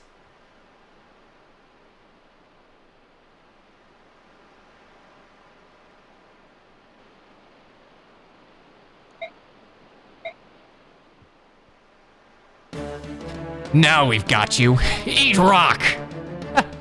Eat rock. I'm pretty clever. So here's the thing. We know that even like base level Alencia has more than 10 HP, so like why are they worried?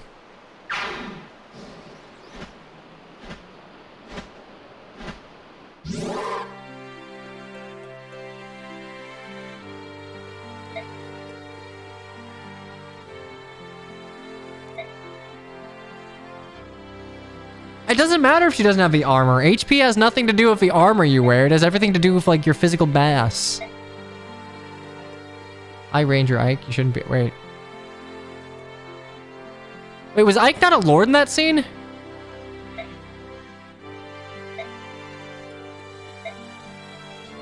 Hang on, someone make a clip real quick. I want to go back. Someone make a clip, because I can't flash back on that. Yeah, the model on map is a ranger there. Really? Okay, huh? I learned 2 things this chapter.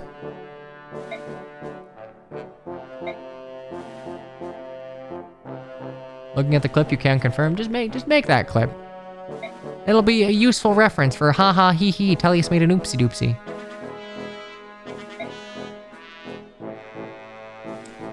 Okay, I guess if the boulders all somehow path to hit Alencia specifically, yes, she would die. Don't make the clip. Do it. Do it. Do it. I can't.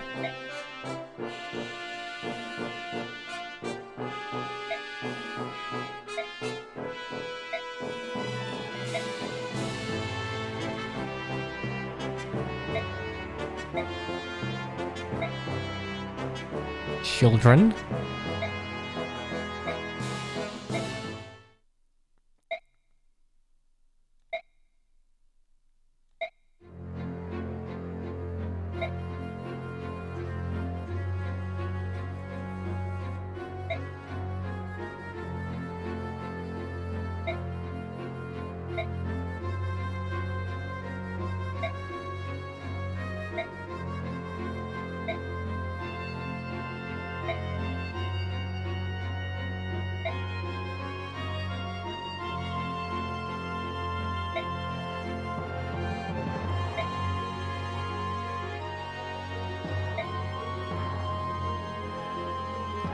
Yeah, interestingly, this is why Grail left Dan. Right?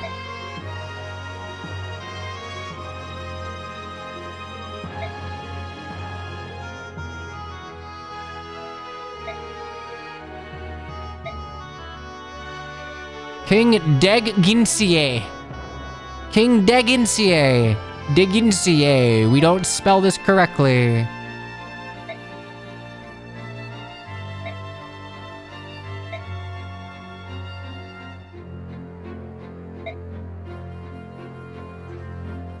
Why would you want a Tellius prequel? Is there how many people? You know, like Fire Emblem needs a cast that's fairly large. I don't really think that's worthwhile to do. How do you know that Path of Radiance isn't the... Radiant Dawn isn't the one to fuck it up? Radiant Dawn does nothing wrong ever. Shh. Alright, Moram really is Ike's true sister.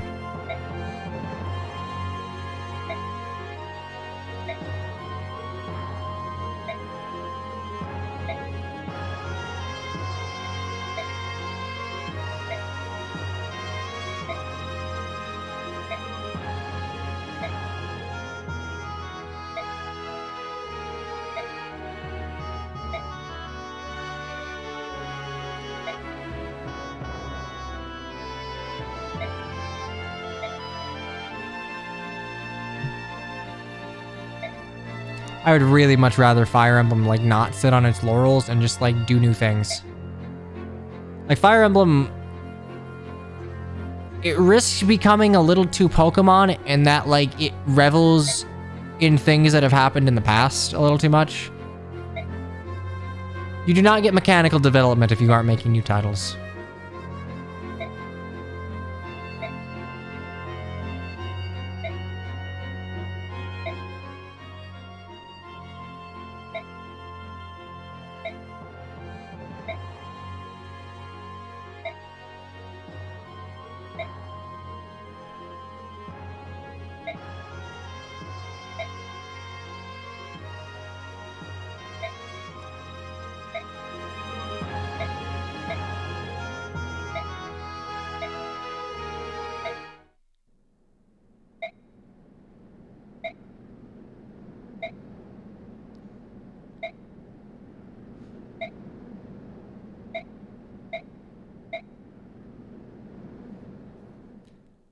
Mido, listen. You're saying plural. I don't like that you're saying plural there. Alright, it's time for pain. Agony, even.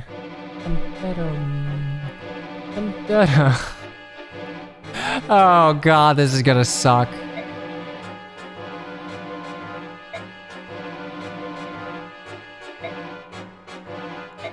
So, yeah, this is gonna be the last chapter we do today. Just like, we're not getting Black Knight today. There's no way I have a mental fortitude to do Clash and then RNG scum, god, words, for Black Knight. Not gonna happen. Actually, now that I think, oh shoot, it is like, I've already been going like 4 hours. Hang on, 1, 2, 3, 4.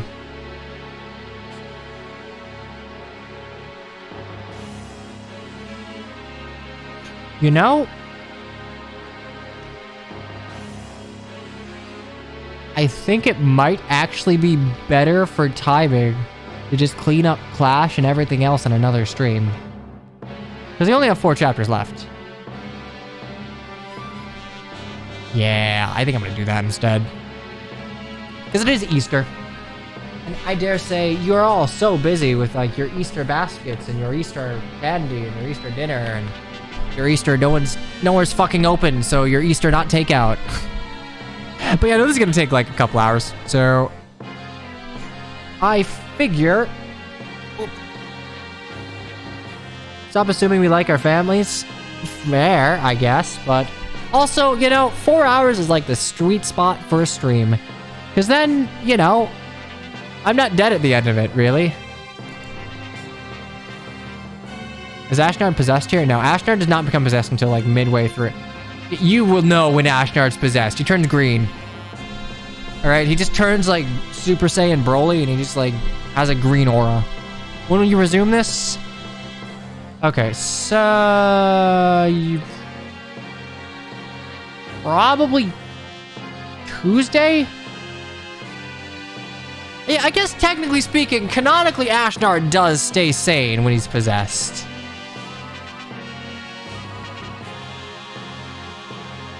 Okay, but no, I do think I'm gonna regret it if I don't. So yeah, let's save. Let's save it. Let's save it. Let's save it. We didn't make too much progress, but we also I kind of thought we'd get soft lock, so I figure we can just knock out all of it. Easy peasy. I debated all of you who follow me on Twitter. Sorry, I lied. I do that on occasion, but we'll clash eventually. I don't know. I feel like super long streams aren't productive. It's like, hey, stream more days. I lie a lot. Anyway, as far as when I would be back, honestly, I normally don't stream on Mondays because normally I do things on Mondays, but like, yeah, let's just do it on Monday. Fuck it. I'll see you tomorrow, honestly. If you're around on Monday in the afternoon, we'll finish it up then. So I shall see you next time, tomorrow, the day after today. But yeah, know what? Wherever you are, wherever you're at, I hope you have a groovy Sunday. And if you celebrate Easter, enjoy food and tolerate family. You know, no one lives forever. And if you hate your family, no one lives forever. Anyway, I will see you soon. Toodaloo, my dudes, and take care. Bye-bye.